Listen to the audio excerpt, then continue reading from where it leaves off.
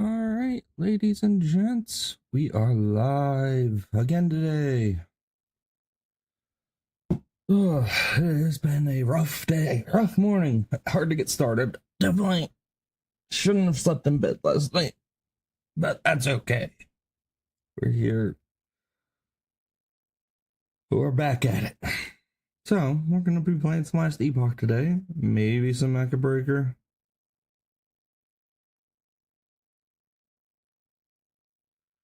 And, yeah, we'll keep at it.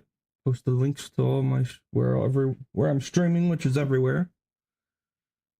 Unfortunately, on Twitch, I cannot stream vertically for some reason, so got Twitch chat up, we got the activity feed going, and we'll disable the preview, trying to make sure we have a good, clean stream today. Hopefully nothing crashes, and we keep rolling, especially on Rumble. Rumble seems to like to crash.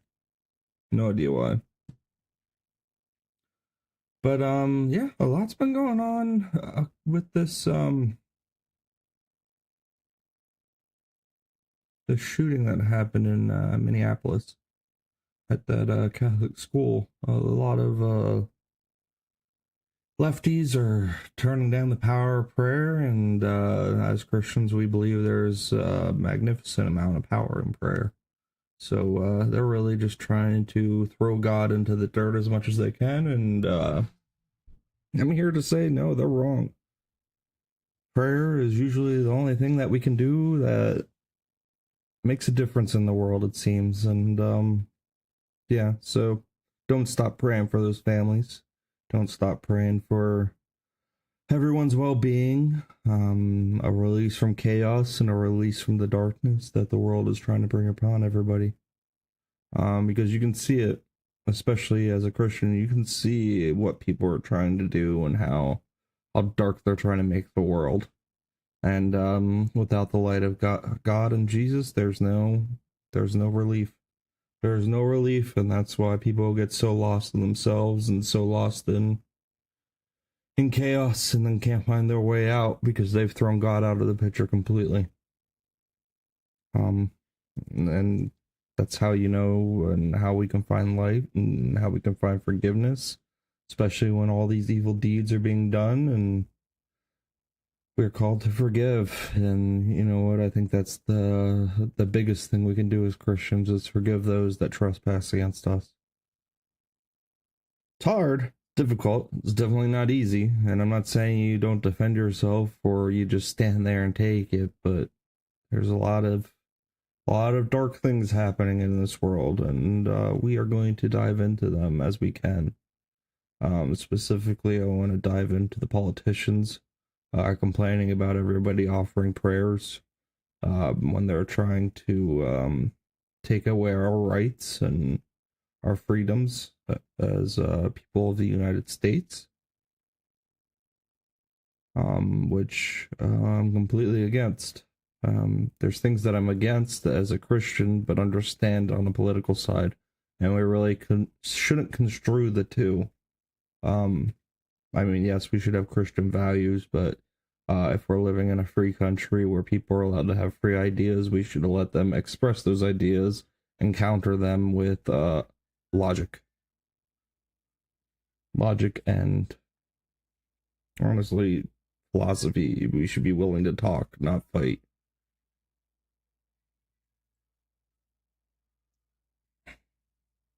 So let's see what's going on. I wanted to look at Fox News was talking about this a little bit.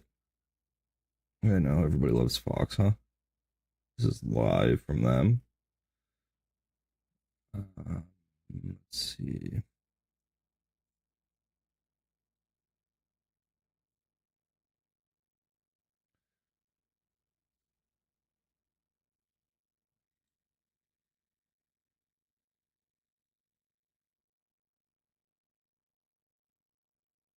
Yes, we know the shooter was full of hate.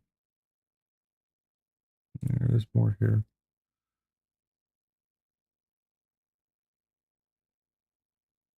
And I've expressed my ways to deal with these incidents and how to prevent them in the future. And that's either going to be buffing up the police force or allowing civilians, especially teachers, or I specifically would prefer principals and vice principals to be able to wield guns in school and be trained in the proper use of them. And I think that that should be a state grant of some sort, state or federal grant.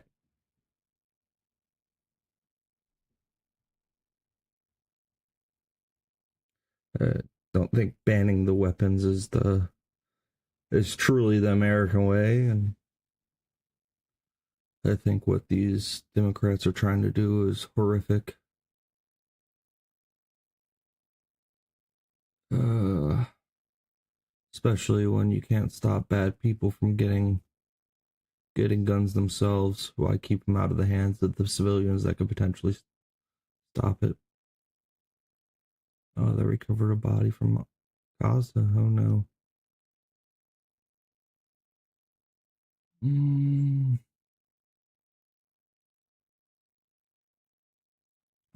was on Fox. I did see it on Fox. Put on some deodorant. Feel like I stank. And then I was gonna watch this Tim Pool debate. I watched about 10 minutes of it. It's Israel versus Palestine, and I couldn't stand either party that was talking. It was very hard to follow and very hard to listen to. Um, Myself, I'm pro-Israel. I think they have the right to defend themselves and clean out these terrorists, and I don't think anybody should stop them. Honestly, if people are in an active war zone, yes, you're going to get casualties, and it's very unfortunate. But these terrorists are trying to keep as many people there as they possibly can. Um, where is it?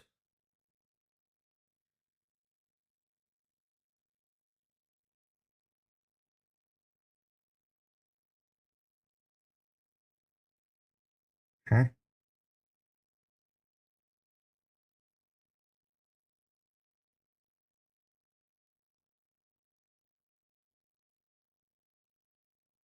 I don't know what he oh, discoverability.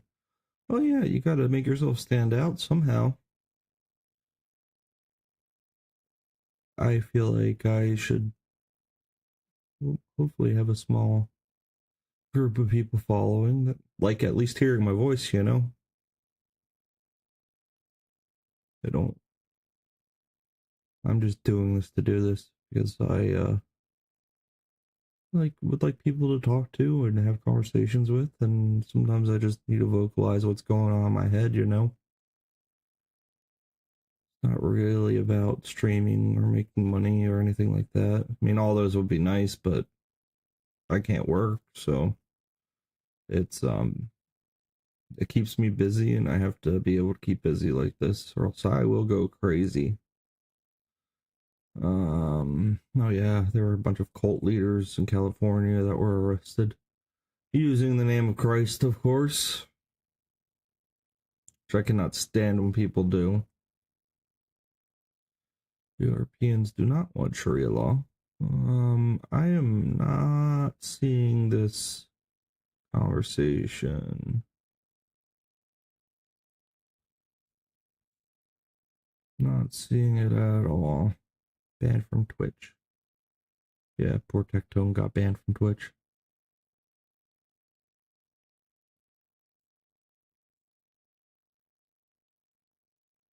DC Squatters. Where is it? I just had it. It was literally at the top of my page. Top of my YouTube.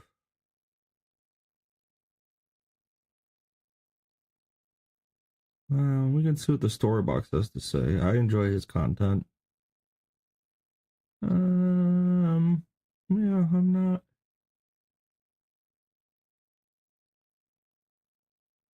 Yeah, I'm kind of interested because I haven't watched the Joe Rogan interview at all. Well, let's see what he has to say Joe about the Joe Rogan Rogan recently interview. had the likes of, you guessed it, Dave Smith back on his Who I can't podcast. And I stand. I think he cannot was trying stand to Dave Smith generate whatsoever. a few more numbers, considering that Joe Rogan's podcast at the moment, he hasn't been really able to crack over 1 million. He would continuously get over 1 million for pretty much all of his episodes, or even 2 million as well. And I mean, credit where credit is due. It's not easy to get over 1 million, 2 million plus views per episode. So No, it that is very is saying difficult. something when your numbers are decreasing the way that they are. And it could be like the kind of guests that he's got on at the moment, or it could be the fact that he's been very anti-Israel at the moment and also hosting very, well, not boring, but lame, lame people. And I guess the conversations, they're not Yeah, I haven't anything watched new. Joe Rogan Like for a there's while. nothing really new that I've heard. Like Dave he Smith will is be too on my wishy-washy for me to Spotify want to follow. and I'll see the guest that he's got on and I'll be like, oh, nah, not Yeah, interested. Get I've rid of done that it. a couple of times. Another new episode, not interested. Get rid of it. There hasn't really been any like fascinating content that I want to digest from Joe Rogan, right? Recently, it's just all repetitive. And then, well, lo and behold, I see Dave Smith on. Seems like Dave Smith before he was doing so many different podcasts. I think because of his Douglas Murray debate that he had a couple of months ago, which, by the way, Dave Smith seemed to think that he still won that debate, Yeah. which just shows me that you're. Yeah, when you have to profess that you won, it's kind of a telltale sign that you lost. And Dave Smith is famous for that, saying, I won this debate, I won." You're a fool. But I anyway, would like to think not. not only are you a fool, but you're incredibly arrogant as well. And we know that Mm-hmm. Piers Morgan loves having Dave Smith on. Dave Smith is one of those people that just loves to talk. Okay, he's just not Loves really to talk saying and too loves much, getting just loves to reactions talk for a bunch of stupid nonsense takes. outside of his backside. He even says that he's a third-rate And then he's comedian. got I wouldn't even shills think that that you're a third-rate, mate. I think you're just you're not even he's a funny. I F don't tier find comedian. you funny at all. Man, Joe Rogan seems to think you're funny. Seems to think that you're good at something, so let's have you on. And well, the episode, let's just say, wasn't good. It's just Dave Smith pretty much repeating the same stupid nonsense that Dave Smith always repeats. It's like you got no new content, mate. It's just the same lies, same propaganda, the same kind of stuff you can refute pretty Yeah. easily if you spend time, watching the whole thing Actually and then, investigating, doing some research on your own. having your say about it. But I'm not going to do that because it's over 2 hours, almost 3 hours long. So that's what I mean. You can like talk about with Dave Smith almost for 3 hours of talking the same kind of nonsense you've been talking for the last, I don't know, however long you've been talking about it and thinking that you're actually smart doing it. But one thing that I cannot stand is when you've got the likes of two comedians, right, on a podcast mocking someone that has more intelligence than both of them put together. And you're mocking. I do have a lot of respect for Douglas Murray. He is right. Followed him for a very long time. Have you not been mocking Douglas Murray? Now, I'm a huge fan of Douglas Murray, believe you me. I think it is beneath Joe Rogan, not beneath the arrogant fool of Dave Smith, but it's definitely beneath Joe Rogan, considering that Douglas is supposed to be his friend. But to mock him, I don't think that's acceptable. Do you? What Dave does not realize is that with his latest appearance on Joe Rogan, this is from Ant of Ant Speaks. Act like your friends and then go around mocking you and talking about you behind your back. But I won the debate podcast tour. I will tear it to shreds if that were true. Dave, you would not still be droning on about the so-called debate with Douglas Murray months later. And let us not forget that Joe only invited Douglas onto his show under one strict condition, that Dave be on as well. Yes, the emotional support comedian. Noah Berg goes, unbelievable. Dave Smith and Joe Rogan are once again mocking Douglas Murray over their debate, which is several months old. It's like they both haven't gotten over it. Understandably, Dave hasn't appeared since, but it's months old. Get over it. It's clear to me that these two are not over what happened. Not Douglas Murray, and so Dave they need Smith's to do ex. almost Just a bunch long of like podcast and talk about things fanboys saying that Dave Smith's the best. He can never be wrong. Yada yada yada. First and foremost, and also they haven't studied any of it properly People enough. don't look into things themselves and have a watch of just trust. Like this is the very beginning. Just ultimate trust for another human being, like, which the is first thing they talk about when the podcast opens. Not the way you're supposed to go about living your life. To the top of the heap. Well, it's funny, dude, because since the last time I was on, this has been kind of like the knock on me in a way now. Is that you're a comedian? You're just a comedian. You're this my guy's not an emotional expert. support comedian. That's right. Yes, that's right. Have you ever been it feels emotional weird. Support comedian? It feels weird doing this without Doug, to be honest. Aww. It seems kind of wrong. But that's been like essentially that's like the knock is like, yeah, but you're acting like you're an expert, but you're just some comedian. And it's like, no, that's the point. That's always been the point. Like, yes, I'm just a comedian. I'm not an expert. And still, being not an expert, hand me your favorite Warhawk, and I will tear them to shreds, because it's actually not that hard. And, like, these people aren't really experts either. Well, hey, at least he admitted that he's not an expert at things, but why do people keep turning to the non-expert to talk about things that require an expert to actually talk about? Mm-hmm. Okay. An actual behind-the-scenes understanding. Comedian. For the likes of Piers Morgan. That's quite clear. Same with now Joe Rogan. Like, when, you think that when Dave gets to a point he doesn't know how to counter, he looks for Piers Morgan. If you haven't watched any of the latest Piers Morgan episodes, or not latest, but the ones involving Dave Smith, he always looks for Piers Morgan to support him in his claims. And if Pierce doesn't support him or doesn't say anything, Dave just like wallows like a child, man. It's funny.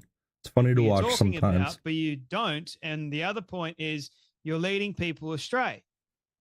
So, yes, evidently people are going to have their 2 cents worth of, well, sure, you can say it because we live in a free society to say it, but why are you saying it the way that you're saying it? It's quite dangerous the way that you're saying it. And we also need people that actually know the truth to get the truth out there. And as Douglas was talking about months ago in this very debate that Dave Smith still thinks that he won, what are you feeding and why are you feeding it? What are you watering? Why are you watering it? Right? It's something that like I keep using because it's a brilliant analogy. Because Dave Smith just admitted, I'm just a comedian. Failed one at that. So that's the whole thing. He knows that he's not an expert. But yet so many people keep turning to the non-expert to once again discuss things that require an actual expert. And they go, Douglas isn't an expert. Yes, he is. He's an expert journalist. He knows things more than you know. A lot of the Israeli side attacks. You're just a comedian defenses talking about war-like scenarios and things that, again, if somebody wants war, they're going to push war. Look at Russia. They want it. They want this war that's going on in Ukraine. It shows me that you're very low IQ. You're highly strung, high emotional as well. And when you apply reason, logic, and rationale to them, you falter, you fall flat on your face. And then you repeat the same disingenuous lies that so many other people do. Yep. And the fact that they push a narrative that has no actual historical basis. You're still talking about the debate. Sure, the debate broke the internet.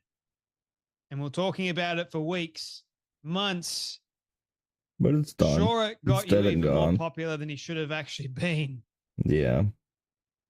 I think it had much more of a positive impact for Dave Smith than it did for Douglas, unfortunately. But I was defending Douglas the entire time, because when you actually have a IQ over 100, or just let's just say IQ over 60, things make sense. But when you listen to Dave Smith and Joe, I feel most like of the there's so time, many empty going, vessels out there that nah, the that's not true. education system didn't do very well You probably need to to be teach relatively low IQ to listen to kids Dave Smith critical thinking and or actually believe in what anything he's like that saying. to their own research. That's just my personal take, because I've listened to Dave Smith a lot.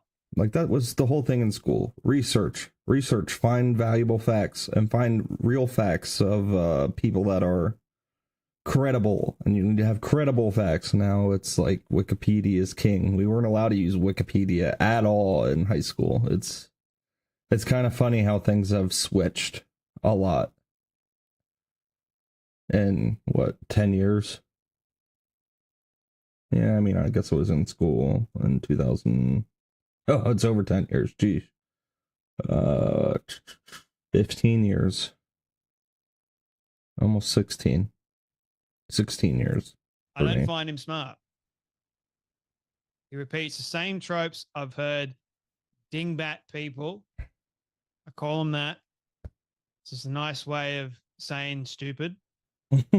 Same kind of things that you can pretty much and quite easily, as we've seen happen, John Spencer, Douglas Murray, people that are actually really intelligent, we've seen not only obliterate those lines of thoughts quite easily, in fact, and they continuously do it. But you know what? The emotional person will just get their back up, they'll get defensive, and you're attacking my identity. Yeah, that's what the world like is. Dave Your Smith identity. is doing all the time. You're attacking my identity. But at least I'll admit that I'm not an expert. Then why talk about things thinking you are an expert? Probably not. Look, not a good idea. I listen to people that actually are really smart, and sure, I've got my opinions about things. Fantastic. Yeah, my opinions But I'm differ not than going even some of those to smart people. talk But about something I that I got respect no idea about. what they know, what I'll they've seen, what they've is I'll listen to people investigated that actually know about themselves. it. I'll repeat what they say because they know more about it than I do. And then because I'm agreeing with a lot of the stuff that they're saying, then I will share my opinion that is usually in line with what they have to say, because they're the expert and I'm not. I agree. Anyway, that's enough from me. You guys take care. Be blessed. And I'll see you all in the next video. That didn't keep the light going. No, I can get rid of the flame mana. I'm not doing the flame mana lich in last epoch anymore. Doing the harvest flay. There's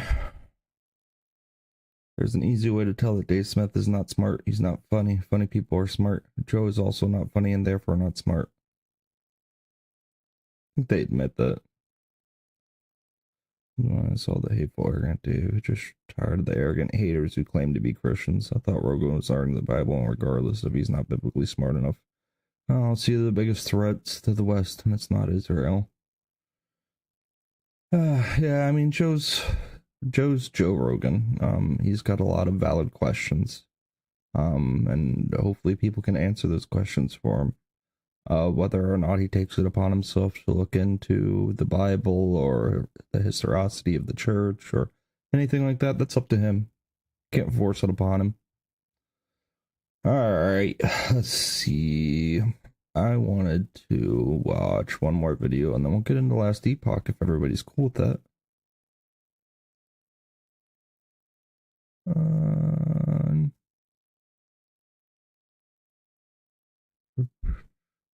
And it was about prayer. I did see it on Fox. Let's see if it will come up again.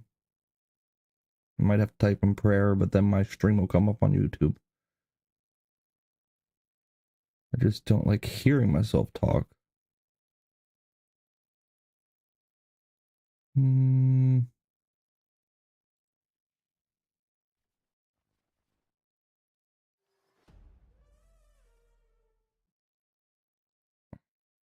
Well, there I am, power prayer.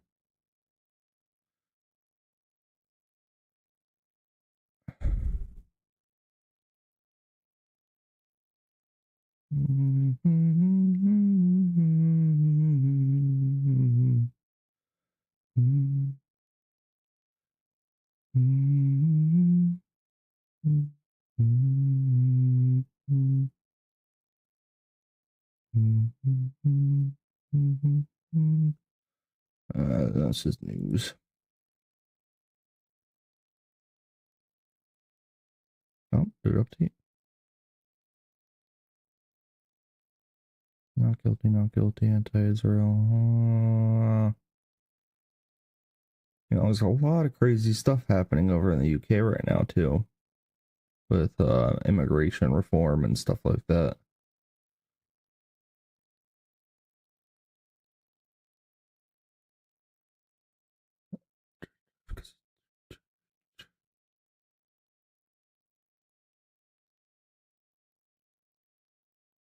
Firefighters deported. Illegals invade fire department. Ice purgers ranks the sanctuary town burns down.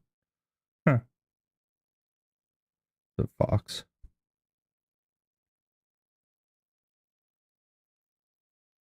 Waterworld is a great movie. I just watched it yesterday. Really good movie.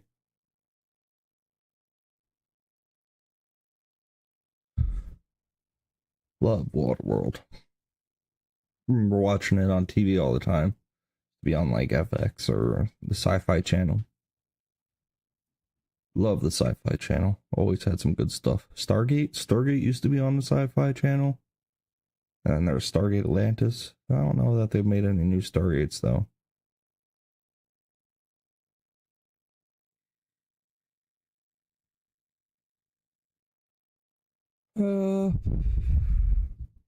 Yeah, I'm not sure.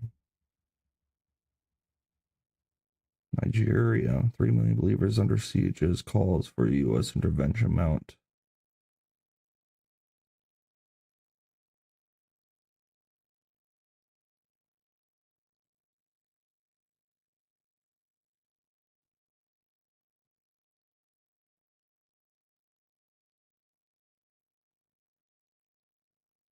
Feet are going crazy today.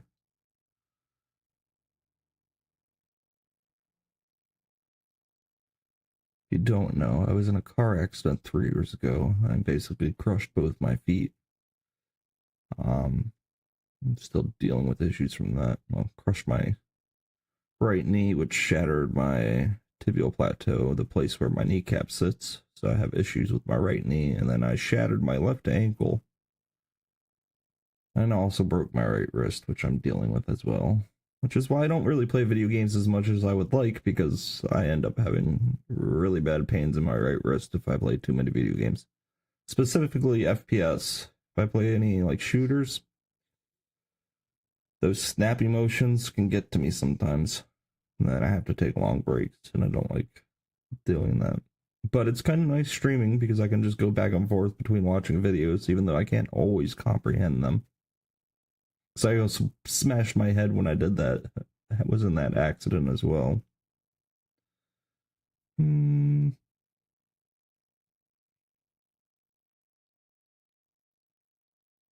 mission hit.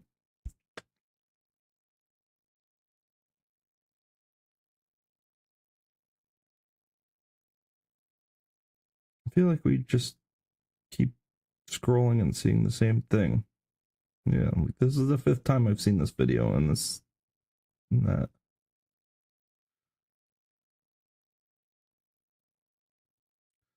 Maybe we need to turn off one of these. Do we need to be on kick? I don't think we really need to keep kick open.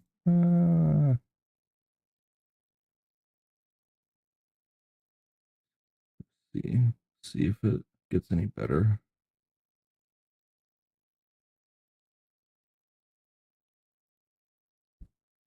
700 million gone because of this whole Cracker Barrel incident, huh?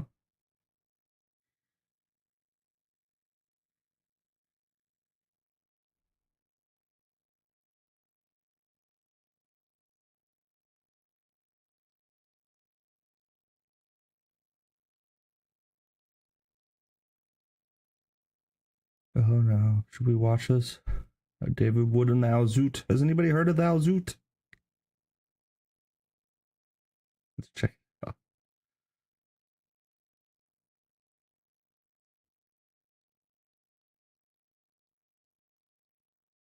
Narrated Anas, the Prophet used to go round, have sexual relations with all his wives in one night, and he had 9 wives.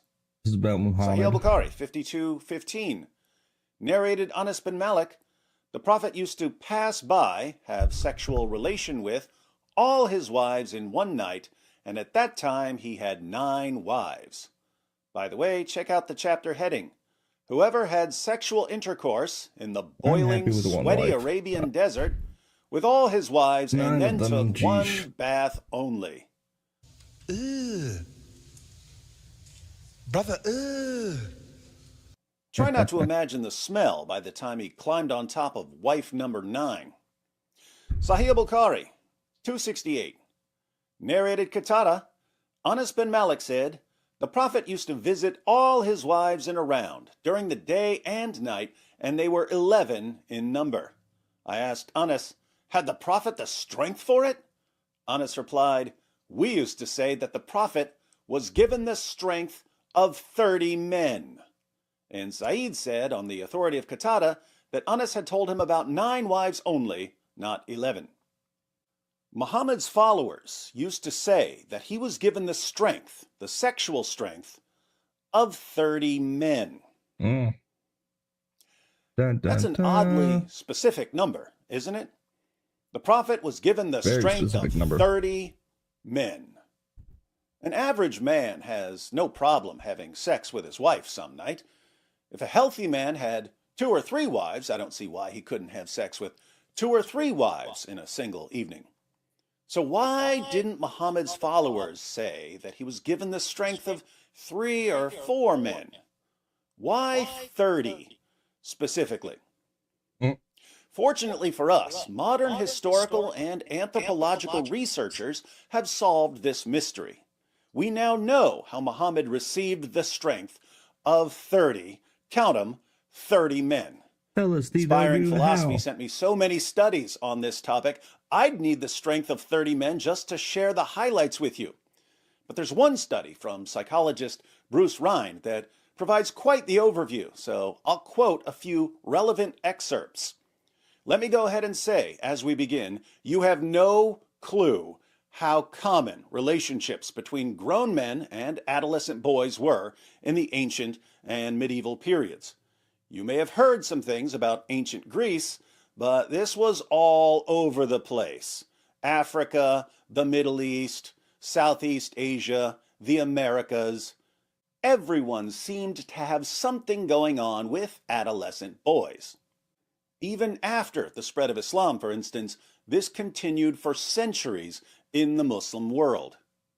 Mature, immature male homosexual behavior was pervasive in Islamic societies, North Africa, Western Central Asia, from 8th to 19th centuries. Mature, immature male homosexual attractions were seen as just as normal as heterosexual ones. Main interest was in boys early to mid-teens, peaking at about 14.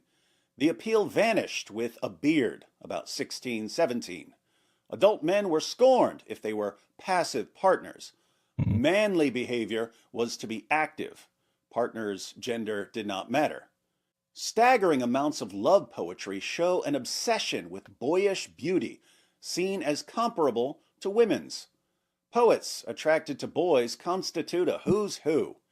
Desire for boys, but not behavior or lust, was permissible under Islam, but behavior was common nevertheless. This shouldn't be surprising since the Quran repeatedly entices Muslim men with the youths of paradise. Surah 52, therein they shall pass to one another a cup wherein is no idle talk, nor incitement to sin, and there wait upon them youths for them, as if they were hidden pearls. Surah 56, immortal youths wait upon them with goblets. Surah 76, immortal youths wait upon them. When thou seest them, thou wouldst think them scattered pearls. Way to get the troops fantasizing, Muhammad. Here's a description of the practice in Libya. Mature, immature, male homosexual behavior was a well-entrenched custom from antiquity to at least the 1950s. Matchmakers made marriage-like arrangements between men and adolescent boys. The boy got a gift larger than bride prices for females. Man and boy then entered into an alliance with family approval.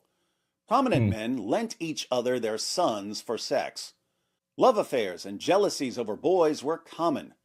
Robin Mom said, "They will kill for a boy, never for a woman." Again, this was all over the place.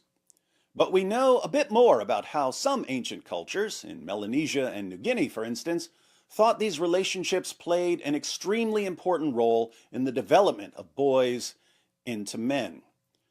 Mature, immature male homosexual behavior was highly organized in this warrior society.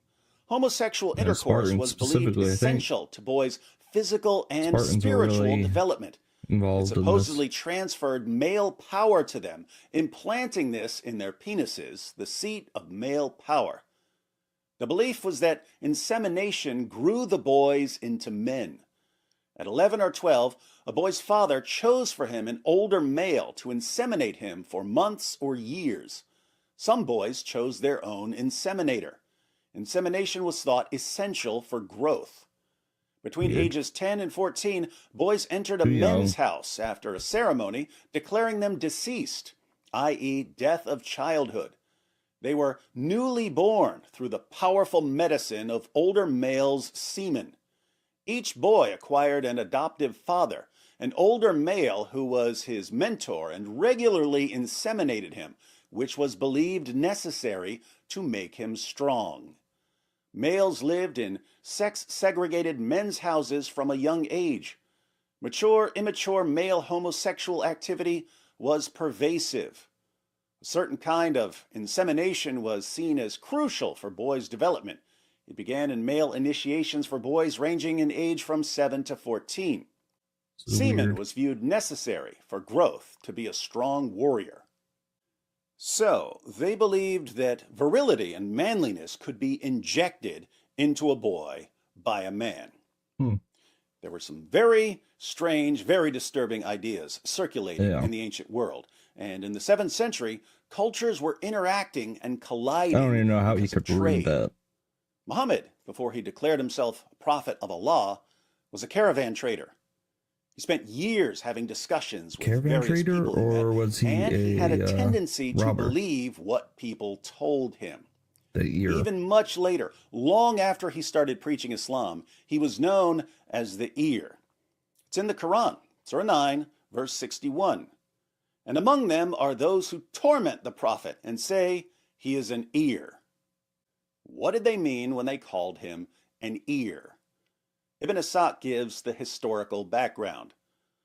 I have heard that it was of him, a man named Nabtal, that the apostle said, "Whoever wants to see Satan, let him take a look at Nabtal ibn al-Harith. He was a sturdy black man with long flowing hair, inflamed eyes, and dark ruddy cheeks." Pretty racist to say this black man looked like Satan. He used to come and talk to the apostle and listen to him and then carry what he had said to the hypocrites. It was he who said, "Muhammad is all ears. If anyone tells him anything, he believes it." And we have some commentary in the Study Quran.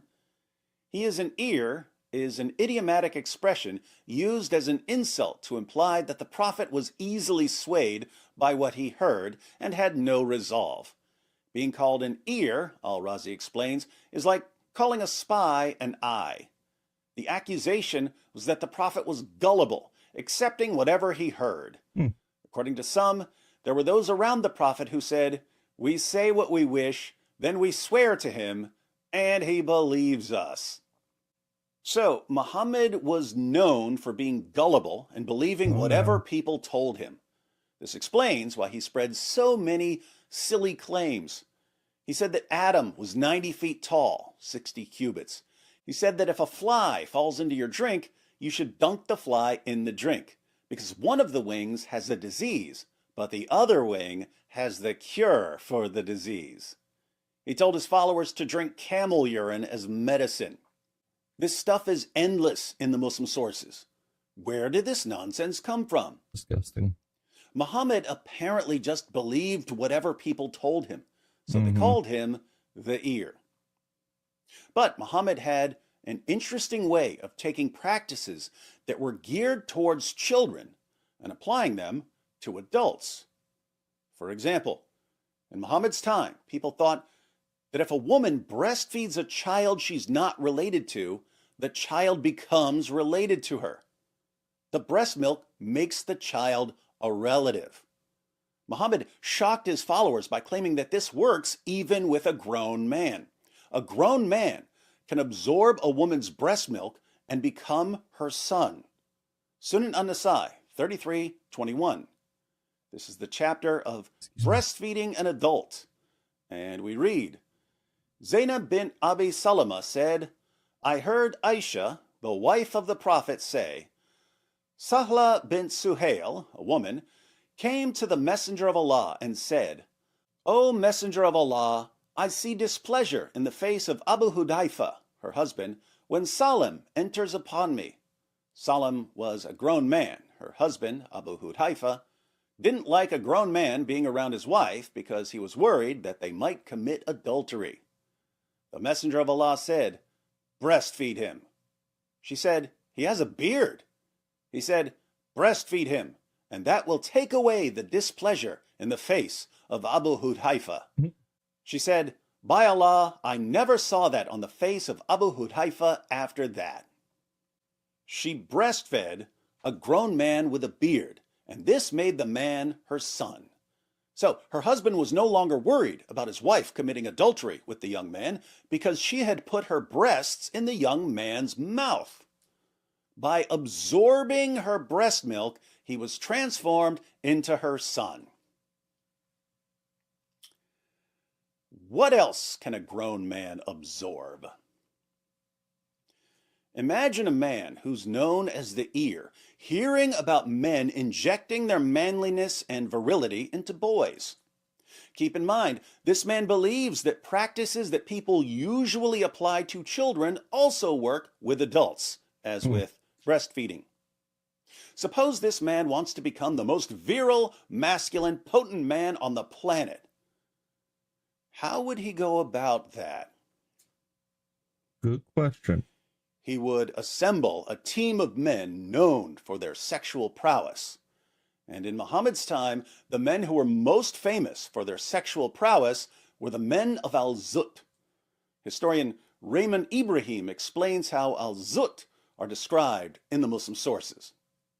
According to Islam's written records, they were a migrant people from India or modern-day Pakistan, described in the sources as very tall, very dark-skinned, very lean, strong and hardy, and often used for labor-intensive work. In early Arabic ethnographies and literary works, Al-Zut are also depicted as being very sexual and virile, with very large penises. In fact, according to one Arabic source, Al-Tashibbahat by Ibn Abi Awan, quote, the penis of Al-Zut never weakens, meaning their large phalluses never go limp and are ever ready. I'm sorry for the crude language, but this is what the Islamic texts say, verbatim. Could the men of Al-Zut transfer their virility and manliness into Muhammad?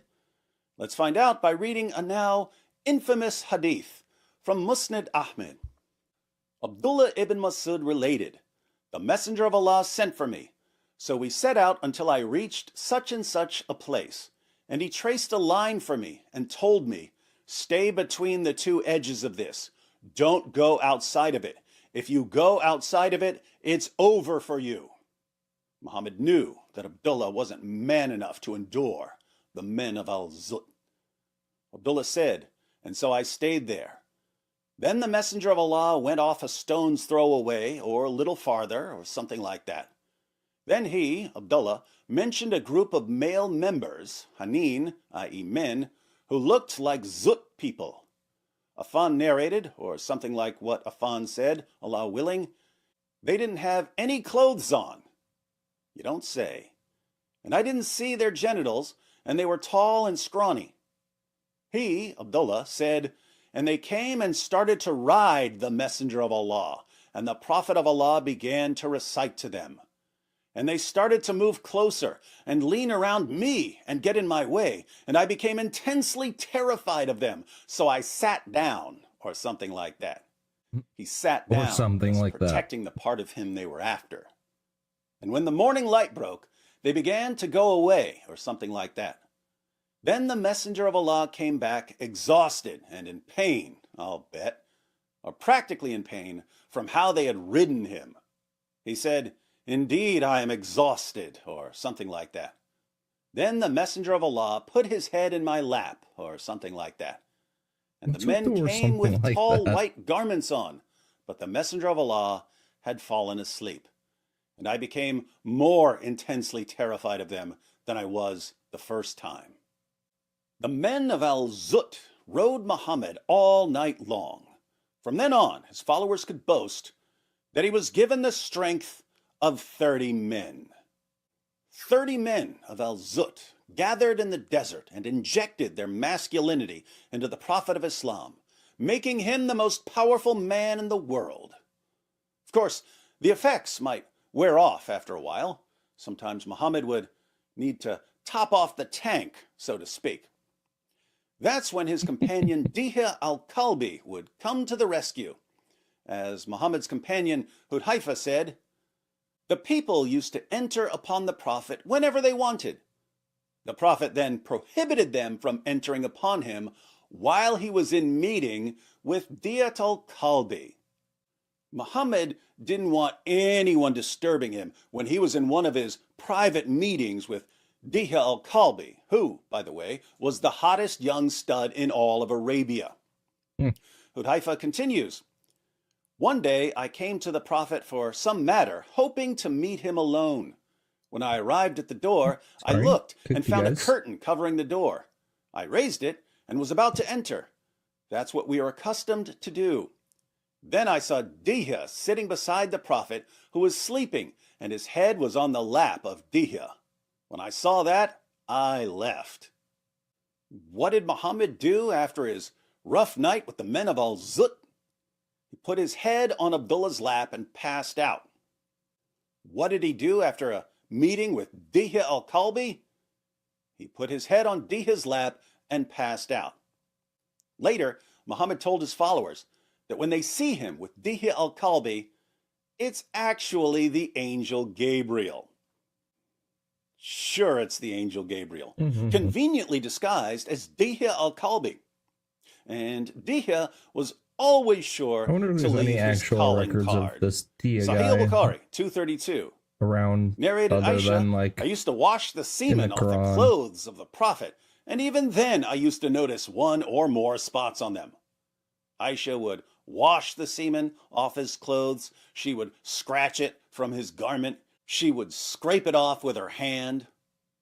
Small price to pay for having such a manly husband, though, am I right? So, we finally understand how Muhammad got the strength of 30 men. He told an elite squad of 30 men of Al-Zut, known for their large penises, to meet him in the desert. He told his companion Abdullah to watch and learn from behind the Diddy line. He walked about a stone's throw away and assumed the position. Then the Al-Zut showed up and said, "It's Zutin time," and zooted all over him all night long. But this gave Muhammad the stamina to have sex with 9 or 11 women and girls in a single night. So, win-win, I guess, except for the one bath part. What's that? What's that, brother? Now, we've solved one mystery, but another mystery remains. If relationships between men and adolescent boys were so common in the ancient world, as numerous studies have shown, it's really hurting today. Why are they so surprising and disturbing to us now? What changed? The good news is that we know exactly what changed. But you'll have to click on Inspiring Philosophy's video to find out. Oh no. Yeah, we're not not doing that. That was enough. I'll watch that later. Oh, jeez. Do you think we can find that Fox video now? Trump revokes her Secret Service protection. Good. Does she really need it? No. Nobody's gonna go after the idiot. I think I'm good. I think I'm good.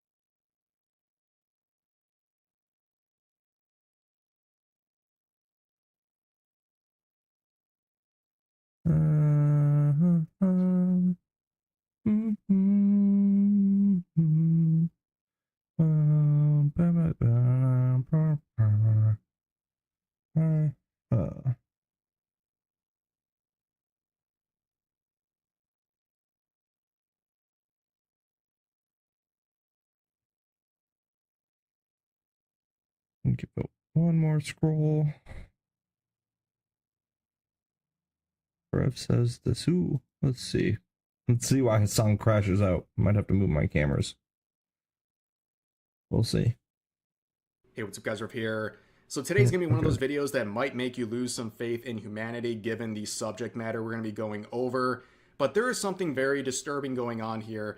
Over the past couple of years, we've seen even more extremist and violent rhetoric being shared on social media. Yeah, not just in the deep and faraway corners of the internet, but even on it's mainstream like right in front platforms on X. like TikTok, Twitch, and Reddit. And sometimes this sort of rhetoric finds its way into the real world, and people get hurt. Unfortunately. And then when this happens, you have people like Hassan Piker and his orbiters trying to play a sick game of hot potato, where they're trying to pass off these responsible individuals for these attacks onto, quote unquote, the other side, to try to dunk on their enemies, even if it's done in the most ridiculous and dishonest ways imaginable. Now, for context as to how we got to this point, yesterday there was a mass shooting in Minneapolis where a sick, disgusting freak targeted a Catholic school and killed 2 children, 8 and 10, and injured over a dozen other people. 17. And this is the demon who did this, who's currently rotting in hell. This is the person, and they I don't know that made they're their running in intention. hell. Let's remember this person was had so many mental issues going on. That we don't know what their true mental state is. They were so deranged, so lost. Yes, we can assume they're rotting in hell, but we can also pray for them. And, well, I guess you can't pray for the dead. You shouldn't pray for the dead anyway, because they're dead. There's nothing you can do. They've already made their choices and decision. I just know that the mental capacity of this person wasn't there by any means. They were a shell of a person at this point. And mentally they were gone, completely gone. Don't know if it was towards demonic. Well, I can assume it was towards demonic entities, but we don't know. We don't know what happened in this person's brain and how we just see the circumstances and the outcome of how far psychologically they've destroyed from humanity. Very clear. They shared posts online that showed off their weapon just collection. Pray for his family. Pray the for inscriptions the on some of the families of magazines and the barrels victims saying to kill the sitting president Donald Trump. And they uploaded multiple videos onto multiple platforms, including YouTube, where they showed off this collection and the inscriptions that showed some of their supposed beliefs. And they're just as unhinged as you might have thought. Now, I want to point this out as a YouTuber. It seems like he was just intoxicated with online memes and online hatred, especially with what's written on these items here. Just intoxicated by what's going on online. Really quick, I know that if I say one too many cuss words in this video, it's going to get auto-flagged by the system. But this stuff uploaded onto YouTube slipped through the cracks. The automation process did not pick up on this freak showing off their rifle collection and the... Which I still don't understand. Even if it was uploaded to be released at a certain time, YouTube pre-examines the video, or at least they should, and I don't understand why it wasn't flagged early on, because this was probably made the night before, and then uploaded and then time released. But it's still on the internet. It's still there, or it was still there prior. It doesn't make sense to me why it wasn't caught by the YouTube moderation team. Descriptions. I have an issue with their that. magazines and rifles. While a very, very, very big issue. Incoming attack very clear that this is what they were going to do, and somehow it didn't pick up on this. And on the inscriptions, you see hatred being directed towards many different groups: Christians, Jews, God, many different groups, including like Indians. And also you see them espouting violent rhetoric, even like meme culture, which is very odd to see. And they also make it very clear that this is something that they've been thinking about for a long time. And they wanted to have these sick sets of enjoyment from doing this. It's very, very unhinged. Now, if you look at their letter, you see just how narcissistic and delusional this person is. This was the letter they left for their family and friends, where they say, I hope you can move past this and remember to be good people and fight injustice. And also the world needs more love. And also you should pray for the victims of this attack. And then they go out there and target children in a heinous attack. It makes absolutely no sense. This is a delusional, crazy person. And unfortunately... So what it reads...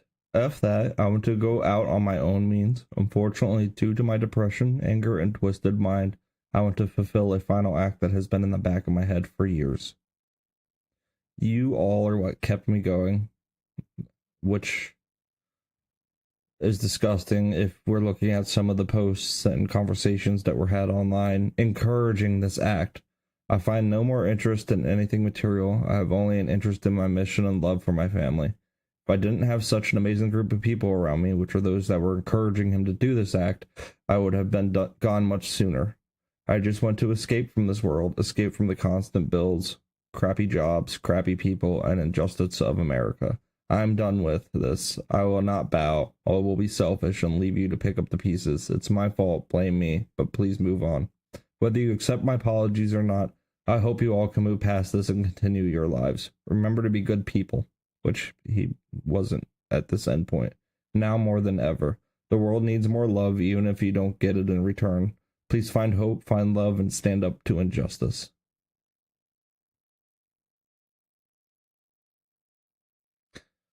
You can see how twisted he was. He doesn't even know what's good or bad anymore. Like, he is so back and forth even in this message. It's disgusting. Sadly predictable set of events here. People on social media are rationalizing and even celebrating what they did, which is disgusting. I feel terrible for the kids. I feel so bad for not just the victims, but the people who witnessed it and will now have to live with that for the rest of their lives. I don't feel bad for their parents. This happened at a Catholic school. There should have been no children there at all. We know what the church does to kids, so... And now we know what trans people do with the kids. I feel terrible for the kids. May the universe protect them. And they professed their want to gravitate towards kids. The trans community has professed that they are gravitating towards kids and trying to convert them to this despicable cult. From their Catholic parents. And the church. You need to allow your kids to be free thinkers, yes, but you need to have critical thinking. Y'all can shove your thoughts and prayers right where the brightest of the suns don't shine. So far up that black hole of yours that even your God can't see them or hear them. Yeah. Because I'm all out of compassion for Christian nationalists. Fuck y'all. you did this. So that's TikTok. Let's go over to Reddit. Oh, look at that. At this point, hundreds of posts. Not just rationalizing or attempting to, but also celebrating what happened. Disgusting. Encouraging one how another low to people keep can going be. after these kids because in their eyes, they deserve this They for didn't. whatever They're kids. insane logic they try to apply to that set of thoughts. It's absolutely insane. And if you've been paying attention to Reddit, you will understand why this I is don't happening. go on Reddit. Why people feel so emboldened to talk like this on the platform, knowing they're going to get nothing done to their accounts, because that's the way this platform has operated. You even have people getting upset, not at the attack, but at people misgendering the shooter because they're trans. Make it make sense. Now, unfortunately, as a part of that video series the shooter uploaded, they tried to include the names of several content creators, including Brandon Herrera, who has a very large YouTube channel mainly dedicated to guns and advocating for the Second Amendment. And he's also someone who has ran for Congress. And he lost his first bid by only like 200 votes, and he's making a second run. And you can see his video announcing this just from 2 weeks ago, getting an immense level of support. Now, unfortunately, they were mentioned multiple times in this person's set of videos where they said Brandon Herrera and I met in real life at a gun event and we agree on a lot of things. Now, we'll see that's a complete and blatant lie, and given the timing of this We watched manifesto his being response released yesterday, alongside this Brandon run for Herrera's. Congress, I think this was another attempt which to was he smear doesn't someone even through this sort of set know of this action. We've person, seen this doesn't happen remember before, a but conversation with this person. Brandon would respond and saying, I will not, nor will I ever say the name of the gutless coward who decided to take the lives of innocent people in Minneapolis today. My heart goes out to the family of those affected, but to the shooter, I have one thing to say in response: F you, burn in hell. And I don't think anyone with a functioning brain would ever think what that person was claiming about Brandon actually happened, or he would share any beliefs with this deranged person. lunatic. And we've seen this happen before. And it happened to multiple Mentally content creators insane. this time, where people mention someone when they're launching these attacks, and I think it's to cause chaos, to drag these people down with them, and I think that's exactly what happened with Brandon Herrera. I think he was only mentioned to drag him down. We saw this happen with a previous Spoil shooting, his those live name. streams where they said subscribe to PewDiePie, and people try to blame PewDiePie for that event, and people are doing that once again with Brandon Herrera. We have people like this saying you're an accomplice to murder. That's how unhinged these people are. They are looking for any reason to go after someone they don't like, including times where they're included in the deranged statements made by someone who goes out and commits an atrocity. And Brandon Herrera would make an official statement on YouTube about this, where he makes it very clear to everyone out there that he in no way shares anything to do with this person, and he is denouncing them fully and entirely. I condemn every part of this to the deepest extent of my fucking soul. It is unreal to think about this level of evil being carried out by somebody who even knows my fucking name. He goes on to say that apparently we met at SHOT Show in Las Vegas and that we talked and that we agreed on a lot of things, which I want to make abundantly clear right out the gate. I do not believe that that happened.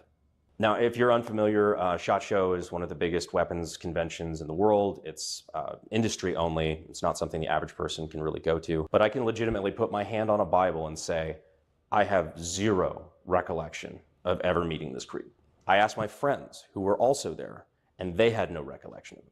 And believe me, this is the kind of person that would stand out at SHOT Show. NSSF, the organization that runs SHOT Show, has actually released a statement as well, saying they have no record of this person ever having attended SHOT Show. So right out the gate, the evidence points to this claim of having met and talked with me is likely made up. But ultimately, I can't prove that he met me. I also can't prove that he didn't. But God's honest truth is I have no memory of this person. One thing's for honestly, sure. This is the first time I've ever heard about Brandon Herrera. There's a lot that me and this I've probably seen his videos, but and other people have been able to corroborate what he is saying, that there is no proof that this person ever attended the SHOT Show. And also going back to what Brandon said, look at the shooter. Do you think this person would Yeah. go to a professional event that they probably wouldn't have been invited to in the No. first place? But they would He had go a there hard and not time stick even, out like releasing himself from this ideology of being a woman. He didn't want to cut his hair because he wanted to still hold on to his want to be a woman. a It's sore thumb. And then you'd have to also believe he wouldn't that have they changed had his appearance things in for the common, show. that they had shared beliefs, and that they talked for whatever amount of time. It's not believable whatsoever. Just like I said, I think this was done to drag him down with Mhm. it. I think that was the only reason his name was mentioned, and there was others, as we'll see in just a second. But other people are not operating on logic right now. They're Son. playing a game of hot potato Yep. with this sort of rhetoric And it as might being burn them. espouted I hope it by does. the shooter, and it's of course Hassan Piker, who has gone out there and tried to claim that this reference to Brandon Herrera automatically made the shooter a right-winger, and therefore that's where the blame should start being looked at. And part of the reason why I'm doing that is because there are dumb fucks out there who immediately go, "Oh, the trans leftist." He hated MAGA. He hated So Trump. obviously, it's important He's to address not a the right-wing truth in this person whatsoever. circumstance. Anyway, we're gonna do a little bit more coverage on. We're gonna do a little bit more coverage on Gaza. Yeah. Also, by the way, the dude literally fucking hyped up Brandon Herrera. What are we talking about? He hated Hasman is a Israel. leftist. It's true. He really is. Everything about this is so ridiculous. I mean, trying Yep. again to play this game of hot potato, passing it off to the other team, so to speak. And the only As way Hassan Hassan's can over do there this calling is for by this. looking at this reference Not to Brandon necessarily Herrera, killing children, which, but like I said, I think he's was done calling maliciously for to try to take him malicious down with him actions in to be those taken against statements. people that And disagree if with that's their all you got, viewpoints. that's pretty insane. And Brandon would respond to a post sharing that saying, "Weird, do his targets of moral obligation make him sound right-wing?" Where this was listed off in the manifesto saying, an immigrant agency, corrupt politicians, executives of greedy megacorps, and hate groups like Nazis.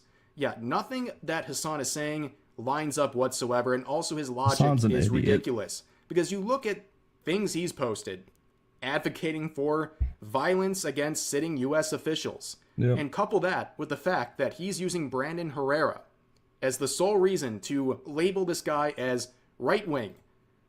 But also iDubbbz was mentioned. Hassan's friend iDubbbz was referenced in one of the inscriptions where you can see eDubbbz, which is his old nickname from back in the day. So now, based on that, are we going to claim that the shooter was left-wing just because they have a reference to iDubbbz?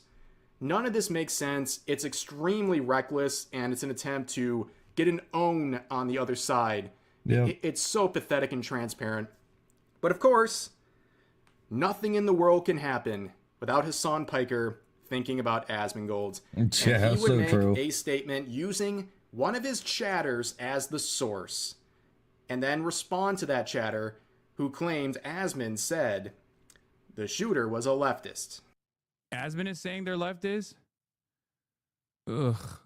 Yeah, of course Asman is saying that their left is. The shooter fucking highlighted Anders Breivik like Asmongold has in the past. If anything, Asmongold is closer in their worldview to this fucking shooter than anybody else, Nope. okay?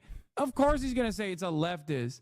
We have a love for life, a love for people's lives Also, and he's innocent not life. very intelligent. So Especially that's probably children. part of the reason why he immediately They are innocent. took whatever They do Fox not News deserve narrative he this saw and went, whatsoever. yeah, based. Yeah, in true hypocritical fashion, Hassan is saying, oh, Asmongold's wrong for trying to assign a side to the shooter, while just 2 seconds ago doing the same thing Yeah. himself with the Brandon Herrera situation.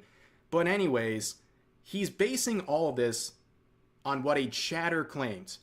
His own chatters are pretty much his biggest issue Yep. in many regards. He believes whatever his chatters say, especially if it serves his narrative. So he saw this comment from a chatter and said, yup, oh, that happened? Oh, he's such an idiot. Here's 10,000 made-up things I'm going to assign to it.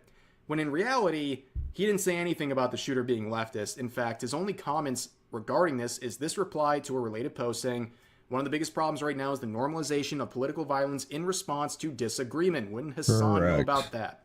you will regularly see casual calls to violence in primarily left-wing communities. Correct. This needs to stop, and the people doing it need to get banned and investigated. 1000%. Yeah, I see a lot of functioning logic there. I mean, just look at Hassan in his orbit and the regular calls to violence over people simply disagreeing with them. We see it over and over and over again. So this post isn't even talking about what side the shooter might identify with. It's just saying we see calls to violence from certain communities. And then he said this today, where he says, anyone trying to play the blame game when a shooting happens and say which side the shooter was on is a effing R word. Read their comments, the manifesto. They're not right or left wing. They're insane. These people transcend politics and operate in the realm of psychosis. I think everyone here can agree that this person is acting out of psychosis. They're insane. They're deranged. All of that. And honestly, Asmongold's getting pretty heavily crucified for this take where people are saying like he's a fence sitter and that he's not calling out the root causes of what's going on here, like where this psychosis is coming from. But yeah, none of these things line up with what Hassan was saying, and that shouldn't surprise you at all. I mean, he's been shadowboxing the guy forever. I don't think he's gone a single day without mentioning Asmongold in the past so much. Couple of months. Just I like mean, honestly, every other word out of Hassan's mouth is Asmongold this, so Asmongold disturbing that. And reflects a very big problem on the internet right now. It's the mainstream set of platforms that allow calls to violence, violent rhetoric. And now we're seeing parallels of that playing out in real life. And then in response, we have people like Hassan playing hot potato with what side someone should be assigned to. It's ridiculous. This whole thing is just an absolute tragedy and a mess. And that's really all I have to say about this. I know it's a pretty heavy set of topics, but that's going to do it for this video. Yeah, it is heavy. It's sad. It's very sad.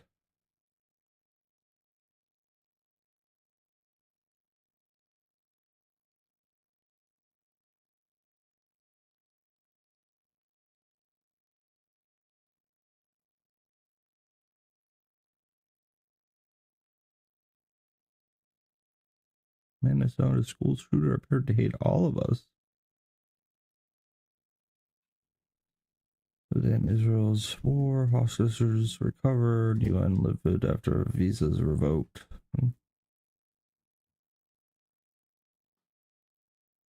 Dog's looking out the window for anybody to come in, so she can bark at him.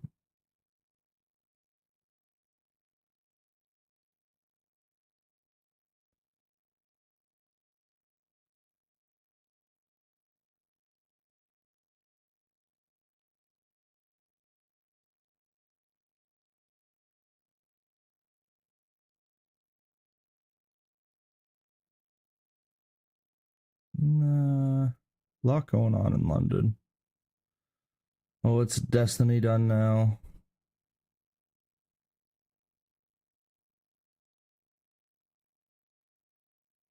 Leftist streamers trying not to be pedos, impossible level difficulty. I reported Destiny to the police. This is not clickbait and entirely has to do with the DMs he sent me. Oh, if I need to go on the vendor list, I'm taking like 20 other streamers with me. Okay, little W. It is what it is. What do you want me to say? What do you want me to say? Okay.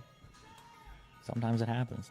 So allegedly Destiny, the super libtard cuck streamer, who is the reason that they put chairs facing the beds in hotel rooms and teenagers shouldn't have access to the internet, might be going to prison. Oh my god, oh my god, oh my god, please let this happen. This dude goes to prison, they are gonna make him a dilk pincushion. They're gonna use him as a real life dilk pinata. They're gonna hang him from the ceiling and beat him with dirty man meat to see what they can make fall out. Which normally I would guess that Destiny would be kinda into, but I can guarantee you they're not gonna be as gentle or kind as Nick Fuentes was in that video that got leaked. So yeah, this certified fuckboy just admitted to another YouTuber in the DMs that he is in possession of child pornography. And then he shows me a screenshot of the top of a video clip and says her boyfriend was recording these on Skype calls. That's absolutely insane to think about him doing all of this if she was 17. Well, this is insane to me because he's saying Rose's boyfriend recorded CP while sending me a screenshot of the alleged CP. So I asked to confirm if he just did that. If you were sending me this, I'm guessing you still have that video. Destiny replies, depends on why you're asking. Depends on why you're asking. Depends on why you're asking is an absolute confirmed kill. That definitely means that this dude is 1000% still in possession of videos of a 17-year-old girl that he should not be in possession of as a 36-year-old man. You nasty bastard. But yes, I created copies of all of our messages. And everything when that court case started. Just to be clear, he's admitting to having alleged CP downloaded on his computer. He literally has the video open as I'm talking to him. You know, I'm a real innocent until proven guilty in a court of law type of guy. I believe in things like due process, the Constitution, America, bald eagles, guns and shit! But I also believe that Destiny is over there right now jerking his gherkin to videos of a 17-year-old girl as disgusting. I record this video you're watching right now. Does that mean that he's eligible for the wood chipper? Maybe, but we haven't proven it yet. I go, bruh, there's been allegations at least since my last video that she was underage, and you still have potential CP of her? He replies, I have an obligation to preserve relevant evidence, etc. So I created backups of all of the important / relevant conversations. He continues, I don't think I'm allowed to delete it, LOL. Now I might be a geriatric dusty old piece of shit, but I'm pretty sure that I know what LOL means. It means laughs out loud. And we're talking about child pornography here. He thinks this shit is funny. He's over there laughing. Why didn't he hand it over to his lawyers or something like that? Of felony material that a little girl is a victim of. But luckily, this dude, Willie Mack, seems like a stand-up dude, and he's already reported him to the police and sent them all of the DMs that Destiny sent him with the evidence that he's still in possession of this CP. We're gonna dig into all of this and all the other allegations about this total piece of shit Destiny right now. So grab your favorite energy drink, your favorite blunt force object, and let's go!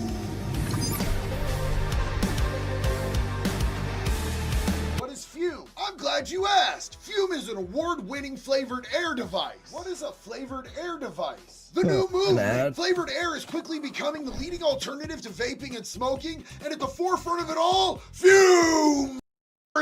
So if you're thinking about changing your habits, this is the perfect first step. Go to tryfume.com/JDDelay or scan the QR code on the screen to grab yours today. Welcome back, you sick bastards. Today we're diving into the seedy underbelly of YouTube drama, where the liberals' beloved streamer Destiny is once again in the hot seat. I've been sifting through the dirt, and let me tell you, it is a steaming pile of controversy. So buckle up as we explore the accusations of Destiny grooming and talking sexually to a minor. It's like this dude is a broke white version of Diddy or some shit. Alright, so let's start out with the elephant in the room. Destiny, the man who's supposed to be the beacon of rationality and intellectual discourse, has been accused of some pretty shady stuff. We're talking about secretly recording people, sharing those intimate recordings without consent, and even allegations of grooming. It's like he's the creepy love child of Epstein and Dr. Disrespect. Now let's talk about this minor. And this is even according to his own son, who has been outing him on X, which is crazy work. Let me just tell you, if I was such a disgusting, degenerate piece of shit that my own kid was calling me out in public for being inappropriate with minors, I would just Epstein How old's Destiny's son? I know what you're thinking. JD, isn't Destiny supposed to be the voice of reason? Well, it seems that our boy has a bit of a fetish for young and impressionable. It's like he's trying to relive his teenage years, but with a whole lot more consent issues. Of course, Destiny has tried to play this off like it's no big deal. He's been seen apologizing, but it's about as sincere as any pedophile when he's sitting in Chris Hansen's hot seat. He's like a magician pulling rabbits out of a hat, but instead of rabbits, it's excuses and half-hearted apologies.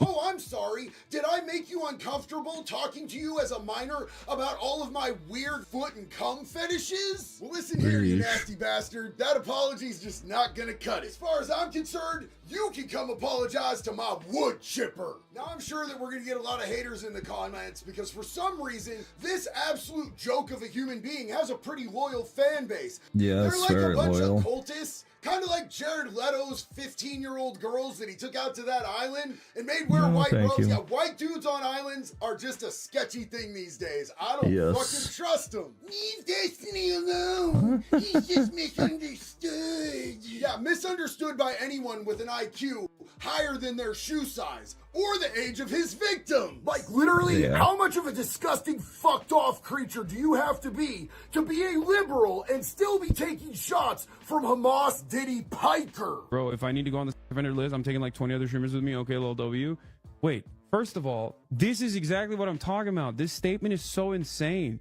This statement in and of itself means that, like, doing crimes from his perspective, from Epstein's perspective, is simply not like a boundary breaking moral quandary at all. It's simply just something he doesn't care about until he can just deploy it as like a parachute cord. Like, this means you're covering for 20 other streamers. He's offering shelter to 20 criminals. That's ridiculous. That was Hamas Diddy Piker talking about Destiny.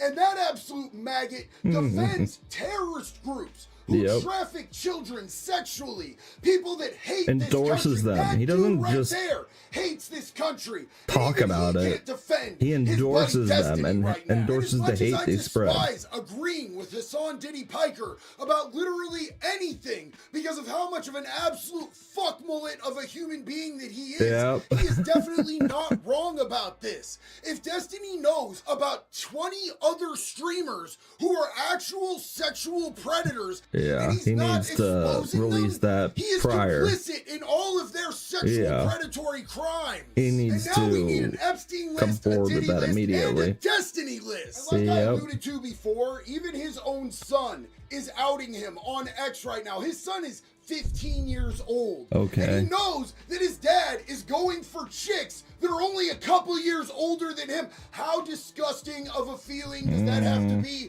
down in your loins, bro? Oh boy, Very Destiny has disgusting. been Especially if you're his son. blah, Like, blah, blah. Dad, And knock it off, honestly, man. Not even for a second do I want to talk crap about Destiny's kid, because he is still just a kid. And in a Yep. way, he's one of Destiny's victims too in this whole situation. He's completely a When it has victim in come this out through his situation. ex-account that his dad is such an insipid, like, communist, libtard piece of shit that his son has gone completely the other direction Yeah. and has kind of turned out to be something of a Nazi.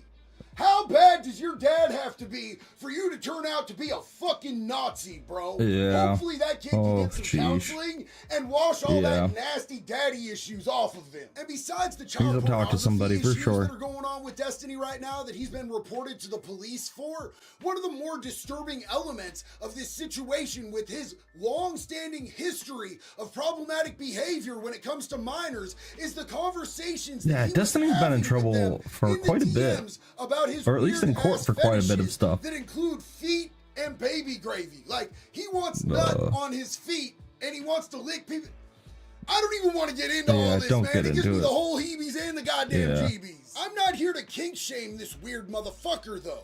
What I am here to do is say that you gotta leave kids the motherfuck out of that shit. But for years now, Destiny has failed to do that. What he has established here is a pattern of predatory behavior towards minors. And if there's one thing I'm pretty fucking good at, it's pattern recognition. And he's repeatedly had some lame excuse like, she told me she was 18 or 19. But when that's the excuse over and over again for all of the different children that you've victimized, and the fact that you're in your 30s and you're Yep. hitting on 18 and 19-year-olds and trying to get them to play footsie with your baby gravy, bro, you are a whole puke. You are a maggot. And yes, you have absolutely earned the wood chipper. But what do you guys think? Should he go in feet first or nah? Let me know down in the comments. Don't forget to hit the like button if this is your first video or you haven't subscribed jeez. yet. Go ahead and hit that.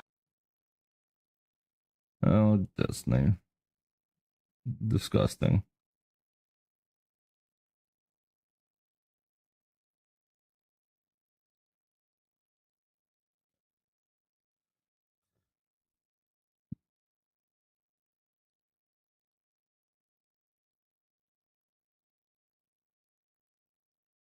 Democrats just cross the line. Democrats always cross the line with something or another.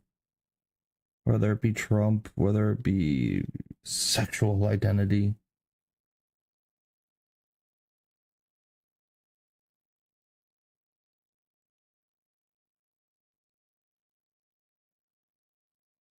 Jeez.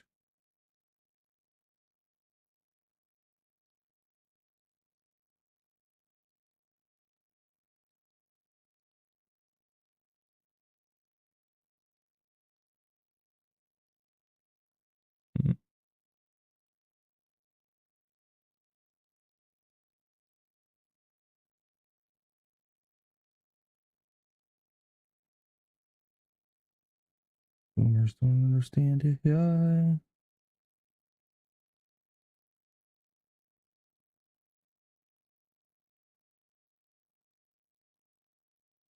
Yeah. Our Lucas I'm getting Tomlinson tired of is the lies at the about White crime too. House Crime with is the rampant very latest. Hello, everywhere, Lucas. all Good across the morning, states. Aisha. At the White House, Press Secretary Caroline Leavitt had a blunt message to Democrats from the podium yesterday. This is our message to Americans in Democrat-run cities nationwide. Decline is a choice. You don't have to live in constant fear of being robbed, raped, or murdered. Your leaders are lying to you, and they have been failing you for decades.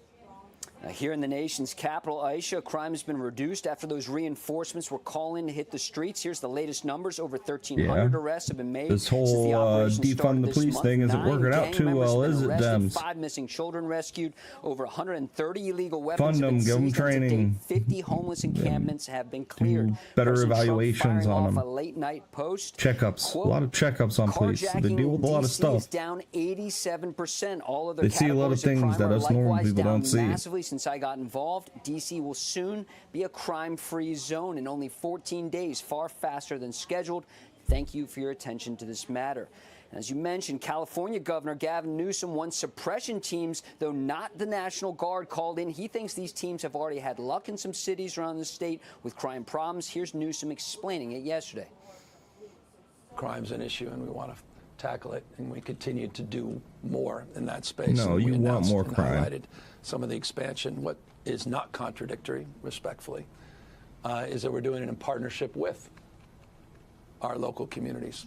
We did it in partnership with the Biden administration prior. We're not talking about You the didn't. nationalization You and let things run militarization rampant.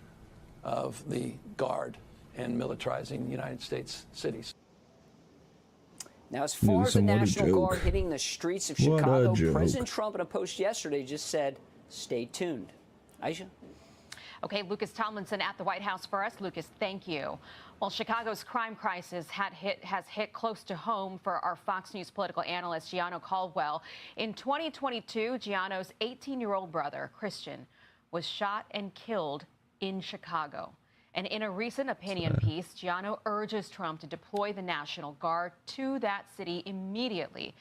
Gianno joins me now, and he also wrote the new book, The Day My Brother Was Murdered, My Journey Through America's Violent Crime Crisis, a very important book for everyone who's interested in this topic to read. Gianno, you have such a deep and painful connection to this story and to this city in particular. So let me ask you this. When you hear somebody like J.B. Pritzker or Brandon Johnson come out and say, look, there's nothing to see here, there's no problem here, crime is going down, aren't they overlooking some of the most underserved communities that are feeling this pain almost every day?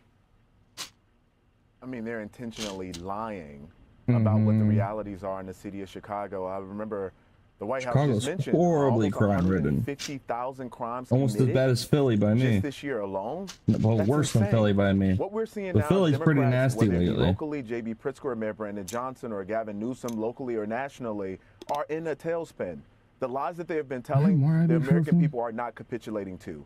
What they're seeing in Washington, D.C., with Donald Trump, Pam Bondi, Kash Patel, and many others at the helm is results. They know that if they send out what we see in National Guard in many instances and other federal agencies, that we would see reductions. And that same model can be copied to some extent in Chicago and in Illinois. Democrats know that it's been effective. What they wanted was chaos. They wanted confusion. They wanted to see protests and violence occur on our streets and pushback to the Trump administration, but that's not what they've gotten. They've gotten residents who've embraced the actions of our president, and they want to see more of that around the country. That's why Democrats are now trying to act, because they know that this will be a major issue in the midterms, so they're trying to take that issue off the table. Well, not far from here in the nation's capital is a city that is known for violence. Baltimore has had a rough history, and their crime stats are coming back down. But I want to play this moment where an MSNBC anchor actually had to check the Baltimore mayor and remind him that he's got one of the highest crime rates anywhere in the country. Watch this. Listen, we know how to continue to reduce violence here in Baltimore City. We have the fewest amount of homicides in 50 years on record, and that's because of what we're doing in our comprehensive violence prevention plan. Your city has seen this big drop in homicides this year, but it still has one of the highest crime rates in the country, and there are still dozens of people who have been killed. What is your plan to accelerate the crackdown on the violence? So he goes on and he lists a lot of these social programs, but he doesn't talk about increasing police safety. Gianno, what do you think actually works?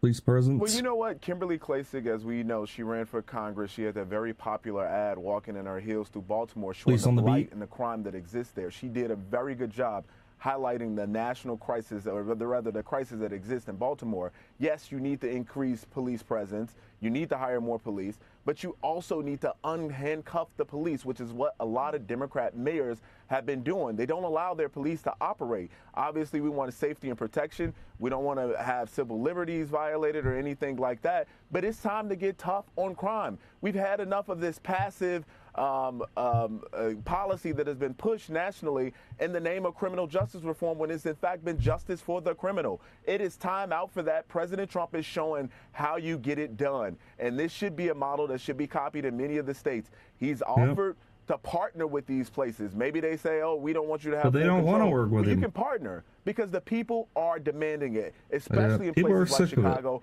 where my innocent teenage baby brother Christian was murdered. We must push back on these soft on crime policies. Well, it is, this has been such a political loser for the left, and I think they're starting to realize it. I don't know if they're making any different actions, but this is a new op-ed by a Democrat that's arguing that for crime, the Democrats still don't get it. And here's a pullout from this op-ed from The Hill. He says, on the issue of crime, the Republicans have been playing my fellow Democrats like a fiddle for 50 years, and now we're getting played again. It's all part of Trump's effort to protect law and order, according to a White House fact sheet. And the Democrats' response? The GOP is exaggerating the problem. It's stoking racism by highlighting African-American criminality, and it's promoting a federal militarization of policing, which places our entire democracy in peril. But in America, the party that seems weaker on crime will always lose. So Democrats need to stop downplaying the problem, even if the facts are on our side. Gianno, your final word. 100% agree that the Democrats know that they're losing on this issue. I started the Caldwell Institute for Public Safety at caldwellinstitute.org. I encourage people to support our efforts there to ensure that these elected officials who don't want to be honest about the crime issue, who want to be soft on crime, can be pushed out of office no matter what level of government they're in. We have to change the trajectory of our country. Lives are literally on the line. Well, Gianno, thank you for coming on, and thank you for sharing your brother's story. I know he'd be really proud of you. Thank you for having me. Hey, it's Will Kane. Click here to subscribe to the Fox News channel on That's YouTube. It's the enough. best. That's enough YouTube. Let's play some video games. How we feeling about that? Some last Epoch. I do enjoy me some Mecha Breaker too. It's just shooters are a little tough today. We got them. What did they get? Oh, right there you go. Old news. Moss lawyers get pissed when host went off script to ask this. Should we watch it? No. We'll save some YouTube for later. All right, we're doing this build, the Harvest Flay Lich. We're getting there. I have at least this knife. I'm focusing on getting this Shattering Trader's Tongue. Get some cold damage on it, melee attack speed. I need to get LP. So we're working on it. We're getting there. While I'm doing that, I'm able to farm up this Acolyte's Twisted Heart. But I gotta get a relic that has Harvest on it. So we're farming up, guys. We're farming. All right, let's switch things around. I'll get in Discord a while, especially for my friends. If they pop online at any time, they can come in and chit-chat too. But they've been busy. They've got families too. I just don't got any legs, so my family just kind of hangs around and chills with me while I stream. I'm in the living room of my house, if people can't tell, so.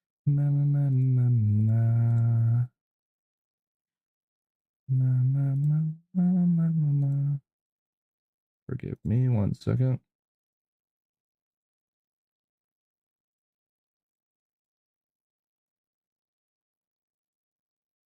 Sorry, Rumble viewers. Didn't mean to. For some reason, my stream likes disconnecting every time I go to. Let me see, 13, sign in. Pop up the chat.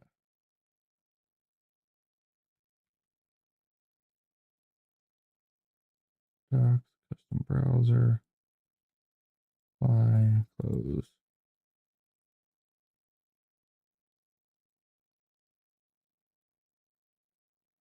All right, we're good there. We're good on Twitch. Good here. Okay, let's play some last Epoch.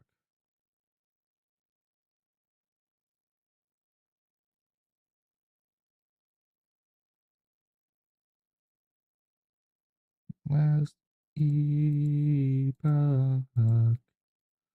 for the win. No, no, oh no.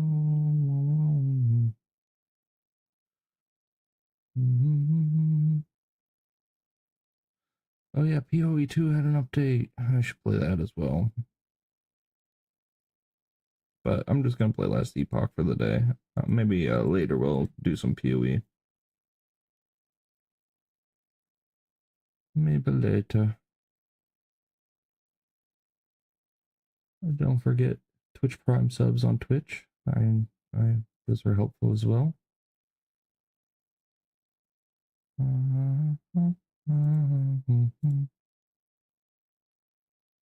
Close that window.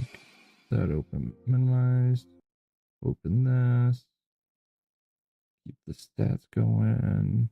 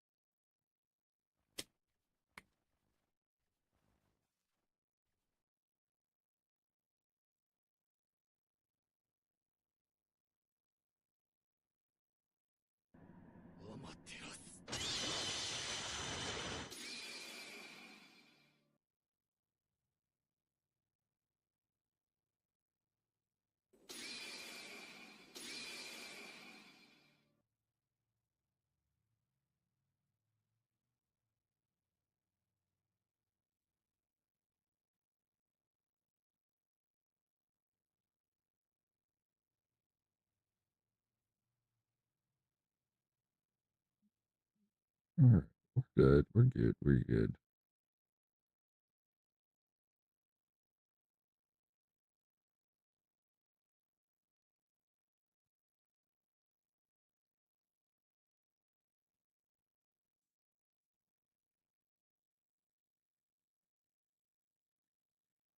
I need to get more RAM.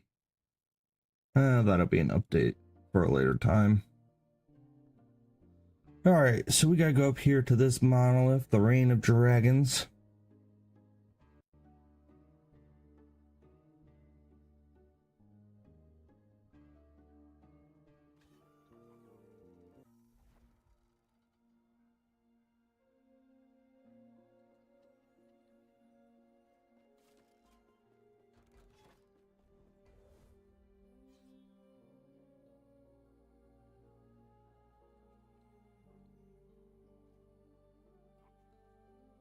Oh, let's do it. Be okay. Doing Diva. Doggy's getting anxious for some reason.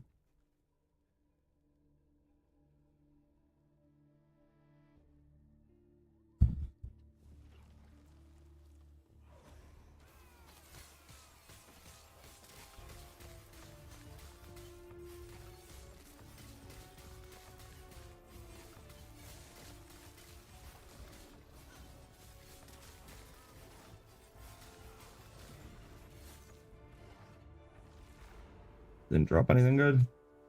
Darn it. Poison. Cast speed. that for the help not kill. Take that for the leech.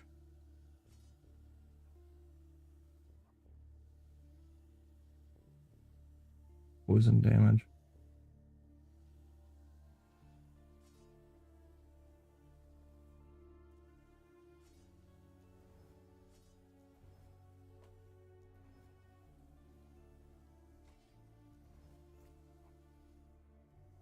Okay. Nothing good.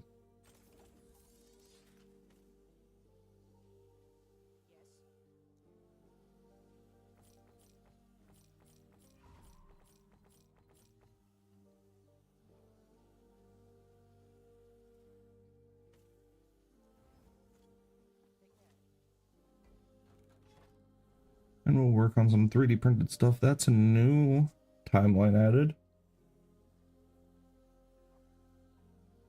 But I want to go over here too. Oh yeah, I have the Weaver's Web to add a point to. What do I want to get in here? Armor or weapon item to imprint it in this slot to have a chance to drop a pile of summer items when opening lost caches in your Echo. Okay.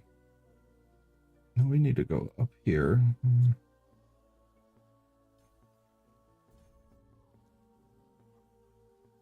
What item do I want?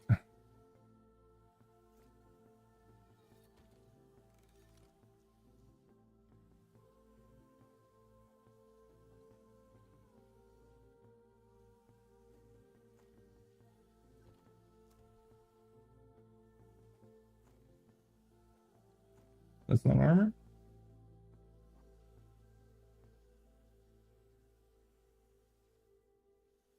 Hey Siri, reply. Okay. Send. Really? It's not armor?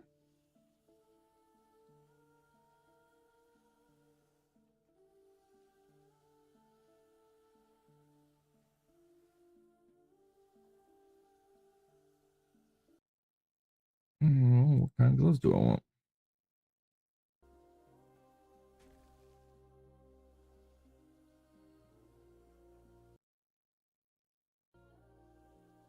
Okay.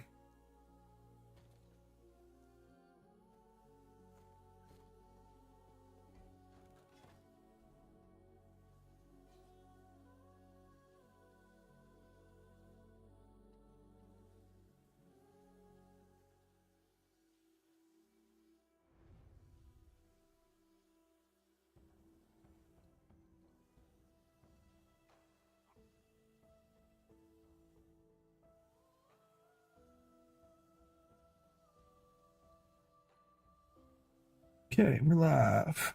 Here, there.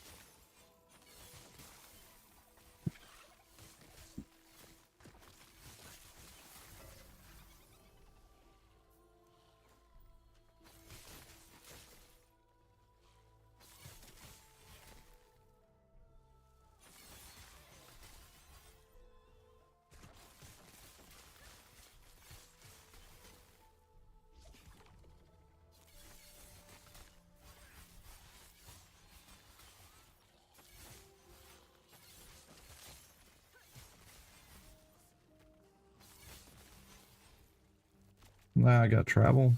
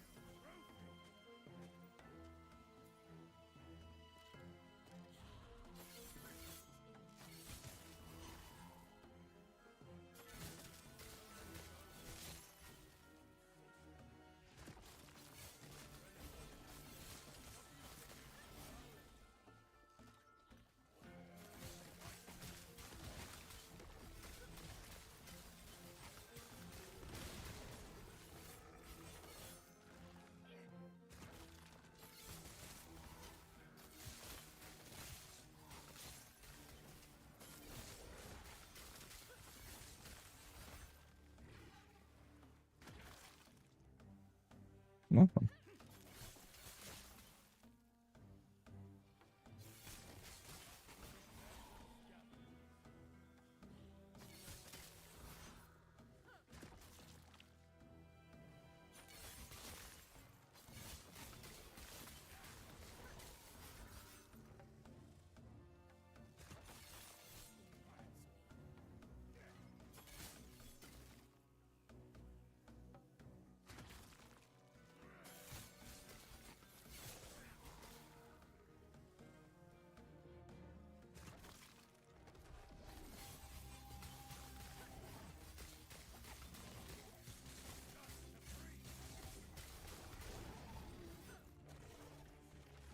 Dead.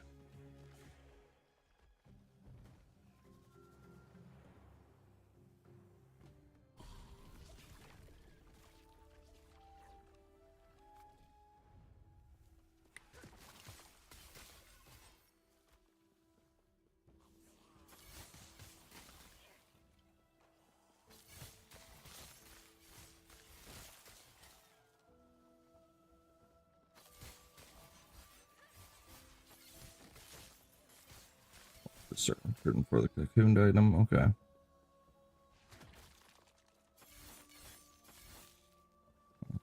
think my teleport killed it.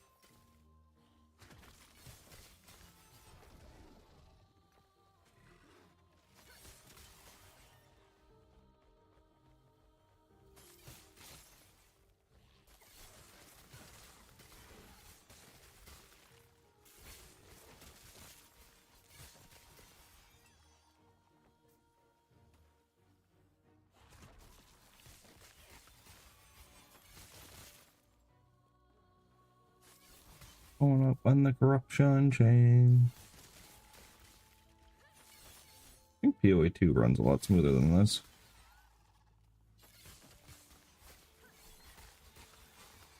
Especially while I'm streaming. Kind of difficult to stream this one.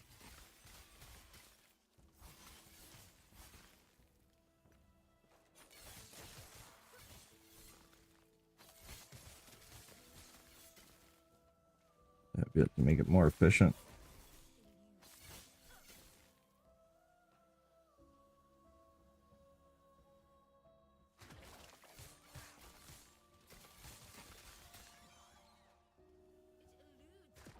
It eludes me.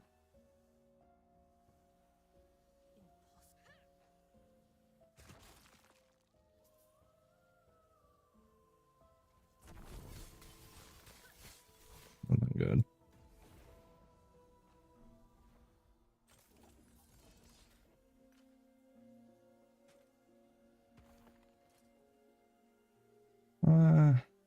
I don't throw the shurikens.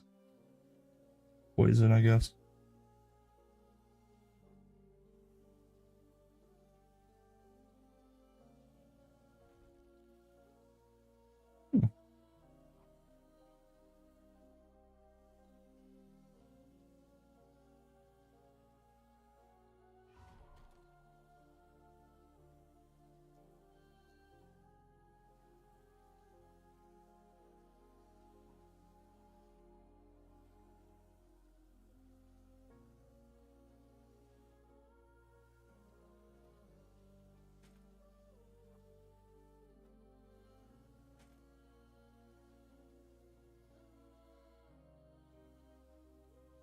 I have that phalanx. Don't think I do.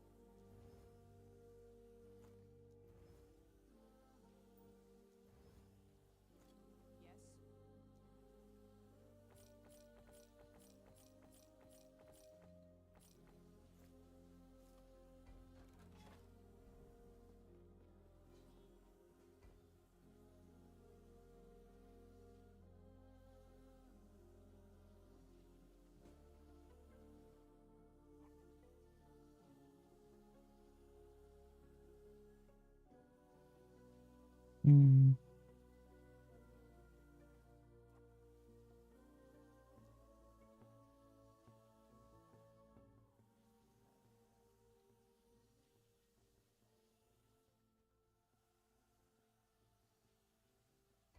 Loud. Too loud for my head. Makes me not want to play the game.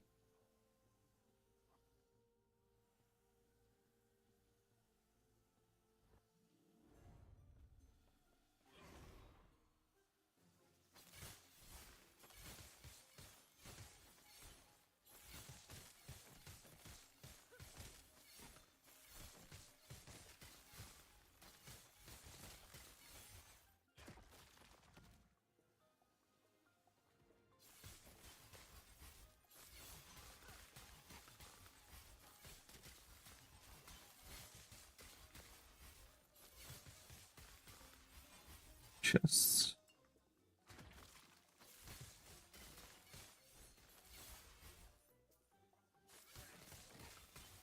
Barnacle King's Lair. I forgot.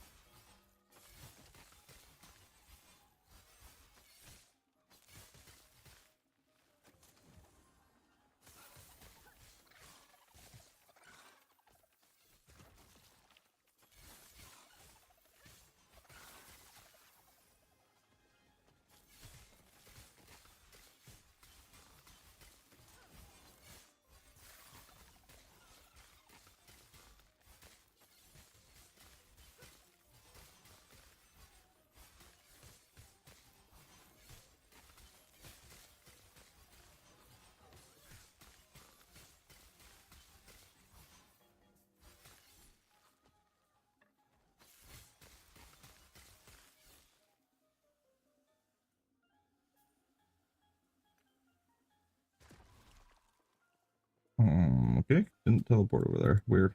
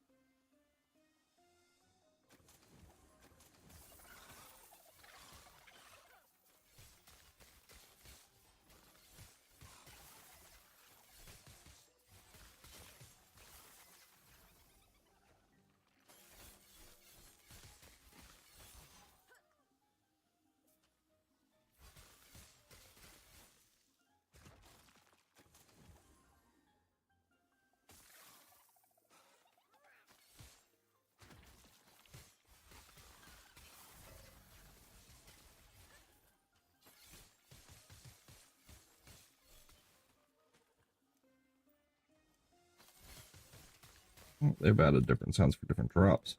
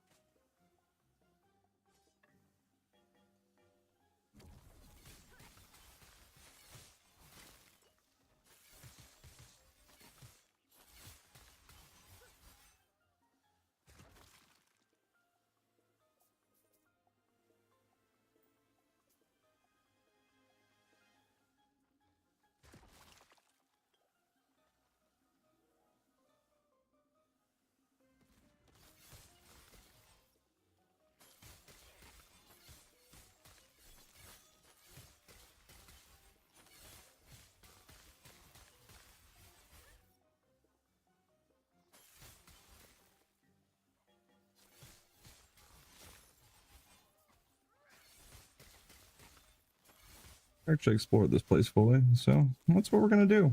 We're gonna see what's all in here. What all hidden gems are in here.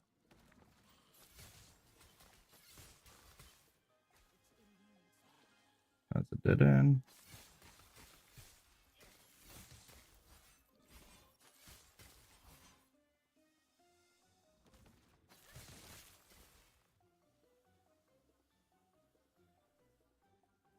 See if there are any more chests.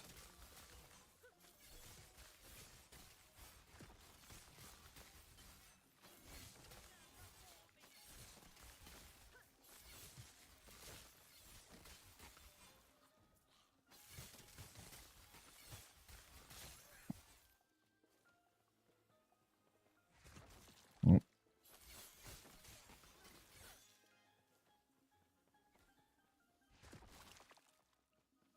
Well then.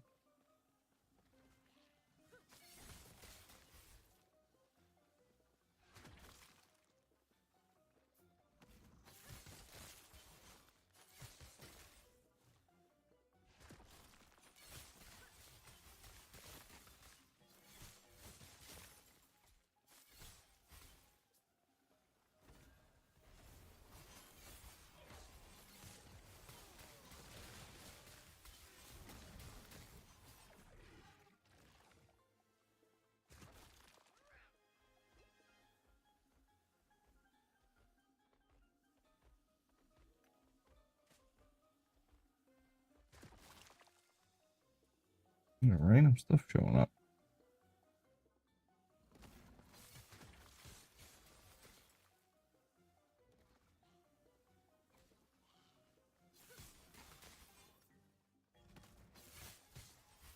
Slimy goo.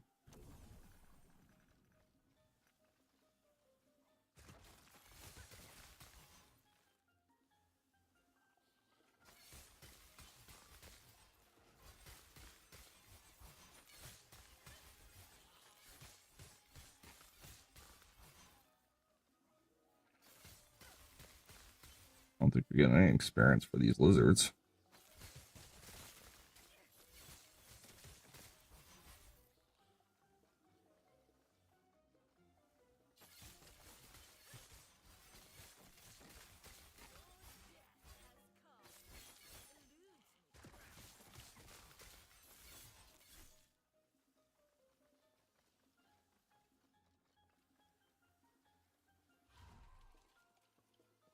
Shoot. Let it fade. Well.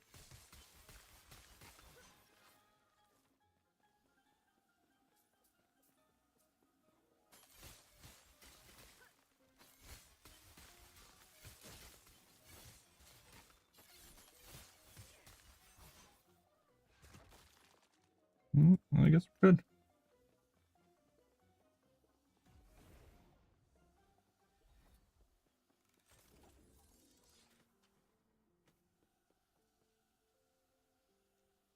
What junk did we get?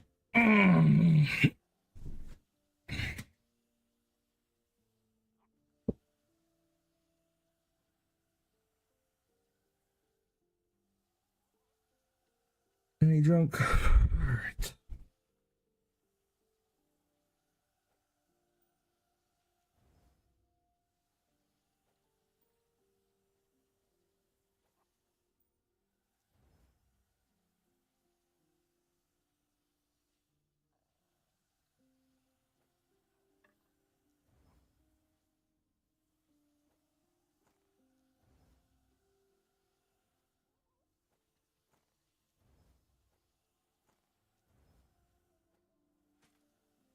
Yellows are getting instantly shattered because they need to be purples. Plus one to marrow shards. We can keep that. Let's go. Help regen.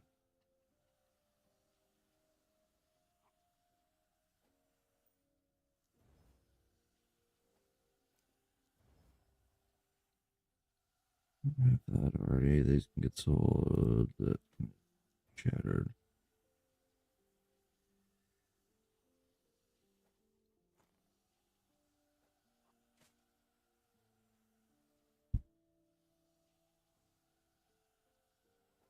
And save for later.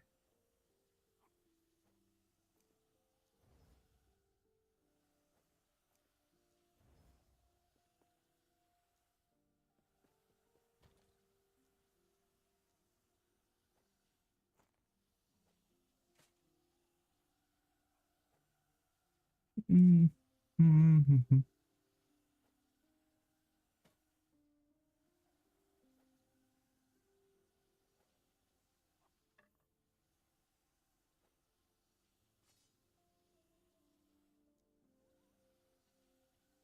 17 will.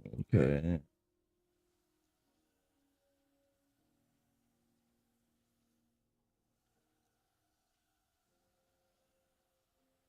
%. Yeah, it's getting sold. Yeah, it just completely stinks. Mm-hmm.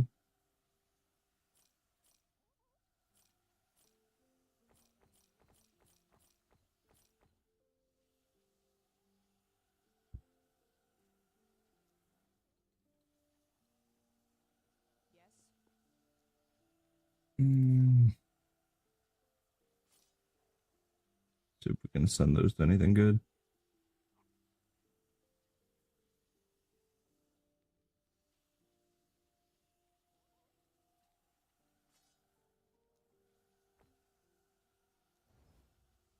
Oh. Nope.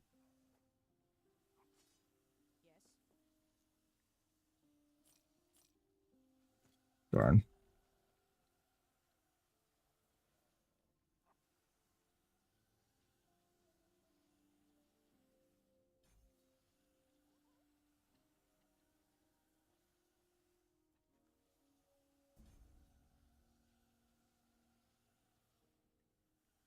Yay, dropping tomes.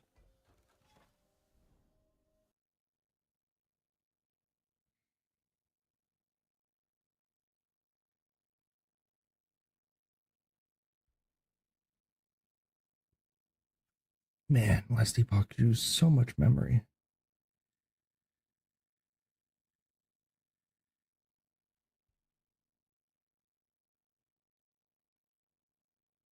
Like double what?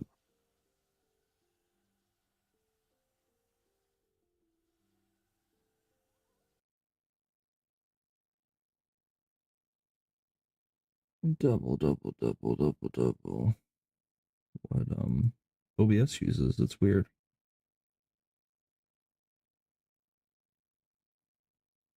Very weird.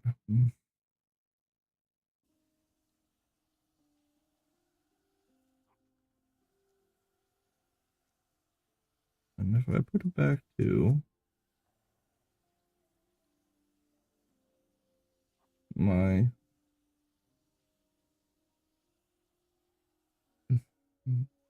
460,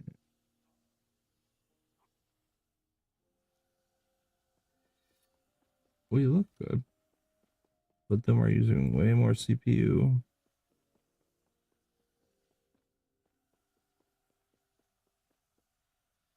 OBS is using a lot of CPU settings.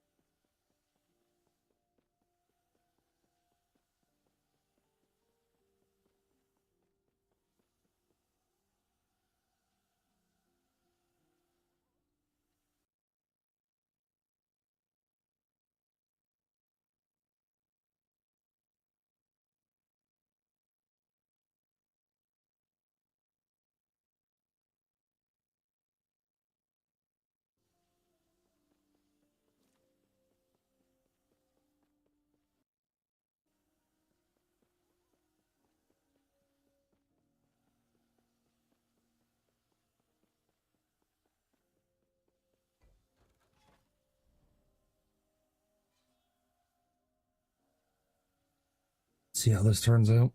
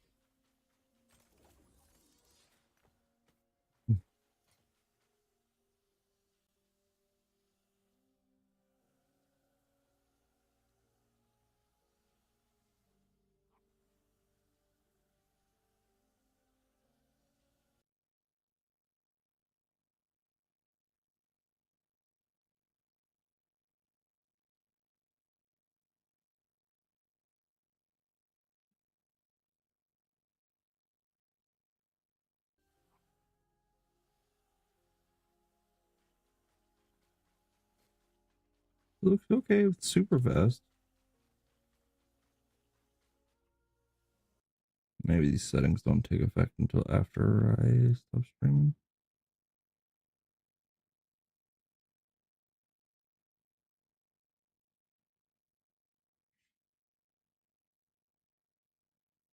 Let's see. I don't know. I don't know how to get this game to stream better.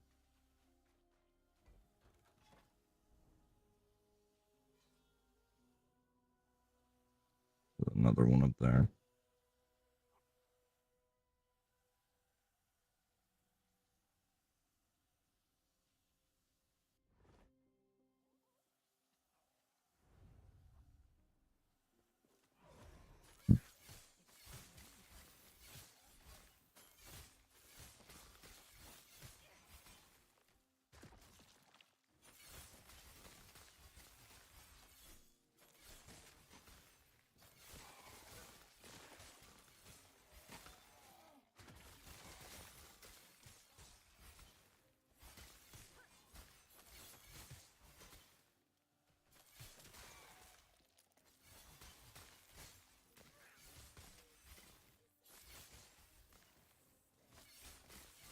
Let me know if the stream gets choppy or...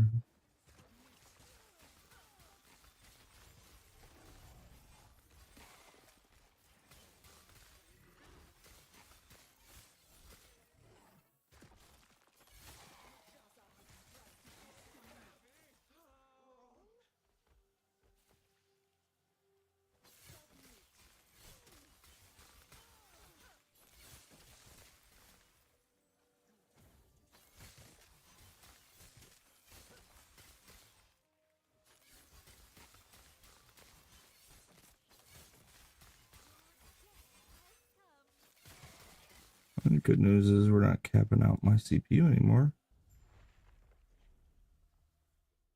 It's a very CPU dependent game, and it's sad.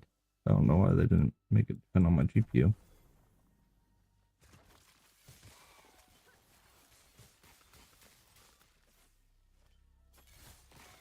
So it makes it very difficult to stream.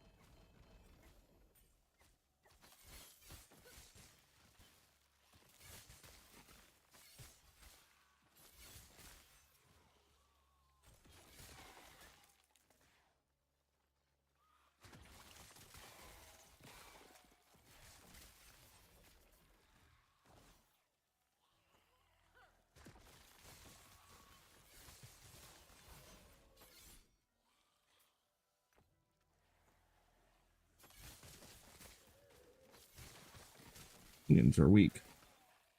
They just like randomly spawn. Okay, I've gone this way.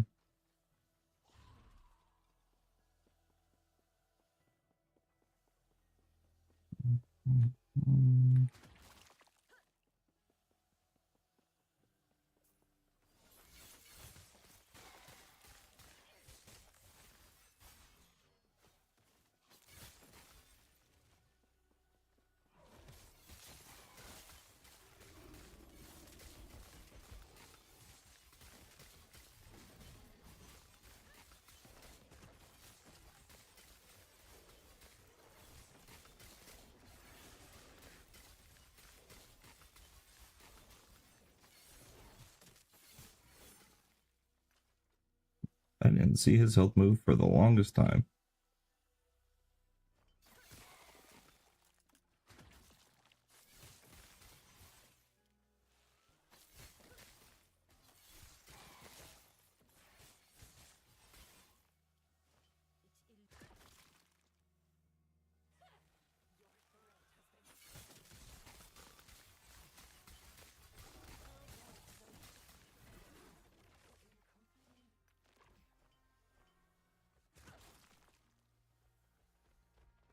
Into the void.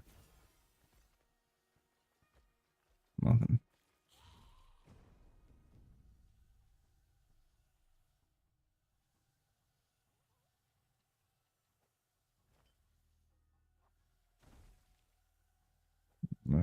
take that. We'll take those.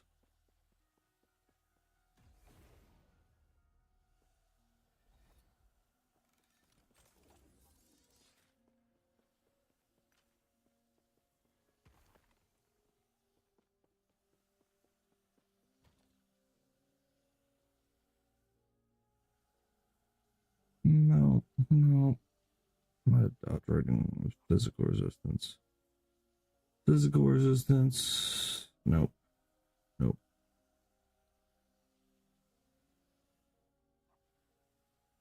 Really, it's nothing that I need. Geesh.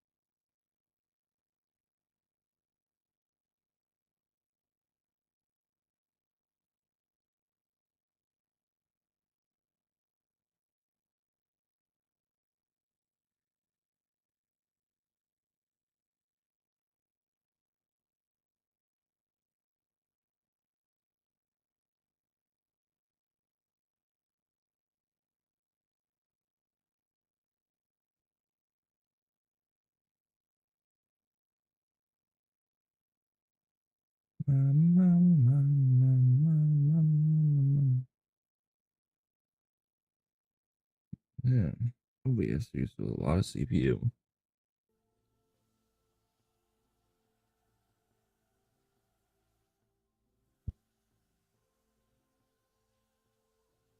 I'm looking for swords.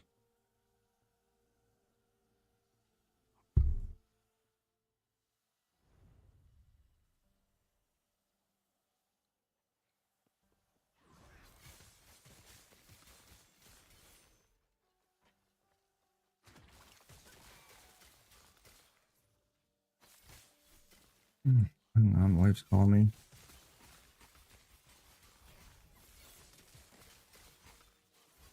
I'll call her back in a second.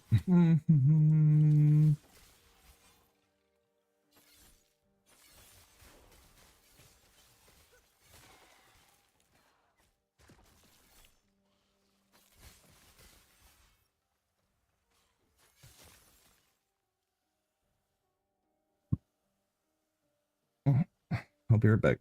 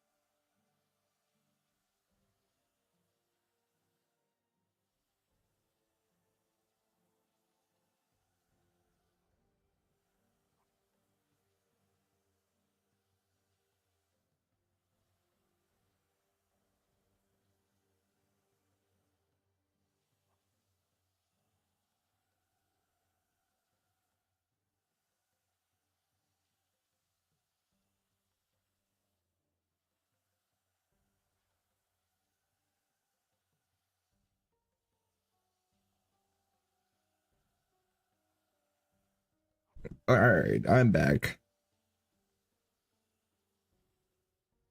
The wife, they're out at the store. Made some food, so I'm gonna eat this, let it cool down. Took a bite while it was too hot. But I'll eat it after this map. Drink is over. You know what? I'm honestly getting tired of this game, so I might switch over to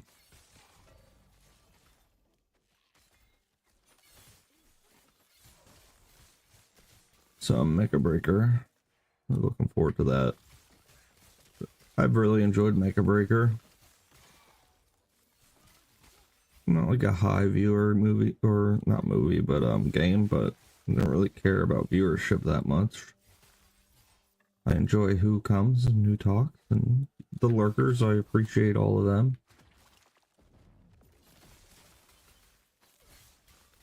Always appreciate the lurkers.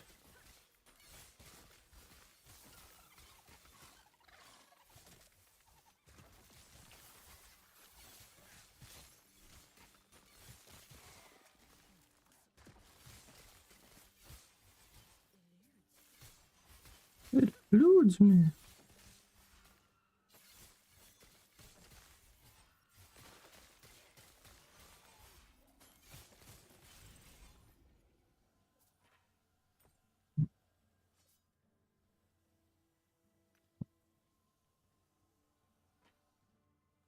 Anything drop over here? Something's dropped over here.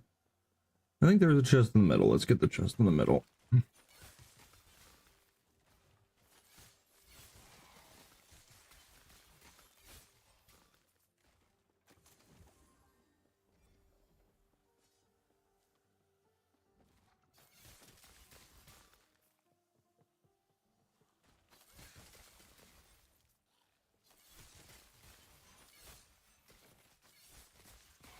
Of course, there's more. There's always more. These maps never end. Almost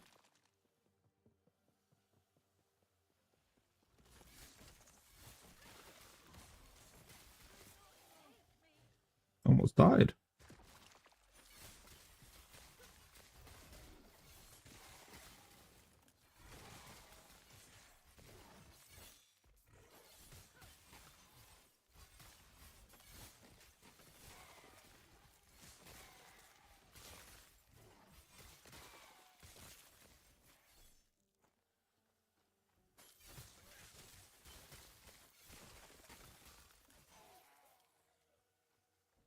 What's up here? Might as well, right? We might as well go up and full clear the map now at this point. Bro!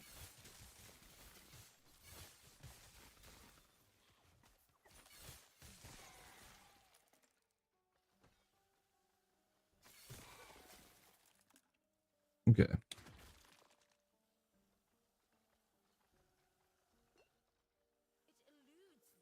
It eludes me. Try to do this quickly.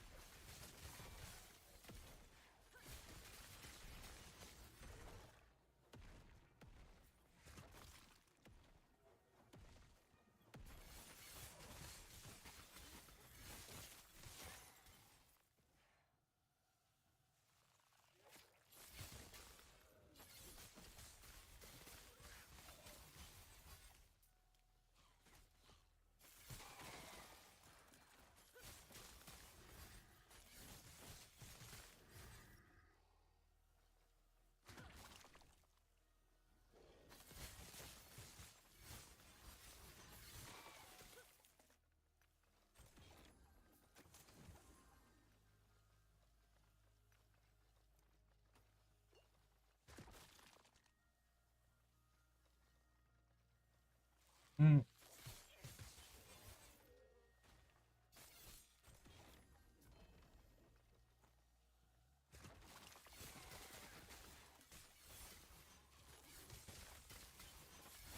Yes, the Weavers will.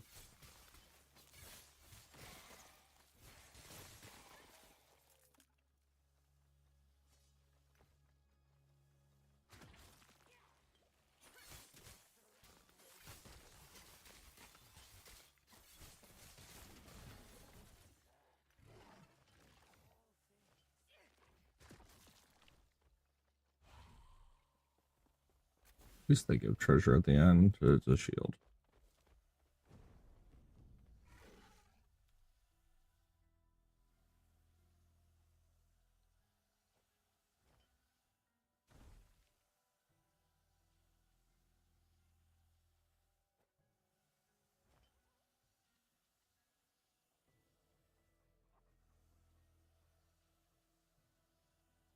They just do the same thing.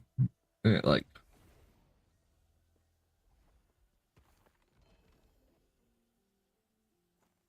yeah, the soul fire. Got that.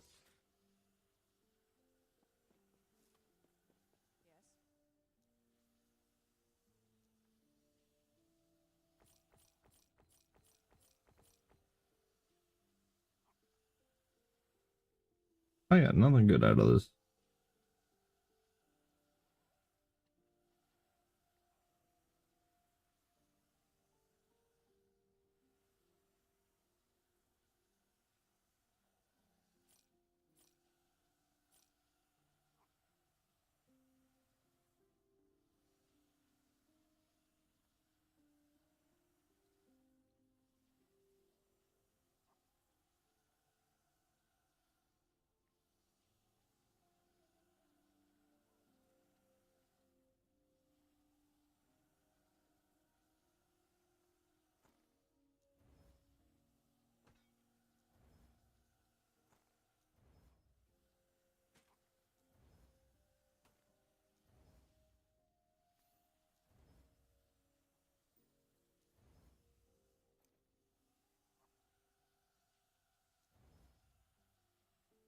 That's got cool damage on it. We'll keep that. Are they home? Are they home, Diva?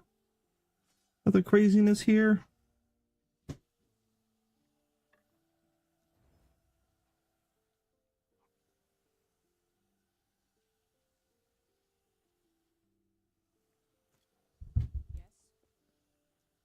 Okay.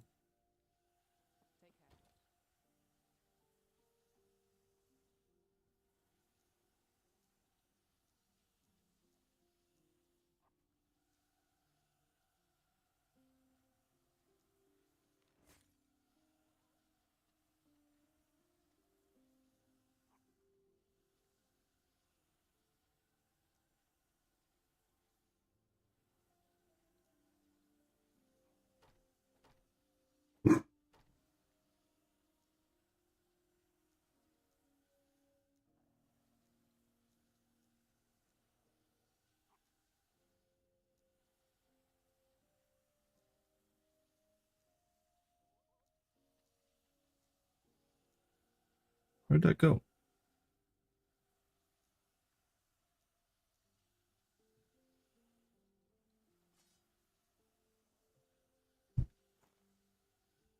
I have that.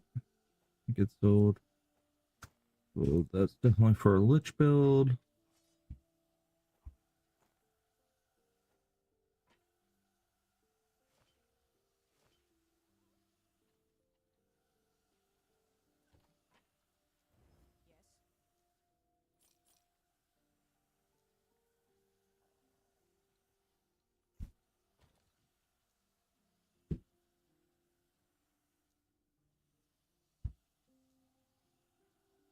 Oh, got there. Okay.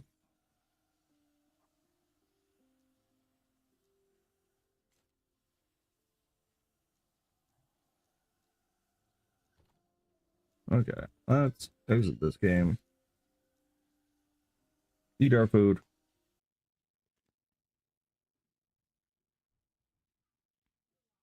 I unlock it. Did you guys log it when you left? Mm-hmm. Okay.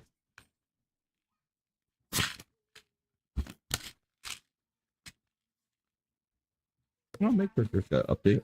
Let's update that.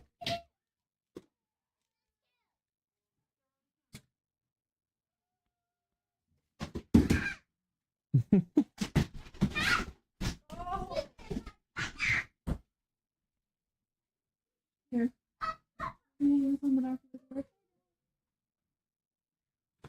This is not. I'm eating.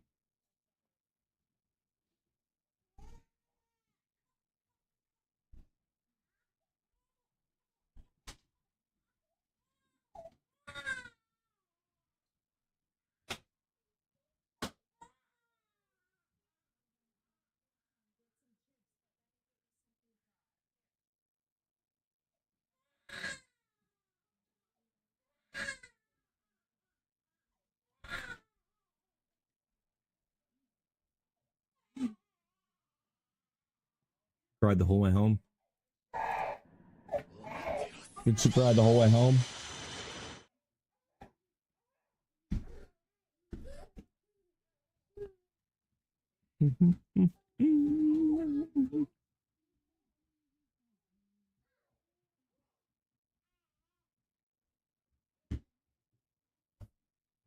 Dad, I have a question. Remember that night with that Oreo that you ate and had plastic in it? Yeah. Well, did it look like this? Can't see, but it was a small piece of plastic. Yeah. Why did you eat Oreo and have plastic in it too? Well, I at Dairy Queen we got ice cream and I got an Oreo Oreo Blast or whatever it is. Yeah, I got an Oreo thing. And I was eating my ice cream. Then I felt this in it. Hmm. So Could be from the mixer too. Don't they use a plastic spoon, I think, to blend it? yeah, it's oranges. Mm, Like I'm not sure.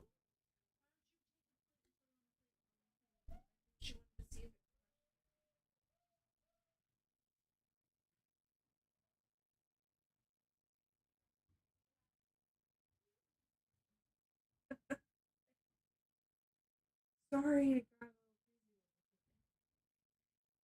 Too much.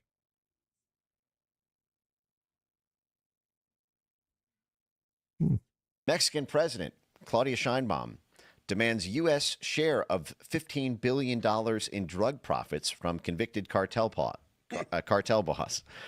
So as the Trump administration is waging this counterinsurgency on Mexican drug cartel, the Mexican government is demanding a cut of the drug proceeds. Mexican President Claudia Sheinbaum said Wednesday she will press the United States to turn over money seized from convicted Sinaloa cartel leader Ismael El Mayo Zambada. Sheinbaum has argued it should go to Mexico's poorest citizens. Go back right into the cartel. If the United States government were to recover resources, then we would be asking them for them to be given to Mexico. That's our drug money. Keep your hands off of it, the Mexican president is saying. And so this is the cartel boss is being sought for more than 20 years and was arrested last year, and now they are in the process of seizing assets. This is also happening, I should note, alongside the recent revelations by author Seth Harp on the relationship between Mexican drug cartels and the U.S. military and U.S. Central Intelligence Agency, which maybe we can turn to in a little bit. What are your guys' opinions on should we give Mexico the drug money, or is it ours now? Well, she's prosecuted in the U.S., right? Like, we caught the guy. We're the ones actually holding him accountable. Our money. Claudia Sheinbaum, if you talk to pretty much any immigration expert, will tell you is probably captured by the cartel, like at least paid for them, if not actively doing policy that is helping them. So, like, where does she get off telling us what to do with the money that we seized from our investigation and our prosecution? It's none of her damn business. Well, one of the issues is that Mexico became our largest trading partner currently. And so while we do have a tremendous amount of leverage with Mexico, they now have a fair amount of leverage on us. In fact, there's a lot of Texas oil money that depends on shared relationships with Pemex in Mexico. There's Tesla factories being built in Mexico. We're in a Building sort in of Mexico. pivot war to stop Chinese influence in Mexico and try to get them to commit more and more to our goods. And so there's the question of how much of this is a conflict versus how much is a cooperation. And are you trying to wedge Mexico off of China? And if you push them too far, will they partner there? We know Mexico's building a new canal currently that China is trying to get rights over parts of. But what do you guys think about the leverage that we have in the Trump administration's current dealings with Mexico? I do think that it's in our national security interest to do whatever we can to stymie Chinese influence in Mexico. I do think that the Monroe Doctrine has value, right? I think that the rest of the world should kind of stay out of this hemisphere, the Western Hemisphere.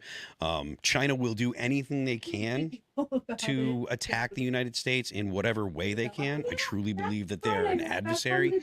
So anything that they're doing in conjunction with Mexico, any kind of business dealings, they're not just doing it because they're looking to make some money from Mexico. They're doing it because they're looking for access, or they're looking to be able to access the United States, whether it be by working with cartels, sending in the precursors for fentanyl, or whether it be sending Chinese, young men up through the Darien Gap from South America through the Darien Gap and up into the United States as illegal immigrants. China's looking to do everything that it can to have as much access and influence over the United States as possible. And I think the United States has to do everything that it can to prevent that and stymie China's efforts. Which up to and including making sure that Chinese students can't come to the United States. I saw a tweet today about the 600,000 Chinese students that Donald Trump had made a remark about, and the White House just pulled that back. They said, this ain't happening. Well, so kind of. Good. What was that? Like, how many Chinese associated people coming in on tourist visas or on educational visas have been caught stealing ideas and smuggling a contraband of some sort into the United States? It's been at least 3 or 4 that I've been paid attention to. And I'm sure the number is a lot higher than that. There's a lot of people working for the CCP. No, not allowed. Not allowed in America. Especially if they're really associated with it. Kind of pulled Please it go on, back. please. Yeah, well, they said that it was 300,000 over a period of 2 years, which is basically an extension of current policy while they negotiate with China. But the number's still too damn high, right? Like, we should stop all imports of Chinese students until we can figure out what the hell is going on, as Trump would say, maybe in his first term. I mean, not to get too far off the border topic, but Chinese students who are not connected to the CCP who study in the United States literally look at class rosters to make sure that there are no other students in the class with Chinese names because they're worried about getting spied on and having the things they say reported back to the CCP, which obviously can come down on their families.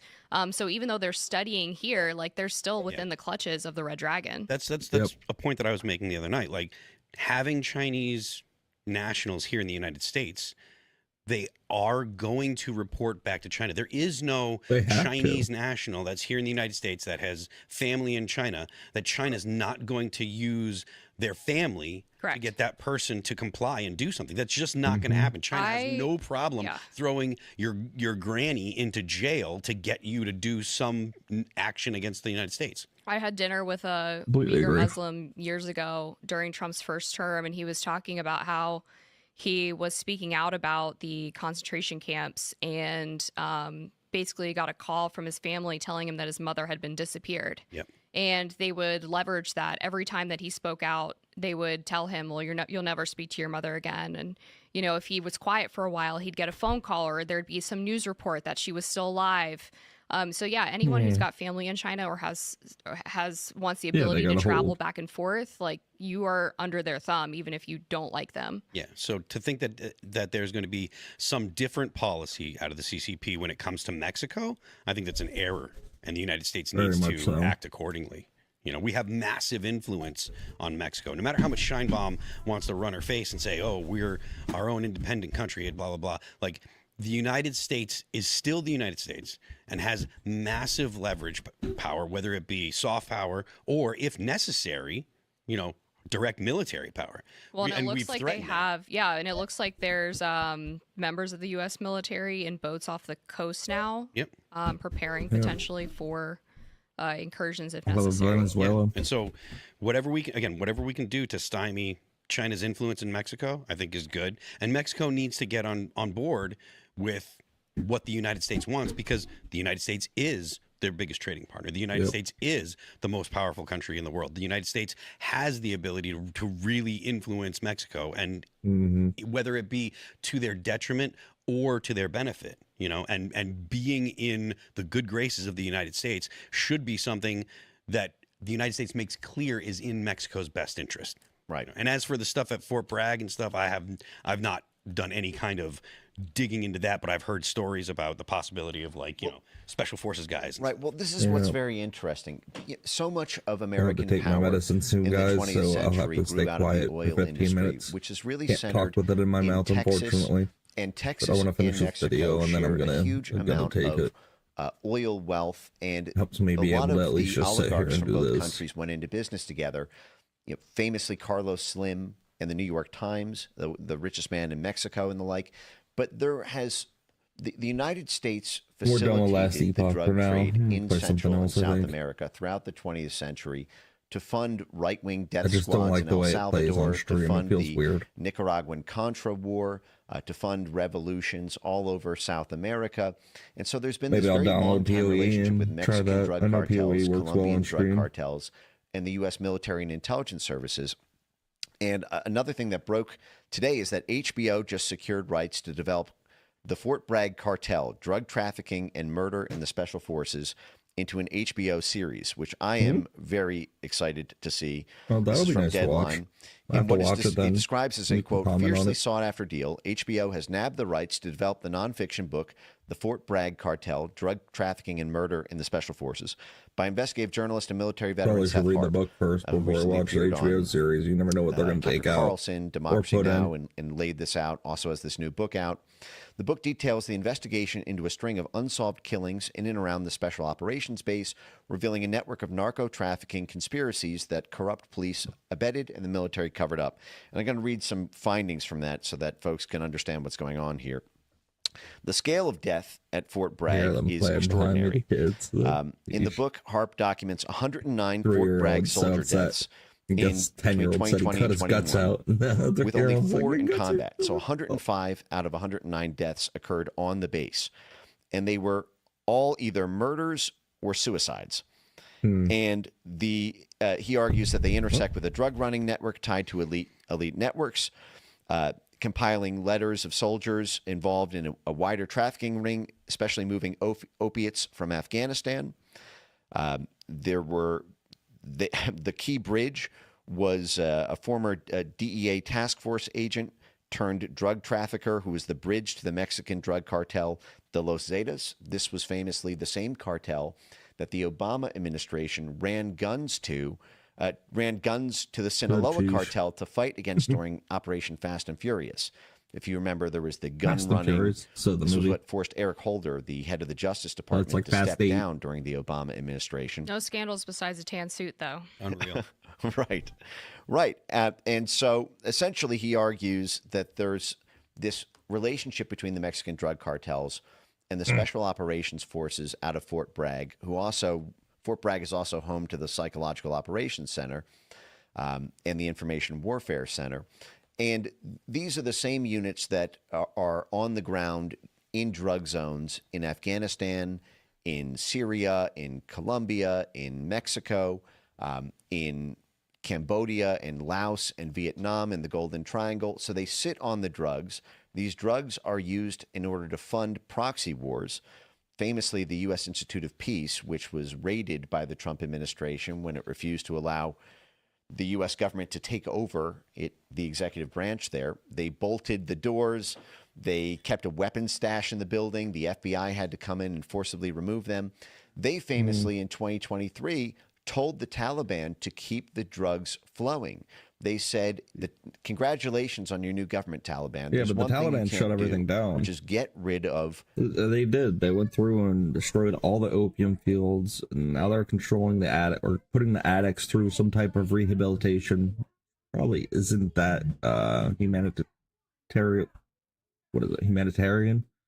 So, like, the Taliban has shut all those operations down. The opium production in the Golden Crescent.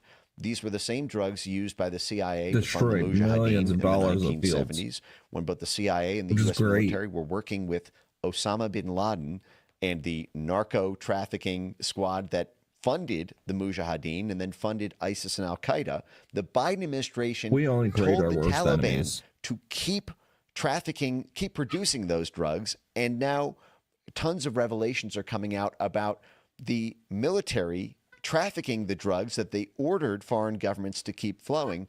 And I think Were this they is just part trying to of create like why a drug you've never empire had a where they like designation of drug overdose traffickers everybody as and terrorists just drug them down? because the U.S. government, especially the military and intelligence services, are in on it. It's a key part of our war funding. And I'm very excited to see how these revelations are turned into policy actions by the Trump administration. What do you guys have to think about that? Do you think they will? Any video recommendations after this? I think it's an incredible opportunity to renegotiate the power balance with the uniparty blob. I'll look as well and as see with what else we foreign can countries. watch. Thanks for checking out Interesting. this clip Yep. from Timcast IRL. Make sure to watch the show live Monday through Friday at 8 p.m. I'm gonna take my medicine, put my timer up, put my taking med picture up.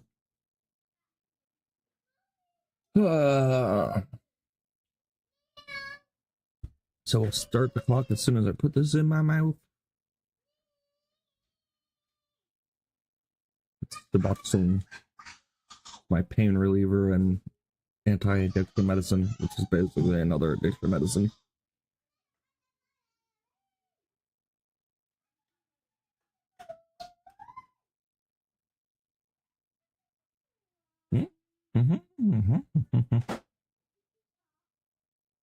Mohammed Hijab's not having a good year. Things are finally catching up with him. He lost a nearly $1 million US court case for false defamation. But he's probably happy because he wants you to forget about his hotel wife and how he used and abused her, how he used her for sex and then threw her to the side like a piece of trash. We don't want to let him forget. If you don't know, Mohammed Hijab's ex-wife was trying to get in touch with David Wood and I for many months. We just didn't notice because of all the messages we get.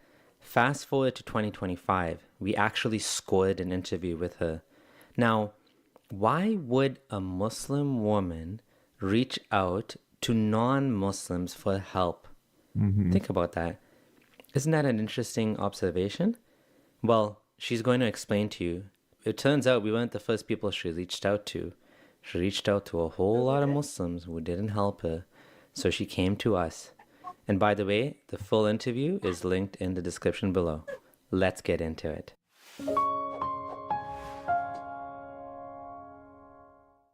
So just to clarify, you're saying that last year when you tried contacting me and Abdullah, it was because you'd tried contacting a bunch of Muslim leaders and scholars, and for whatever reason they weren't willing to help, either because they agreed with hijab or because they're scared of hijab. They don't want to be attacked by hijab because we know how he responds when people criticize him, or they just don't want to get involved. But you tried finding people to help. You couldn't find anyone, and then you were basically looking for people. Okay, who is willing to say something about hijab? Oh, that would be like Abdullah or David or someone like that. So I should talk to them, because you've got this issue that women in the Ummah are being sexually used and exploited, and you realize you have to let people know somehow. You have to let people know somehow, and so you're basically saying, hey, even if I have to talk to these guys, people need to be aware of this. And if these guys are going to help me get the information out there, then I would even contact them. Then you fortunately got in touch with Behind the Veils guys, and they did an awesome job. In fact, I can't think of anyone on the planet who would do a better job than they did. I didn't like they blew my mind with how like perfect everything they did was. So hats off to them. But then you're pointing out that even after Mohammed Hijab and Ali Dawa have been completely exposed, that you would basically think, oh, all their lies have been exposed. Now the Ummah and now our Muslim leaders and so on are going to take note and expose these guys and condemn what they've done and give a warning to Muslim women about how people like this are going to treat them. But you're looking and it's just like, they're just being quiet about it still. And so it's like they're still even after these guys have been exposed, everyone's still just being quiet about it and no one's doing anything and no one's helping the women. And so now you're even in a position where, okay, you're kind of back to, I'll tell anyone who's willing to have a conversation about this, what's going on in order to inform women about what's happening. Is that right? Yeah, absolutely. So I wanted to raise this flag once again. I wanted to make this voice heard, make this voice higher. There was absolutely no actions serious action from any part of any sheikh or scholar to correct the teachings hijab was spreading. And except for one singular Muslim channel that dissected the teachings and his talks in podcasts, and he started providing Islamic resources to refute those teachings. So we are not only here talking about like Muslims and how they are being treated, Muslim women, how they are being treated and so on. This is a scandal at a grand scheme. We all have to gather together to fight any kind of abuse of authority, abuse of power, any kind of abuse. And it's just like really good and it's very productive. And as I said before, it's a role model for our offspring to come to terms, to understand what is right and what is wrong in terms of things that we have in common grounds. So I believe it's extremely essential for us to work harder on this. And if I've got absolutely any kind of opportunity to take this fight and do the right thing, I would. And it's really interesting what you kind of mentioned, that this can be like a general problem of, I would say, like manipulators. And matter of fact, Jordan Peterson has talked about this, but that you have people who are manipulators, you have narcissists, you have psychopaths, and so on. But Peterson points out that those kinds of individuals, they work their ways into communities where they're safe because they can use those communities to shield them from criticism, because it'll be like a community that is they're focused on something they love, and you can use their love for some institution or something like that to get them to keep quiet about things. So like this happened in the Catholic Church famously a couple decades ago, where there were these sexual abuse scandals, but people didn't want to speak out because they didn't want the church to get a bad reputation. So they would just kind of try to deal with things quietly behind the scenes or something like that. And then whatever priest or whatever was doing this, they would just send him off somewhere else, but then he'd keep doing it. And so people finally realized, no, we can't, even though we love our church, we can't keep quiet about this because we're enabling abusers. We're helping abusers get away with it. We can't do that. So even though it's going to hurt, and even though it's going to hurt the reputation of something we care about and we love, yes, we have to do it anyway, or this continues. And we're sending a bad message to abusers that you can get away with it here. This is the place where, if you really love something, you should not want it to become the place where abusers can get away with abusing women or children or anything else. You don't want it to become that. And so I would say, like, the Dawa scene right now, from the perspective of like a manipulator or an abuser, is like, ooh, this is great. I can go there, I can get a big following, and I can do whatever I want, and no one will ever call me out or expose me because they're too worried about hurting Islam. And so all the Dawa fans will jump on a person who tries to blow a whistle and expose something. And so this is a great place to get away with abusing women. That should not be the reputation that you want. It should be, this is the place where abusers will not make it. But it's kind absolutely. of, yeah. So anyways, Yeah. So yeah. Yeah, no, I agree. absolutely. Yeah. I think we all agree on this. Yeah. It's good for us to take this fight and fight on common grounds against what is wrong, basically. Yeah, and you're right. They are exploiting their positions, and unfortunately, we would like to bring out change. So, yeah. Okay, Thaddeus, I say I agree. Oh, go ahead, Thaddeus. Go ahead, Thaddeus. I was gonna ask everyone to sort of share their initial thoughts, but Thaddeus is the one who's gonna keep me online and keep me from talking too long, and he's gonna make sure we get through. Yeah, everything. I was gonna say that I agree with the principle that if I'm criticizing Islam or criticizing anyone's beliefs, that it should be from an intellectual standpoint, and that is my natural approach to things.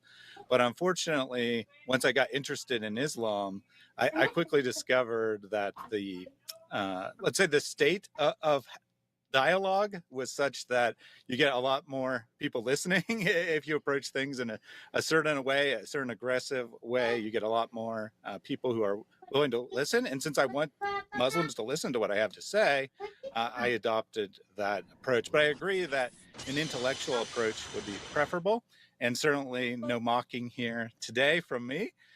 We will be looking at why here in a second, we'll be looking at why people like hijab have drawn me into engaging at their level. Let's put it that way.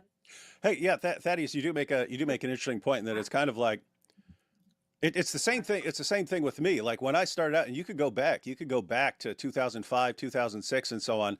I would present any information I thought was relevant, but I did it respectfully. So I would talk about Muhammad and his relationship with Aisha and so on in response to Muslim arguments, because Muslims back then were arguing, preservation of the Quran and scientific miracles and so on. But one of their main arguments back then was Muhammad's character is so perfect that he has to be from God. And so I didn't know how to respond to the argument without actually just going through and saying, okay, do you believe this is morally perfect? Do you believe that's morally perfect? But I would be respectful. And I was telling other people back then, I had an article on Answering Islam saying, don't call Muhammad a pedophile. It's not adding anything to the argument. You're not making some great point by that. If you want to present the information and ask how they want to respond to that, then do that. But even then, back then, being as respectful as possible, but also presenting information that a lot of people didn't want to hear, didn't want out there. It was the response I would get from people online, the messages I would get was, we're going to kill you. We're going to do this to your wife. We're going to do this to your mom. We're going to do this to your kids and things. And that made me more aggressive. Their goal is to make me quiet. But the real reality was it made me be less nice to you. It made me be more aggressive towards you. But it's actually when we get to Muhammad hijab where another shift happens, where when hijab came along and I saw people like rallying around him, it was before then I thought, oh yeah, you have these aggressive types and these guys who are threatening to kill me and stuff like that. Let me respond to them. I'm going to respond to them, and I'm going to be mean and brutal when I'm responding to them. But I still thought like other Muslims are nice and stuff like that, and they don't agree with this. And it was with Muhammad hijab where I realized this is actually very widespread to cheer for the guys who are insulting and threatening and so on. And that's when it kind of changed, where I'm like, you know what? I'm not even going to try to be nice anymore unless I'm talking to a specific person who's being respectful. And like, well, I will be totally respectful with you all day, every day. And when I'm responding to Muslims who are nice and respectful, then that is how I prefer to be. But it's just, yeah, there's a lot of people with a lot of negativity, and so yeah. If you like content like this and want to see more, I love talking about women's issues in Islam, as well as other social issues created by this unjust system. So please subscribe and turn on the notifications. I agree with you. I personally do oppose any kind of blasphemy, whether it's coming from a Muslim or otherwise, towards any kind of faith, whether it's Judaism, Hinduism, Christianity, Islam. I do hold the same standard in regards to this approach. And you are right. There are so many du'ats they are very mocking. They are mocking. They are disrespectful. They are mocking other beliefs. And I oppose that. I don't subscribe to that, and I oppose that. I think that's a very bad approach. I think people have to be respected, like especially like for example with brother Abdullah and sister Huda. She like like any person who like he's got their questions, they've got their situation, like in regards to Islam, like they shouldn't be attacked in a way where like you were always an imposter, or like you've never been a Muslim before. And I have seen this kind of pattern. In fact, this pattern is used even against whistleblowers, like for example Imam Nick. Anyone who comes out with some kind of criticism, or like would like to bring out a change that is positive, unfortunately even these kind of people, they get attacked. And we are here, I am here today because I would like to create this change. I don't subscribe to these things. I do not believe that these things are part of Islam. I am here to highlight Islamic teachings that I believe in. And I think in this particular case, we all agree about this ethics. We all are opposing these kind of practices. I think it's interesting. Everyone here. So the 3 on screen and the 2 off screen. What we all have in common is that we're all consistent on this issue. In other words, it's okay if you're setting the bar here, then don't complain when I set the bar here. Like me, I'm okay. Wherever you want to set the bar as far as what we're doing, then I will react accordingly. You're consistent, and you're saying, hey, we shouldn't be mocking, and you shouldn't be mocking, and so we shouldn't be mocking and insulting. So you're consistent. The difference with like Muhammad Hijab and Ali Dawah and these guys, they actually want a world where they get to heap insults and threats and abuse on other people, but everyone else just is super respectful and nice in response. And when that doesn't happen, they lose their minds, and they don't get it. It's like, hey, if you want people to be respectful towards you and your beliefs in a conversation, then you should be as respectful as possible. And so I'll say, like, when I blast away at Muhammad or the Quran or something like that, I get that I'm forfeiting the right to say, be nice to me in response. It never crosses my mind to say, hey, you're being mean to me in response. Like, okay, I understand I'm being mean. I know why I'm being mean.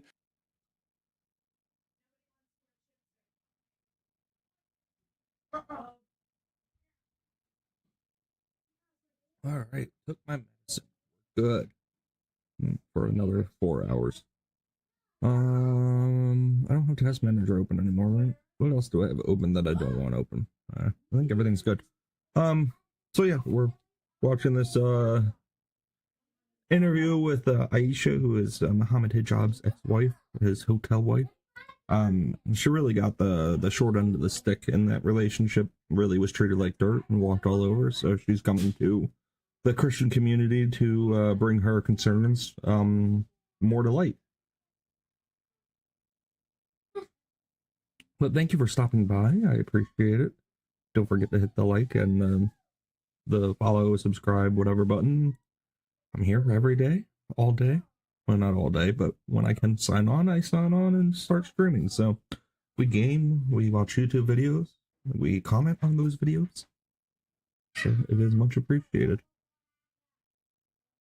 I think I'm going to leave.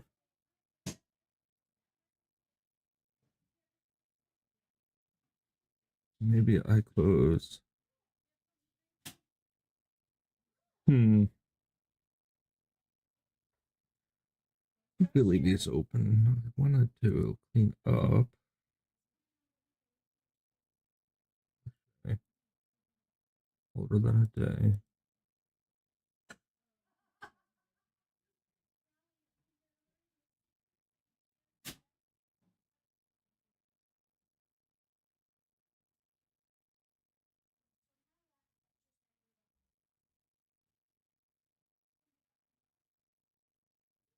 Cool. Cleaned it up. Don't need a new tab. Give me a second. I'm just trying to make sure my computer is not overusing everything. Because we have the live streams up. This live stream needs to be reduced. There we go. hopefully Rumble doesn't hate me more. I would appreciate it if it would stop disconnecting, and I would be nice if I could just reconnect to the one that I've been normally using, but that's okay. We will just keep an eye on that and keep creating new live streams. I have the bit rate up. I don't really know how to solve that issue though. It feels like every time I launch something, it disconnects, or every time I switch games. So we'll see. And so I'm going to be consistent. It's fair is fair. If I'm being mean, It's then fine. you It breaks can up be mean in segments. responding to A me and nice so on. segment breaker, But but anyway, yeah, that's I what don't like bothers that me it does most. that. Well, that's not what bothers me most, but it bothers me a lot that these guys they do want a world where they get to treat people one way and everyone else has to treat them with respect. And it's kind of a parallel to you, right? They get to treat you horribly, Aisha. They get to treat you horribly. And you're supposed to respond with nothing but admiration and respect for all of them and to keep all this quiet. And it's like, guys, you don't get this world that you want. If your behavior is terrible, it's going to come back on you. It's going to come back on you. Yeah, no, absolutely. I think we all have got our own ethical paradigm, and I do greatly appreciate today that you have set conditions to host this meeting, like avoiding mockery of Islam or all Yep. sorts, and based on my request, and this was my condition in making this meeting, because obviously I am still Muslim. And just to highlight that I had questions that were created from the trauma that I have gone through.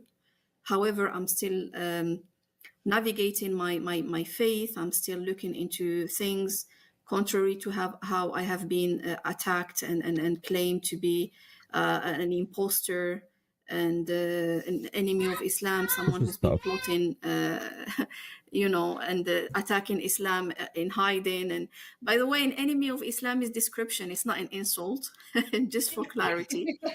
It's a description that describes someone who disagrees with Islam, and I guess I'm an enemy of they Islam. are attacking Islam, criticizing Islam in a way.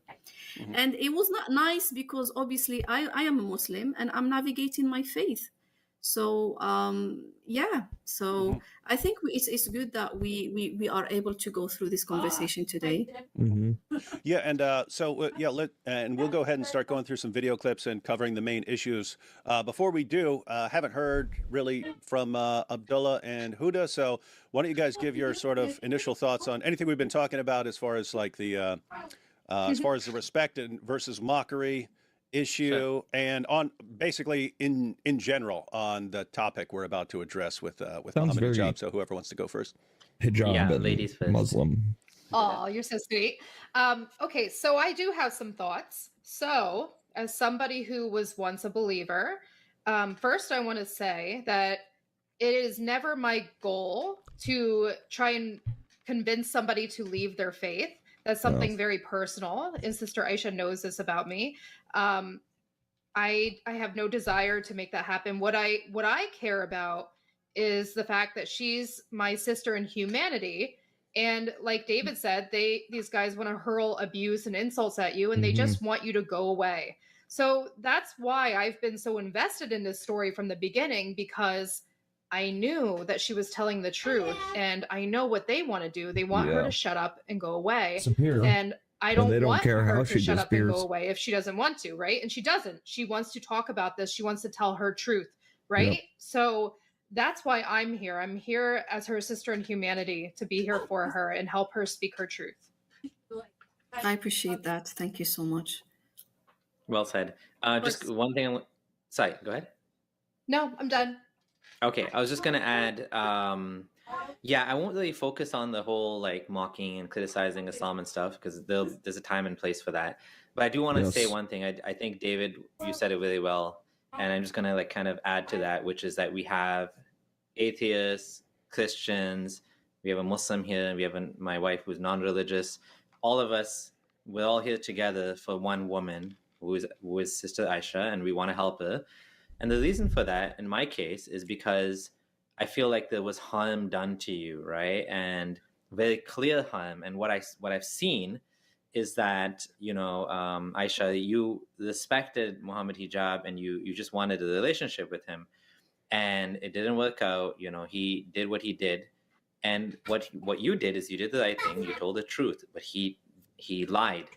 Then he doubled down. Then he tripled. Has been proven to be a liar, especially in court. He went to court against Douglas Murray in some interview or newspaper article that Douglas Murray had put out, and had lost because Mohammed Hijab had just lied and lied and lied in court, and that's all this dude does is lie. Down, and he quadrupled down, and he's gone, and you know, to more and more of an extent of lying and like covering up his tracks and trying to trick people and blackmailing, and there's all of this, like he's using all of his power. Is 1 million. I mean, when you have a platform, I have 100,000 subscribers with my wife. You know, I take that seriously. There's some, you know, responsibility here that I don't want to harm anybody. But he doesn't care. He's like literally using all of his power that he has as clout, and he's bulldozing his way through, trying to destroy you and trying to basically remove any possibility that people will believe you. Everything from conspiracy theories about who's trying to get him, Elon Musk, to, you know, we'll go through all the details, but just wanted to point out that, you know, again, the humanity kind of angle here. It's nice that, to see all of them come together for her and try have to the Christian angle of why they're doing this. I'm not a believer in anything, but I do think that this is wrong what happened. So I'm going to take the time to go through this. Obviously, we have, you know, I believe there's an Islamic angle, but we won't touch that today. We won't talk about the Islamic sort of perspective, but we will talk about the human perspective. And so that's my take. Yeah. Yeah. So they're basically, I think we're all agreeing that there are things that we can all agree on. Christian, and it is interesting. We have a Muslim, 2 Christians, an atheist, and an agnostic, all in complete agreement. It's that's wrong what they're doing to her. Kind of cool. Hijab, Mohammed Hijab, you have united the world in agreeing that you're behaving terribly and you need to be exposed, and that this needs to be stopped. Yeah, I agree. That's good. I'm glad that it's so many different people involved in this. Oops. Give me a second. Gotta sign back in. What, buddy?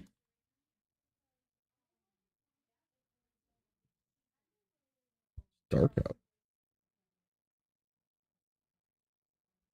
Okay. Any other video recommendations? Oh, I'm sorry, bud. Do you want to go to the park? You have to. Okay. It sounds like you might be going. You gotta work out. You gotta lift weights. Like lift heavy stuff. Run around. Get your energy out.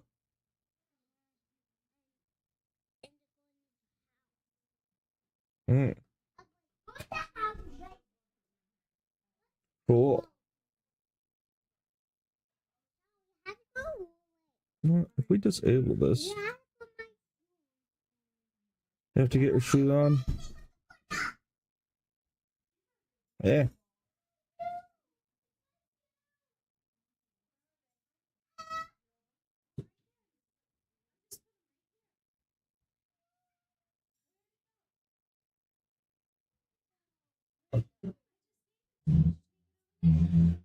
Oh, there we go. Good. Now it's on click. We can click off.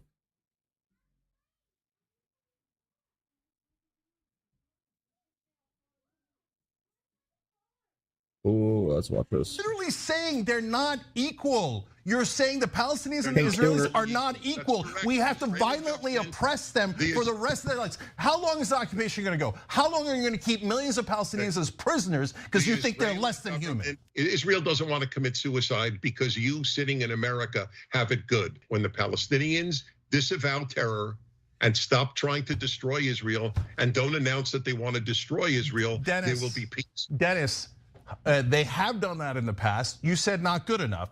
Well, Dennis Prager absolutely rips Cenk Uygur a new one in this Israel-Palestine Man, debate. so many I am names the for other him. Barack, coming to you live and direct here from the Holy Land in Hello, Israel. other I want to Barack. let you know that 80% of you are not subscribed to this channel. Why is that not a Subscribe. good thing? It's not a good thing because I put out like 3 videos a day. If you are not notified and ready for all these videos, you're going to miss out on this information. Press that subscribe button. It takes less than 10 seconds. Turn on the bell. Press the bell next to it so that you guys get notified. Let's get into the video and talk about it after. You can't throw out bombshells and then move on. All right. You think that the Israeli government or the average Israeli who voted for this government thinks that Palestinians are not fully human? Absolutely. Then why don't you let them go? Why can't they have their own state? Because it'll be run by Hamas. Are you foolish? Okay, so what? So what? The right-wing, violent so government what? of Israel kills Palestinians all the time. So you're saying, wait, no, but you're saying the Palestinians cannot govern themselves. Isn't that what you're saying as a fact?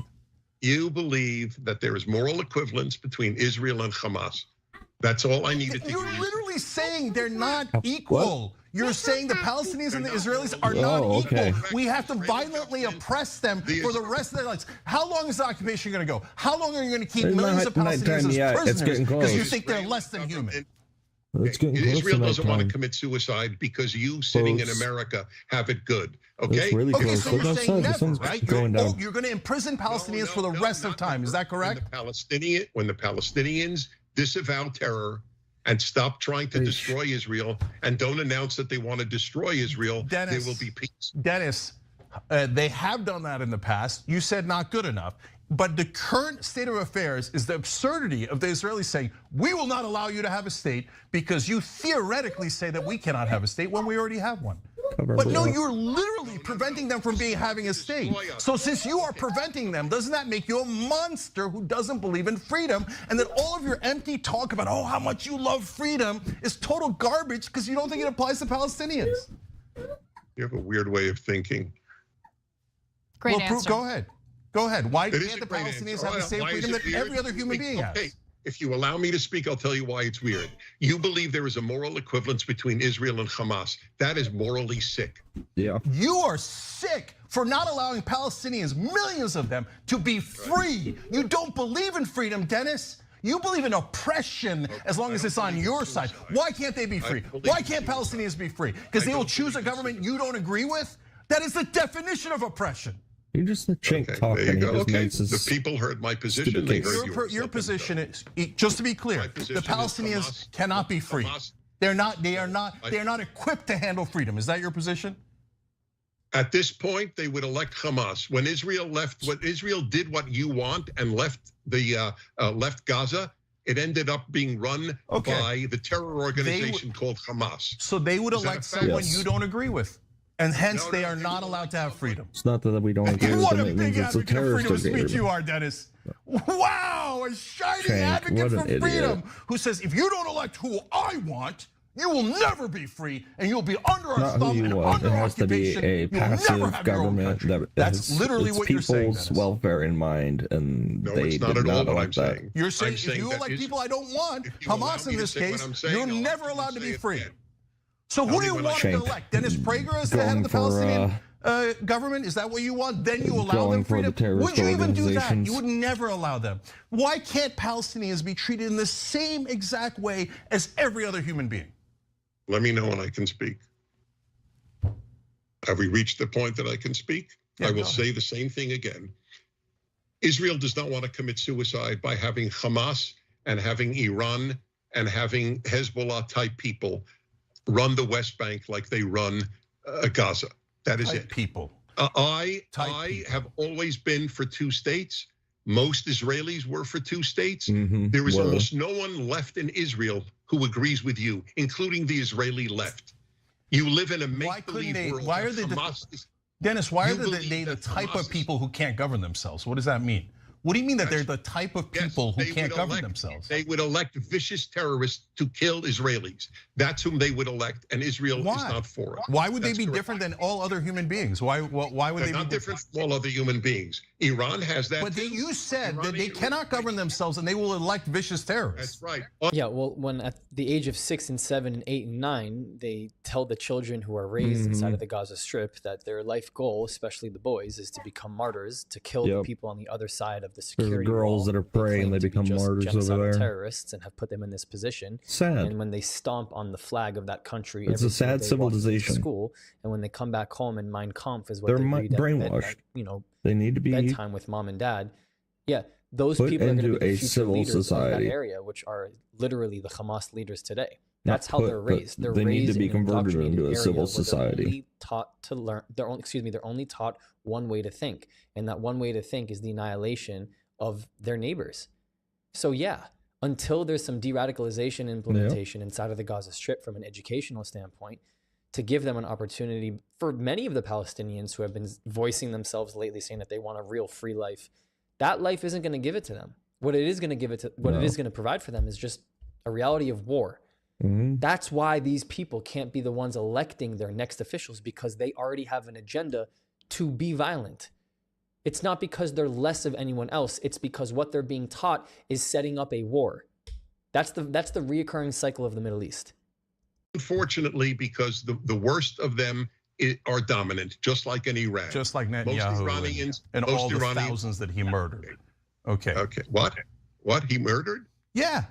You do a war and you have a kill ratio of 1,000, sometimes 100 to 1, sometimes even more. And that kills thousands of Palestinians and go, oh, golly gee, did I kill all of them? It was an accident. When the terrorist Arabs who can't govern themselves, who are vicious terrorists, they do it, that is terrorism. When the state of Israel does it, it is not terrorism. And we killed 100 times more, but it is not terrorism. We bomb in the middle of a crowded city and murder their civilians, but that is not terrorism because the state does it. And people Dennis Prager likes does it, but the Arabs and the Palestinians are vicious terrorists by nature and can never govern themselves.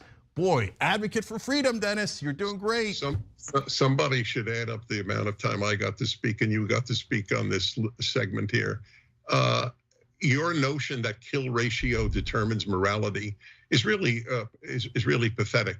We killed far more Germans than Germans killed Brits or Americans. Does that make America wrong in World War II? If kill ratio is your criterion, I'm curious, was America wrong?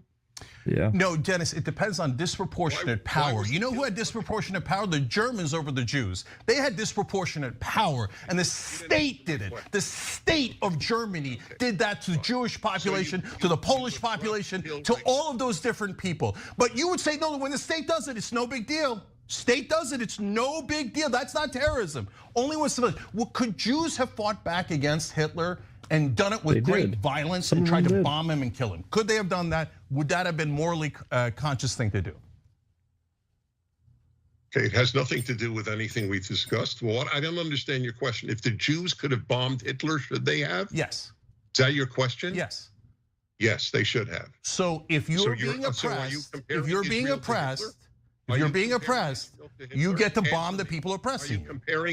Are you comparing Israel to Hitler? I won't even argue with you. I just want No, I'm asking you a simple question. I'm not drawing a comparison. I'm just asking you a simple question. If you're being oppressed, as the Jews were in Germany, are you allowed to bomb and kill your oppressors? Israel to Hitler. I won't argue with you. I want a yes or no. Are you comparing Israel to Hitler? No, I'm asking does state power count? So you're not, there's no I'm asking does state power count as terrorism? I think it does count. I think when the Germans killed all those people, that was terrorism. I think when America and Israel and Russia invade other countries and kill civilians, that's also terrorism. Doesn't that make logical sense?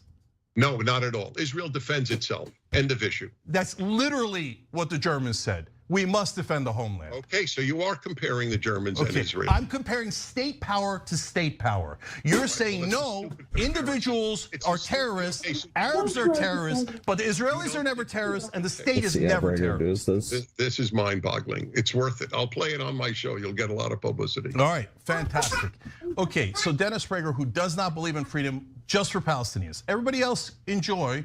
Maybe you live under a Christian nation, and maybe that means governing you, but maybe it doesn't. Maybe it's optional. unconstitutional. Okay, we'll see. Except they say govern. Except you know that every Republican says, I don't believe in a separation of church and state. I've seen it 1,000 times. You're being totally disingenuous if you don't say that. You know that that's what they say, and that would be a religious oppression of the rest of us. We're not interested in the religious oppression. We're not interested in oppressing women and saying, hey, you have to serve us in the home. We're not interested in any of that oppression. Ironically, Dennis, what we want on the left is freedom, and for all of you right-wingers to get out of our damn lives. Yes. Right. So I understand how you operate. You have these long monologues. You go from subject to subject, and we can't analyze any one of them. I asked you, when Christians were in power in this country, did they ever force Christianity upon anyone? No. So I don't know what you're talking about when you say they don't believe in separation of church and state. But that's why I love America. So we're going to take a look at what life is really like for the Palestinians inside of the Gaza Strip under Hamas's rule. I asked ChatGPT, what freedoms have the Palestinians had under Hamas governing rule in the Gaza Strip? Under Hamas governing rule in the Gaza Strip since 2007, they have faced major restrictions with very limited freedoms compared to democratic societies. A few key points. I just want to mention here that Sank's point is that he wants freedom for all, and so does Dennis. What Dennis is trying to tell Sank and the rest of the world is that as long as they keep electing people like this, those freedoms are stripped from them. Yep. They are electing people It's just who like have already taught electing them Hitler as again. the people electing them that their mission is to basically just It's like kill Israeli right after people. World War what they're II, being they taught in re-elect school. somebody that's exactly In like Hitler. kindergarten, again. they go out to shooting gun practice with toy guns That's in the why backyard of their school. the Americans or took during over recess, Germany, and practice well, not the practicing Americans, shooting but the Allies religious-looking took over figures Germany on and split it up walls with to payas prevent and that long from happening beards, again. with black because hats they and would. big noses looking like Ashkenazis. That's what they do. And there are no political freedoms inside of the Gaza Strip. There haven't been elections since 2007. No parliamentary or presidential elections have been held in Gaza. Political opposition, especially Fatah members in the West Bank, have often been repressed through arrest, harassment, or violence. Criticism of Hamas. So if you say anything against Hamas, there are consequences Journalists, for this. This is activists, why ordinary people citizen. inside of the Gaza Strip, Yeah, if they usually want to, now imprisonment they basically or getting they don't killed care anymore. or But if slave they work. want to say anything, they have to cover their face. They have to change the sound of their voice. They have to make sure that they have a very hidden profile on social media. None of this sounds like a democracy. Okay, in public protests, which you're seeing actually more of them now, demonstrations against Hamas have been violently dispersed, most recently in 2019, and again during periods of economic crisis, and most recently, obviously now, where you see like Hamas militants on top of aid trucks shooting at protesters, but now they actually sort of like these protests because they see that it applies pressure on the international community for Israel to let in more aid, which then actually lets aid in, right? But then it goes to Hamas. So Hamas actually likes some of these protests right now. It also lets the Palestinian people sort of blow off a little bit of steam. As the Queers for Palestine movement, we've made lots of videos on this channel about them, but like it's not non-existent. Same-sex relations are criminalized, and LGBTQ individuals face persecution. Here's something that's really interesting. Travel in and out of Gaza is extremely restricted, not only by Israel and Egypt's border controls, but also by Hamas's internal governments. And I want to get to this right here. Okay, so the security wall built in the 90s between the Gaza Strip and Israel was put up because of the wave of the intifadas, like literally rise in Islamic Jihad terrorist activity increased, and Israel had no choice but to put a security wall up. It did not work. It did not work. We saw the first intifada, we saw the second intifada, and then Israel finally said, you know what, I'm going to take the Israelis and the IDF, I'm going to leave the Gaza Strip, which was an attempt at peace with them. Okay? So Israel tried to, but they had to do what any country would do, which is create themselves a security border and protocol for all of its citizens. The second question is Egypt. We still have no answers as to why Egypt has not opened up its borders for the Palestinians inside of the Gaza Strip to be what's up with removed that? from the area and region of war so that they are not caught in the fire. Sank isn't able to answer that. No one on the pro-Palestinian side is able to answer that. You can continue to go on and look at it says some degree of religious practice is allowed.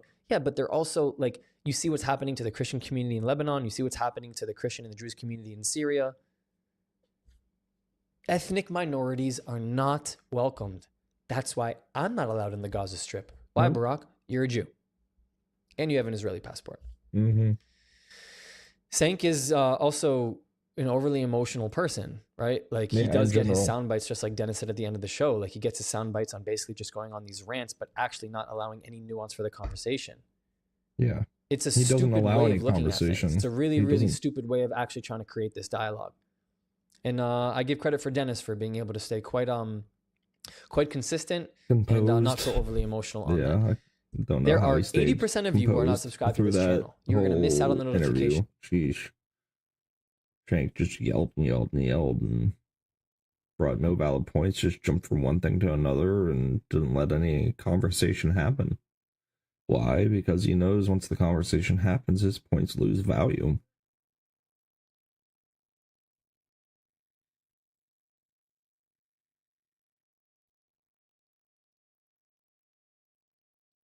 What?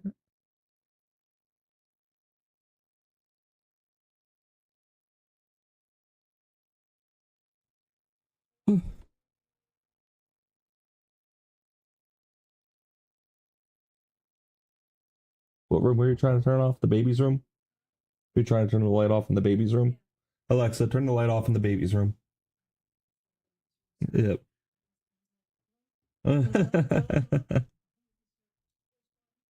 Yeah, we just kept it babies for now. We'll change it to Savannah in a little.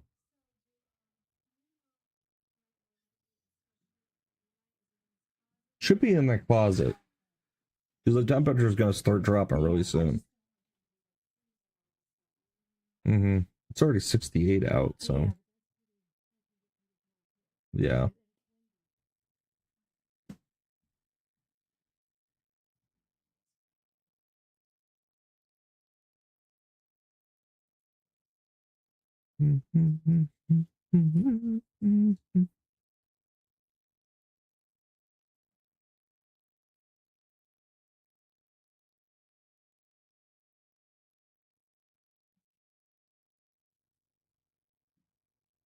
Oh, that was 5 months ago. That might be a good one to watch eventually. Oh, anything new out? I don't think so. I don't think there's anything new.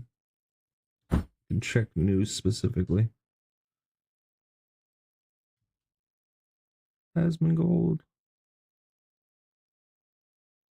Let's look at this. We're also following developing news in the search for a Nashville man who mysteriously vanished 2 years ago while on a business trip to Southern California. The leader of a religious group connected to his disappearance has been arrested. KTLA's Corrine Winter live in the news center with all those details. Hi, Corrine. Hi there, Lauren and Lou. We've been speaking with authorities this morning. Redlands police have been trying to speak with the leaders of the ministry. They say so far they have not been cooperative and still no clues on the whereabouts of Emilio Ghanem. Where is Emilio Salem Ghanem?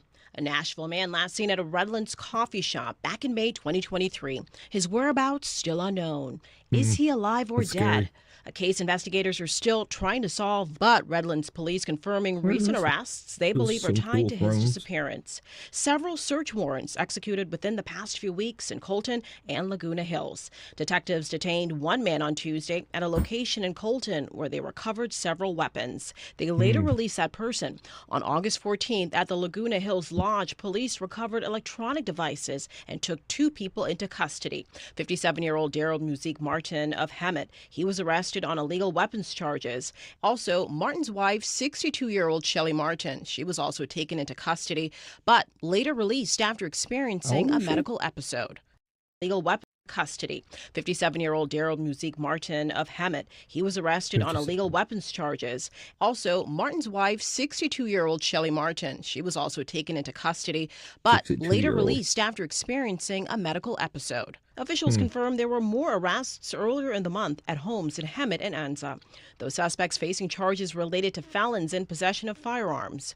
Some of the weapons recovered included automatic rifles, ghost guns, and other digital evidence. Ghanem was a member of His Aren't Way those 3D Spirit-led printed guns, I Assemblies. guess? It's a religious organization based in So they Hemet. can't be tracked Daryl and or Shelley Martin are the detected leaders of in this metal- organization. in the metal detectors. Ghanem was a member for more than 20 years, but left the organization prior to his disappearance. He quit a pest control company the group was running and was in the process of starting his own pest control company in Nashville with a satellite office here in California. That's why he made the trip here in 2023 to contact potential customers.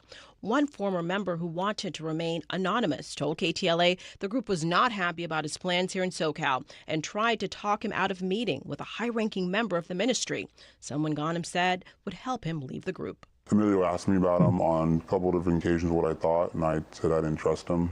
don't meet with them. Redlands police found a rental truck Ghanem was driving before his disappearance and evidence inside tied to the investigation. Redlands police also working with Claremont PD after learning another member of this religious group disappeared back in 2017 under mysterious circumstances.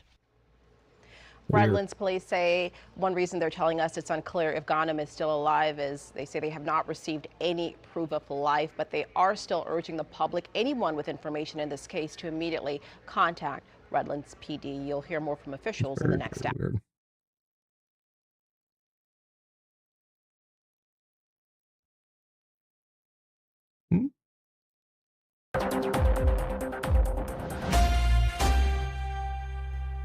TV. Well, hello everybody, welcome to 2CTV, your global news channel. We have some breaking news coming from Gaza City as the invasion by the Israeli Defense Forces has now started. The ground troops are in the city, heavy clashes happening as we speak. We're going to show you the videos coming in from Gaza City. There is also a lot of chaos happening, including the assault on the Israeli soldiers. A number of them are now injured. They are being evacuated by the Israeli helicopters. And of course, there's a lot to cover in regards to the missing soldiers as well. 6 IDF helicopters have now landed and are evacuating the wounded troops from Gaza City. A number of them have been ambushed by the Islamist militants. We're going to give you guys all the updates fighting like dogs in now. this stream. Of course, we're going to get your reaction as usual. There's a lot of not that they fought really any different than that. Let's guerrilla warfare and first video, cities and setting up bombs on houses broke out and earlier as the Israeli trying to destroy forces everything they attempted can. to evacuate their own soldiers, who some might be dead. We're still waiting for the confirmation, but a lot of them have been injured and wounded, with the helicopters taking them back to the hospital in Tel Aviv.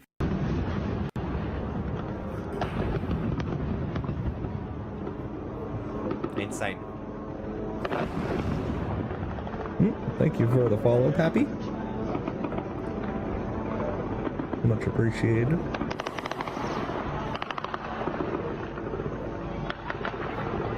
A lot of gunfire.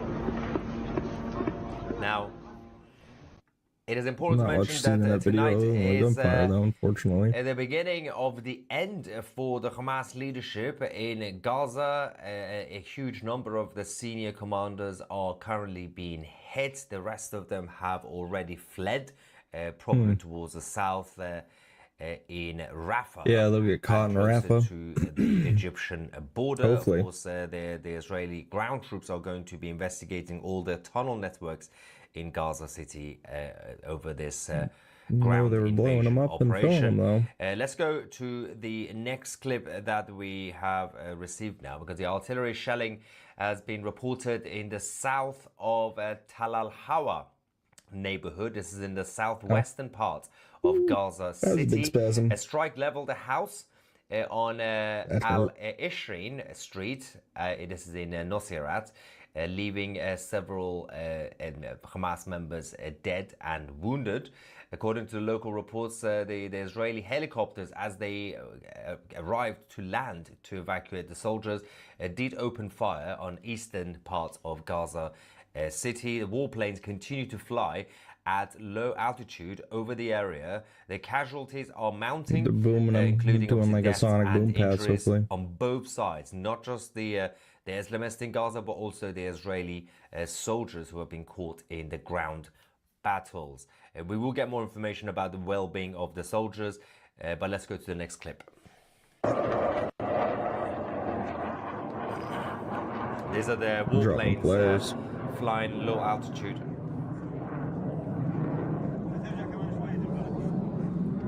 Yeah, I guess the Islamists don't really have anything to counter the air. So, One of the Anything in main the air? areas I doubt they to do. focus on is the so-called humanitarian corridor that was set up because I think that's slightly changing now. But the update that we are receiving is that the humanitarian corridors into Gaza City itself have now been stopped because obviously they don't want to. The evacuations were supposed to be happened by now. Yeah, everybody should be out of the city. A lot of the civilians have already left over the last shouldn't be there days, that aren't especially Hamas. Earlier today, we will show you. Sucks that they all have to be relocated, but honestly, it's for their safety. If they stay in this, they're a potential casualty of war. To stay. Yes, the low that's the time to play around. warplanes obviously flying over Gaza City. We do have some more updates and videos coming. But martyrdom is a big thing for them, so I'm not surprised that so many people would stay and there'd be potentially high casualties because they're going to put themselves in harm's way. The civilians that are pro-Hamas and radical Islamic.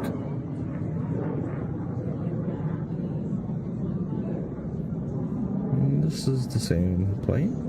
Yeah, just different angle. As you can see, the Israelis have taken control of Gaza City from both on the ground, but also in the skies of Gaza. And, I mean, the only people that would help are Iran, and Iran doesn't have any jets left. So let me show you what happened earlier on, because obviously the Israelis had to send a final message to everybody who, at that point, if they hadn't decided to evacuate, this was the final warning. And of course, these were targeted attacks on the Hamas bases. Let's go.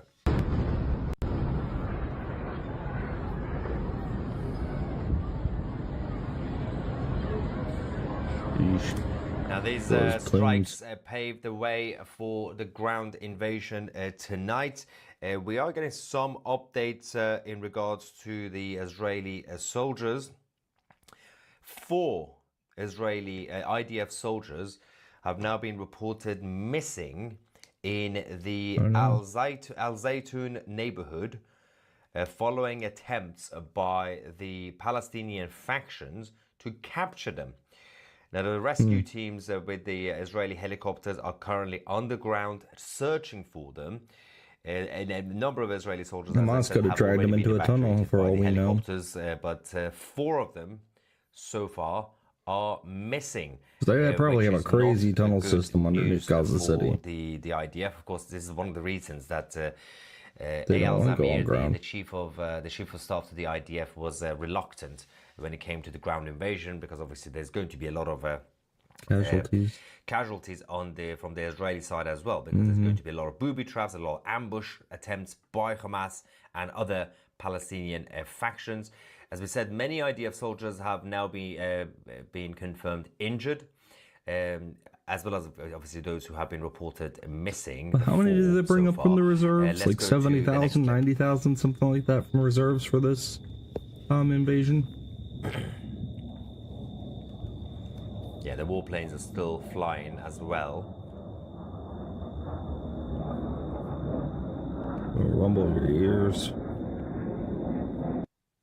Right, now, let me just get some confirmation on a couple of reports. There's a lot of updates coming in. Of course, we are trying to get everything verified before giving it called to in you. airstrikes, they're just like there to support. To the next clip, the latest video from so Gaza somebody City. calls in, needs an airstrike on something, they're able to do it. They just divert course or change course, turn around, and go ahead and bomb the heck out of the position that's being called in. Right, okay. Yes, the factions that have been trying to, attempted to capture the Israeli soldiers were the Qassam fighters, the Qassam brigade of Hamas.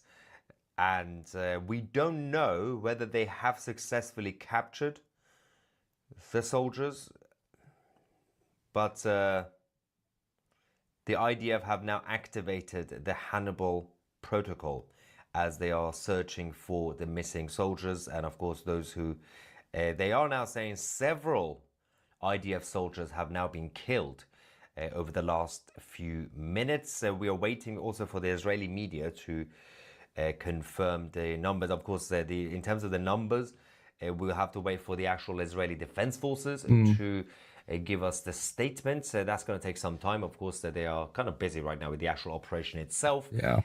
And we will get some more intel on that in terms of all the reports that's coming in, how many have been injured, how many have been killed, and how many are missing, and whether they have been captured by Hamas or not. This is, of course, will be escalating things from the IDF side even further, because if more people are going to be taken hostage while they are trying to rescue hostages, that means that the Israeli government is becoming even more angry, rightly so. They're going to have to completely go in and wipe it out before it gets even worse. Now, just a quick thing in regards to the evacuation. As the evacuations continued earlier today, as we said, the humanitarian corridors into Gaza City itself were halted. But this is where it gets fascinating as usual, because the Western legacy media are idiots.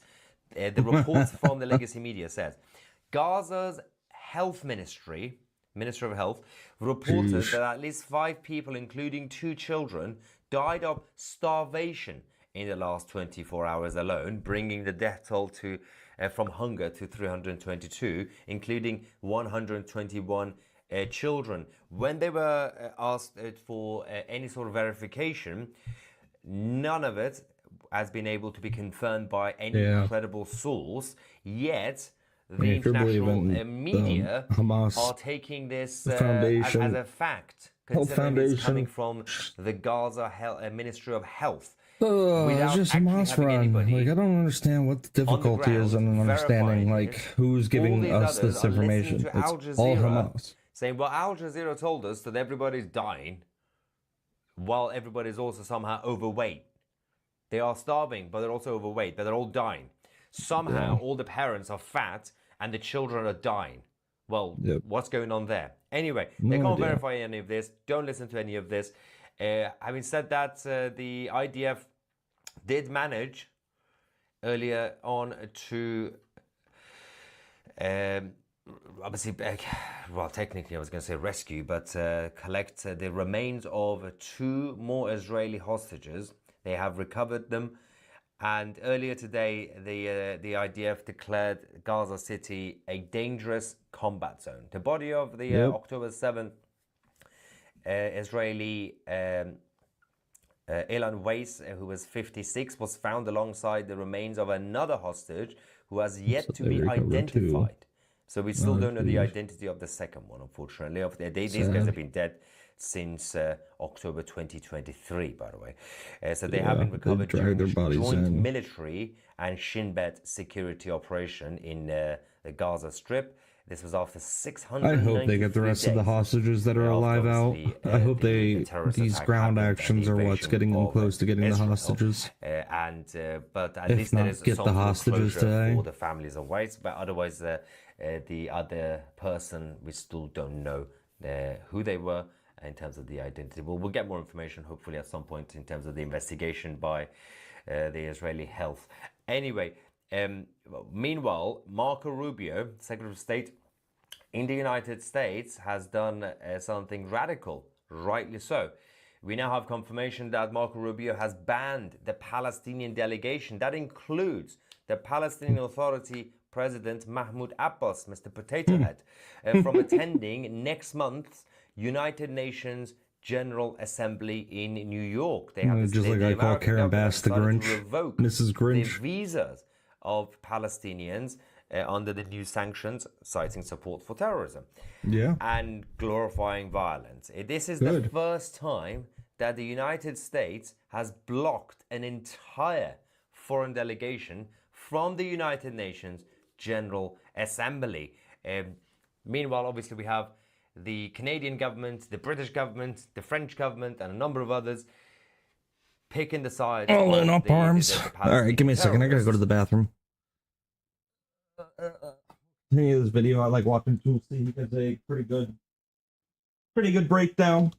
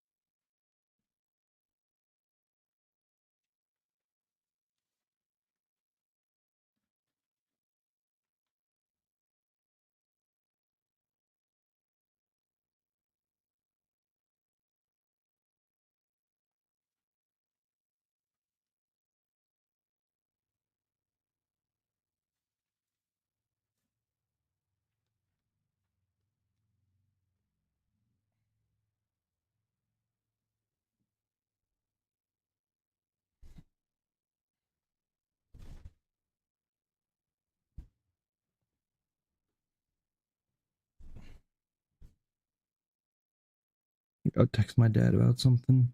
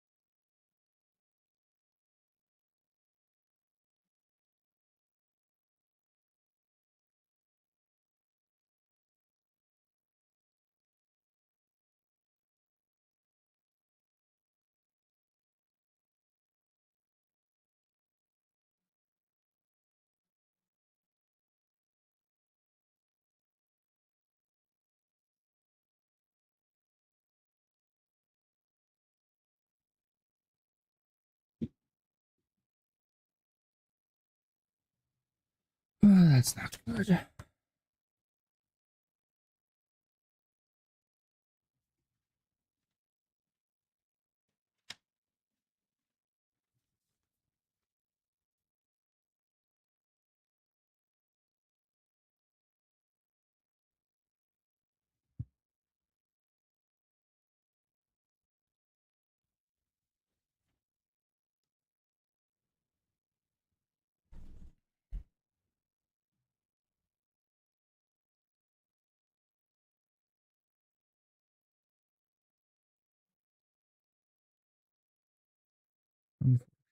It really sucks.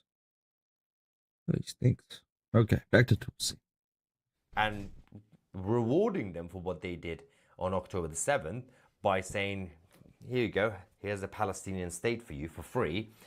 The American government under the presidency of Donald J. Trump is actually taking the exact opposite approach by banning the whole of the Palestinian delegation. A big shout out to, of course, Marco Rubio.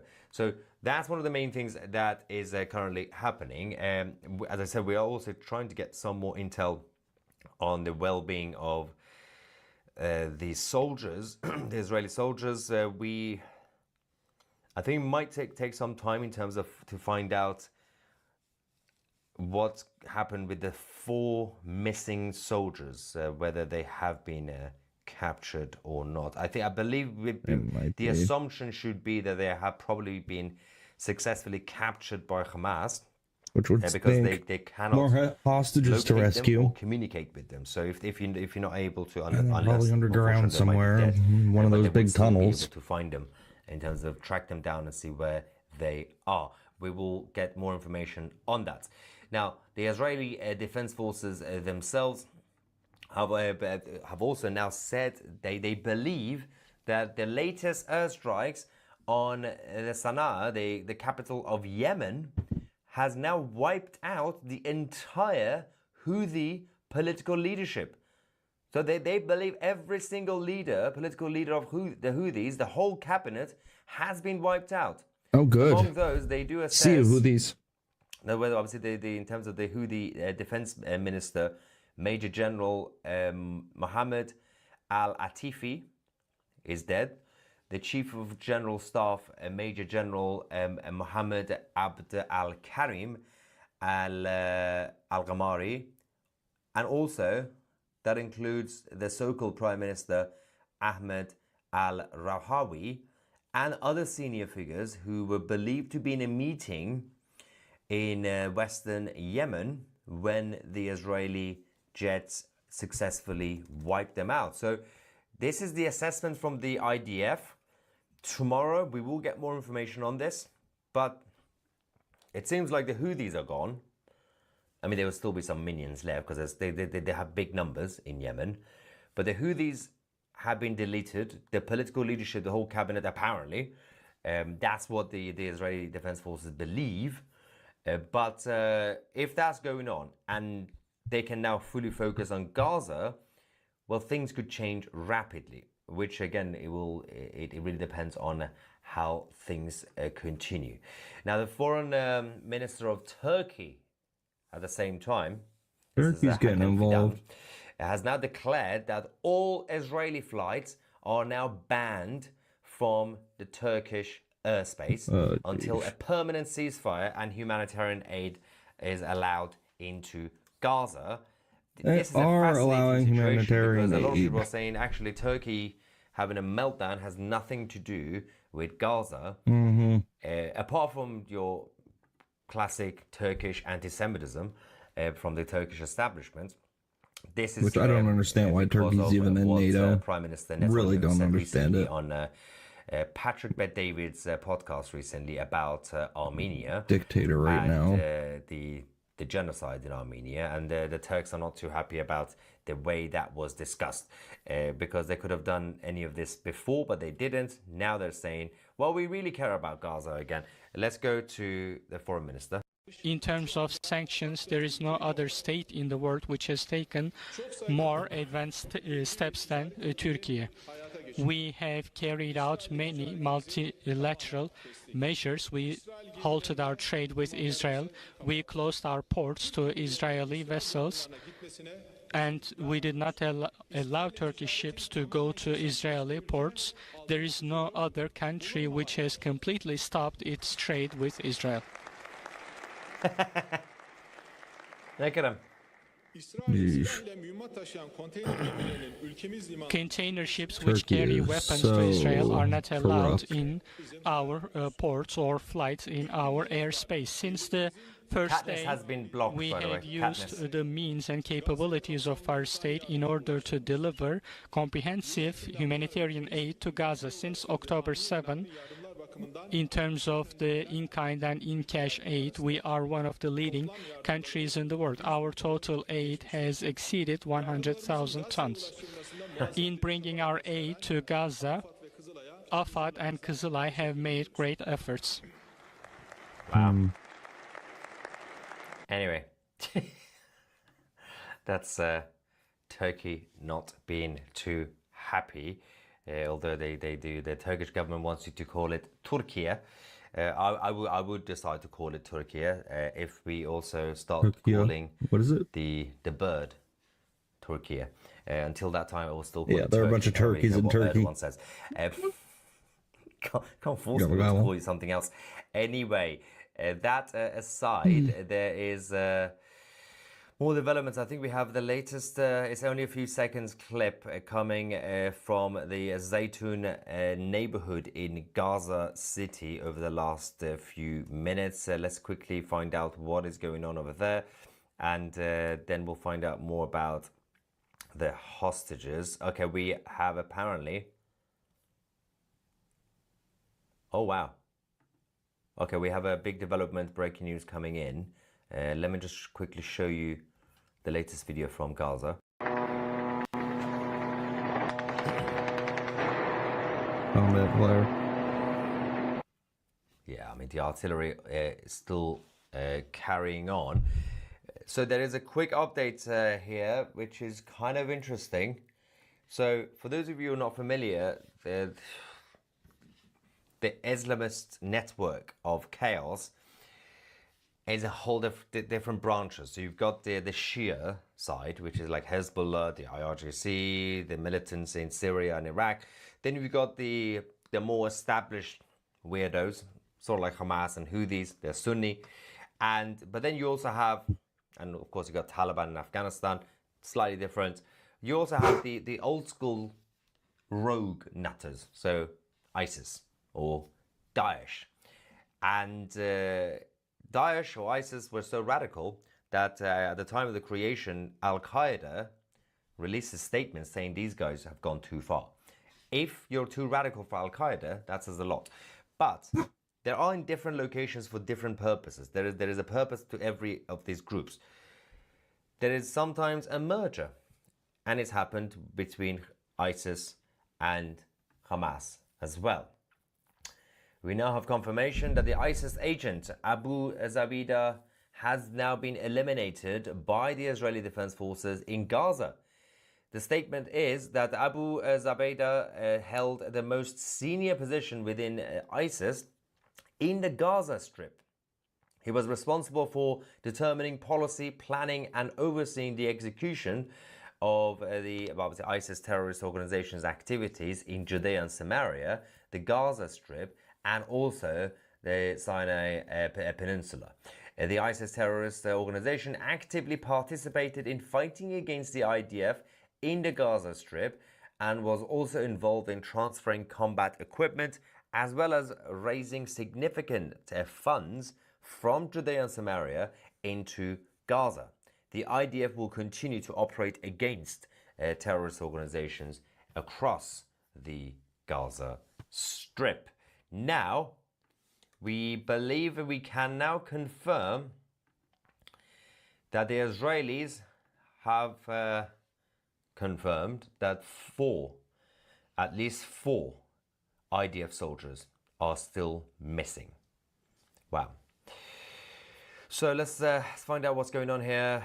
The reports that the Israeli media have also are now reporting is that they have lost contact with the four soldiers who were in the Zaytun neighborhood, which was the same place I just showed you the video for a few seconds, the last video I showed you. And it's been called one of the most difficult security incidents since October the 7th, 2023. Now, the unconfirmed reports suggest that Hamas have captured the soldiers. We cannot verify that, we don't know. But the rescue force obviously ambushed during the evacuation. Hopefully they free their guys and the rest of the hostages. Getting old. Here's my stream on YouTube. If anybody's tired of the ads, I don't think I have ads running on Twitch. Pointless and annoying, honestly. And I don't like the ads that they run in the first place, so I try not to run any. She hasn't spoken with the police yet? What? The FBI has released new details on the Minnesota school shooting as a memorial continues to grow outside the Annunciation Catholic School. 2 children, an 8- and a 10-year-old, were murdered in the tragedy, and in total, 15 children were injured, with at least 9 still in the hospital and 1 that remains in critical condition. The parents of these victims continue to look for some form of answers, but police say one close family member to the shooter is leaving everyone in the dark. Hello, everyone. This is Outnumbered. I'm Emily Campagno, and also joining us today, Molly Line, Fox News correspondent, Tommy Lahren, Fox News contributor and host of Tommy Lahren is Fearless on Outkick and FoxNews.com. And joining us on the couch for the very first time is Tiffany Smiley, founder of the Endeavor PAC and former U.S. Senate candidate, and Guy Benson, Fox News contributor and the host of The Guy Benson Show on Fox News Radio. Now, Minneapolis police say the shooter was obsessed with killing children and carried out the massacre to gain notoriety. Police say he fired 116 rounds with a rifle and 3 with a shotgun. Fox News confirms the shooter's mother, who previously worked at the school where the shooter attacked, has hired a criminal defense attorney. Now, police say they have not been able to interview her. Watch. We do know that The shooter did attend Mass there previously. The shooter did attend school. And the shooter's mother was an employee of the parish previously for some time. So obviously there is a connection between that shooter and this particular parish. I know we have not been successful in talking to the shooter's mother yet at this time, but there continue to be efforts made to get that done. The mother's attorney gave Fox News Digital this statement, quote, "She is completely distraught about the situation and has no culpability, but is seeking an attorney to deal with calls like this." And now FBI Director Kash Patel says investigators have collected enough evidence that points directly to an act of domestic terrorism motivated by a hate-filled ideology. An absolutely tragic situation, Tiffany. As we learn more, it appears we won't be learning more from the mother of the shooter. Yeah, well, I mean, first, this senseless act of violence is absolutely gut-wrenching. It just hits you hard. I'm a mom of 3 boys who just started Catholic school, and my whole heart and prayers goes out to the whole community, to the parents, to the kids, to the teachers, and even to this shooter's mom. I can't imagine the weight of the world that is on her shoulders, the responsibility. I don't think any of us can fathom what perhaps she is On feeling top in of this it all, moment. she is so distraught, I am sure. Cooperating with law enforcement. I would like to see her put out a statement to her lawyer. I think it's going to take time. And I just can't imagine the place that she is in. But as we go along, she's going to have to communicate and work with law enforcement to get to the bottom of this. And I would hope that she could put something out sooner than later, just for everyone in the community. Yeah, your compassion is so generous. And we should, again, remind viewers, she was part of the community too, the Annunciation community. Yeah, so you think about this as a parent, and you've lost your kid, which is unimaginable and horrendous. As and a then parent already. With that compounding the grief and the confusion and perhaps the anger is the fact that your kid also murdered other kids in the process of this horrific atrocity. So there And is associates some that sense were of probably, empathy. she was that probably associates with the adults that got injured too. I don't believe any adult was killed. It was kids. His focus was the kids. I feel, that being said, if there were signs that were missed, I'm sure she's probably thinking about this all the time. If she should have known something or did know something, we need to know that. And I do think it's important for her to cooperate with law enforcement. She doesn't have to talk to us in the media. I understand that. But law enforcement, she should cooperate with. Because if she's distraught, which I'm sure she is, I think she owes this to herself and especially to the families of the victims of her son to help law enforcement to the greatest extent possible. And if she's not doing that, especially a few days from now, I think that's a problem. And Molly, perhaps is there some type of fear of legal retribution that is obfuscating her willingness to cooperate so that everyone in our collective grief over this can, yes, learn something to prevent it from ever happening again? I'm sure she's got parents in the court. I'm sure she has signs and information that she'd bring forth that she noticed in her son prior to this. If she even had contact with him at all. I don't even think there's information on whether or not he lived with his parents or not before he went and did this massacre. I'm not sure. Course of these similar tragedies, mass Excuse shootings me. that have been prosecuted in the wake of them. There was most notably the Crumbleys, Jennifer and James Crumbly. They were the first parents to be prosecuted. Their son was a minor when he committed his acts, killing 4 students. That was at the Oxford High School. But there have also been parents who've been charged after their sons, in these cases, committed mass killings that when they were adults. There were several examples. The father of the Nashville Waffle House shooter, that individual that committed the shooting was 29 years old at the time of the shooting at the Waffle House. The father of a man who killed 7 people that happened at a 4th of July parade in 2022 in Illinois, the Highland Park shooting. That shooter at the time of the shooting was an adult as well. In the case of that particular father, he signed his son's application for an Illinois firearms identification card 3 years before the massacre. He was ultimately pleading guilty to 7 counts of misdemeanor reckless conduct. So parents have faced culpability. Welcome back. How's the similar actions park? have occurred. And perhaps Good. You have fun? It's very good. Come here, Diva.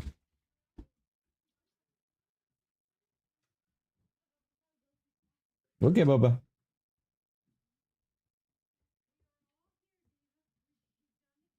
Yep, she checks. Everybody comes through that door.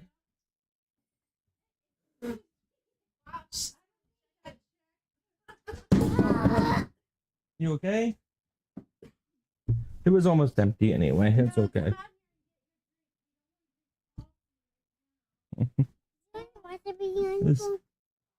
Well, I'm using my phone, but you can watch something if you want. Yeah. What do you want to watch? Go get a drink. Go get a drink and I'll get it ready for you, okay?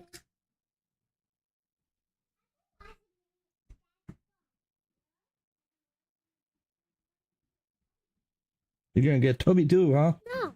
Well, you gotta get a tubby, but you can watch a little bit of something. Maybe you watch it. Wait. Yeah. Spider-Man Lego.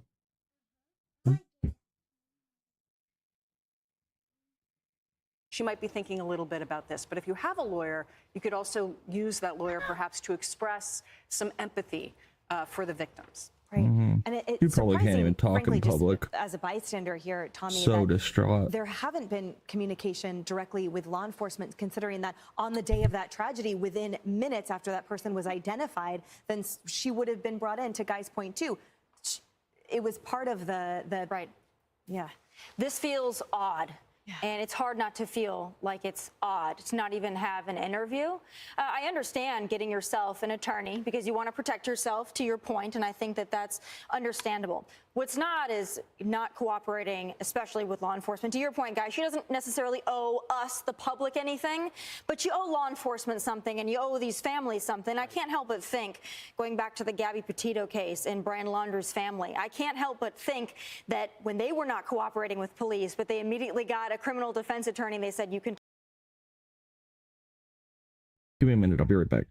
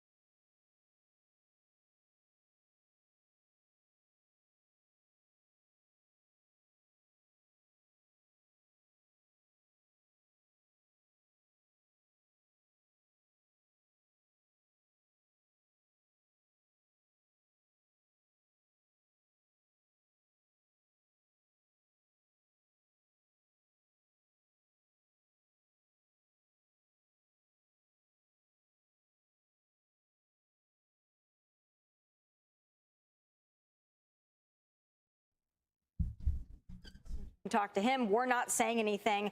We're not going to talk about it. This feels to me eerily similar. I'm not saying that she has any culpability. I'm sure she doesn't. She was living in another state. However, if you do feel like you need a defense attorney, you still need to cooperate with police. You owe the community that much. And by her not doing that, I think a lot of the empathy that all of you feel for her, that's going to dissipate in the public eye pretty quickly. Yeah, it's such a good point, the public perception versus legal culpability, and the reality that I think that the public understands. You know, there's a level of support that one has for their children that is not to be confused with the culpability of their nefarious intentions. And it seems like there hasn't been a judgmental approach to this horrific situation that we know of at this point. Right. Well, and you got to think, as a mother, you take that responsibility on. And I'm sure she is feeling that. But like I said, and to your point, Tommy, she should put out a statement through her lawyer to the community, to the victims, and show that she is sympathetic and that she cares. I think that would go a long way. Yeah. Guy, final thoughts? Well, I think in some respects she sort of did in that lawyer statement where she said she's distraught, okay, yes, and that bears no culpability. That's an assertion of innocence. I'm more open to that assertion if I know that she's cooperating with law enforcement versus not, personally. Right. Yeah, I wish she was more open with Hey everyone, law I'm Emily. enforcement at this point. It's kind of ridiculous that she hasn't even talked to them at all.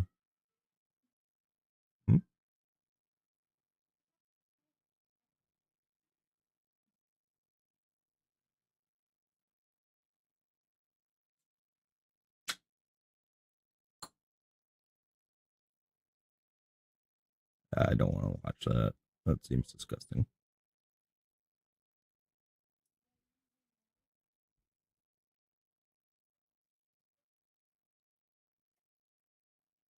Nope, I know this one. 5 billion previously approved foreign aid.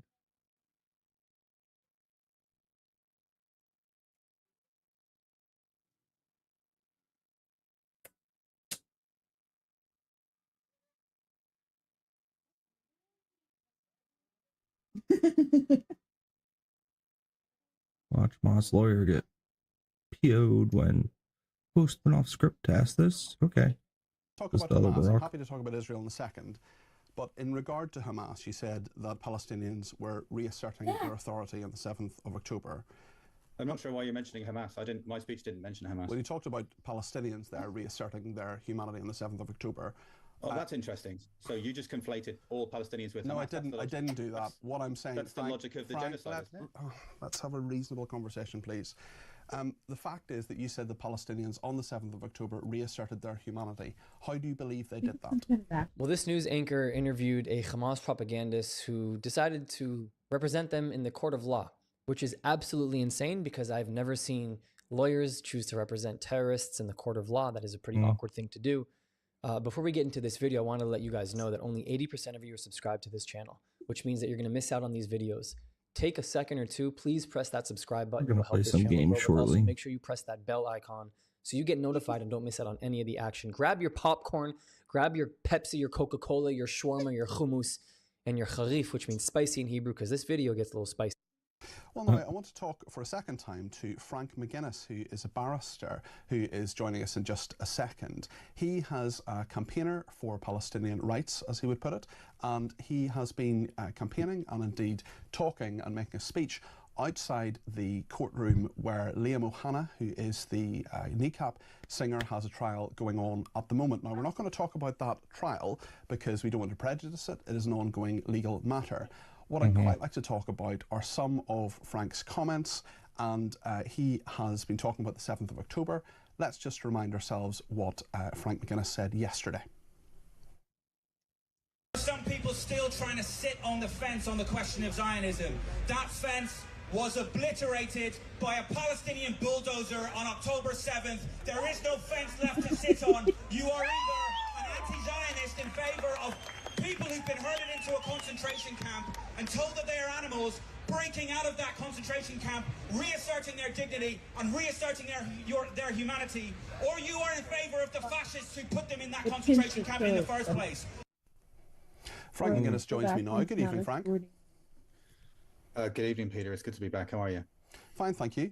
I just wondered why you believe reasserting their humanity is what Palestinians did on the 7th of October. Why do you believe that's the case, if I'm characterising your words correctly?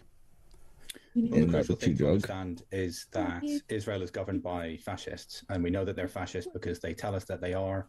The Israeli Finance Minister, Bezalel Smotrich, has said explicitly that he's a fascist, and it's also the case that Israel's an apartheid state that is engaged in the mass murder of Palestinians. Okay, let's talk about Hamas. I'm happy to talk about Israel in a second, but in regard to Hamas, you said that Palestinians were reasserting their authority on the 7th of October. I'm not sure why you're mentioning Hamas. My speech didn't mention Hamas. Well, you talked about Palestinians there reasserting their humanity on the 7th of October. Oh, that's interesting. So you just conflated all Palestinians with Hamas. No, I didn't. I didn't do that. What I'm saying. That's the logic of the genocide, isn't it? Let's have a reasonable conversation, please. Thank you, buddy. The fact is that you said the Palestinians on the 7th of October reasserted their humanity. How do you believe they did that? Yeah, it's obviously the case killing that and the raping. fascist apartheid state of Israel herded more than 2 million people into a concentration camp because it views them as a racial threat.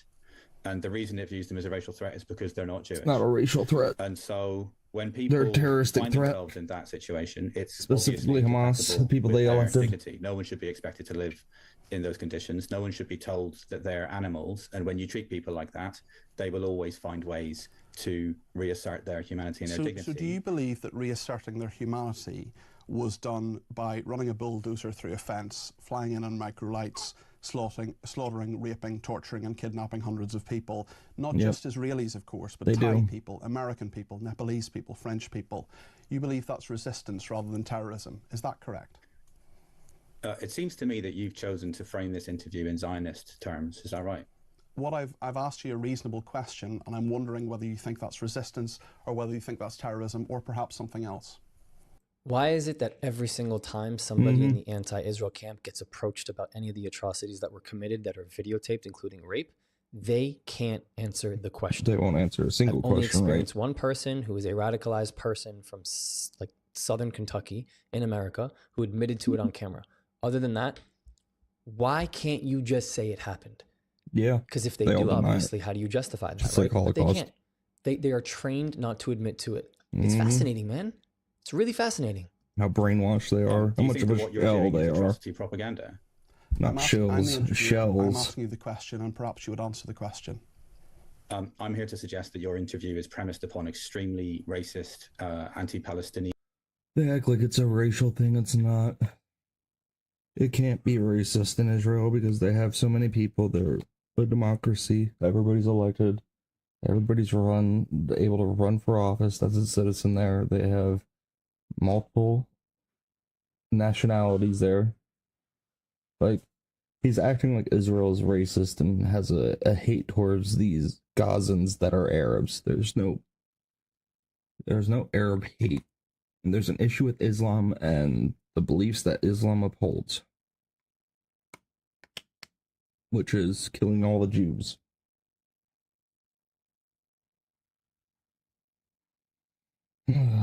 These interviewers are stupid. Not the interviewer, but the interviewee. And dude's just so uneducated.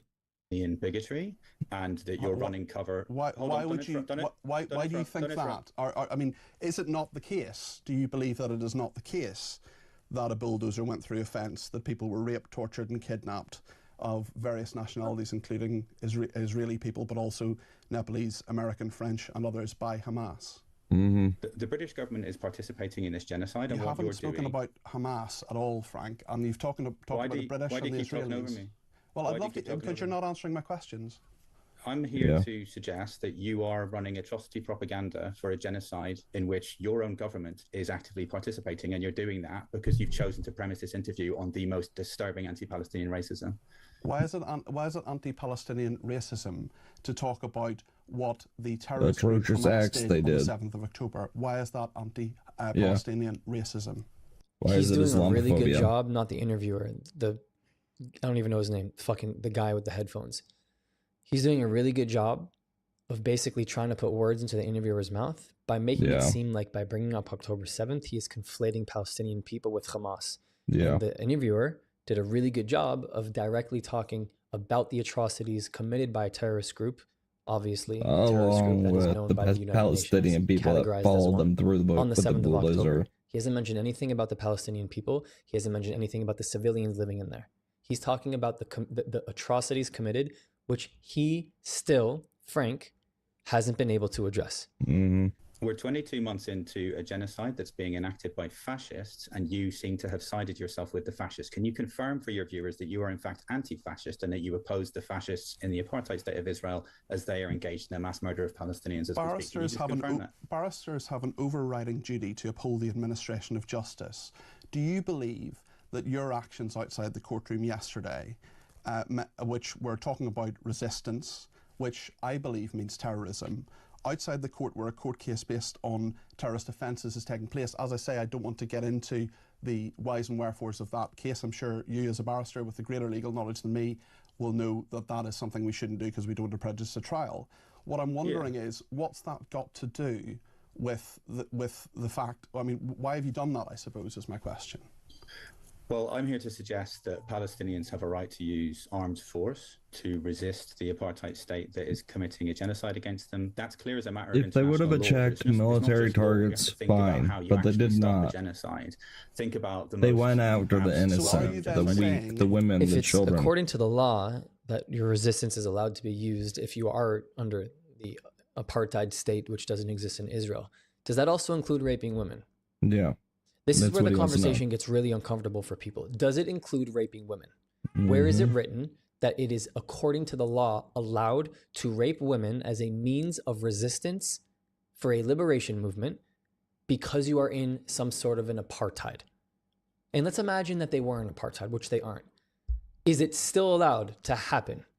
Yes or no? What happened on the 7th of October is justified.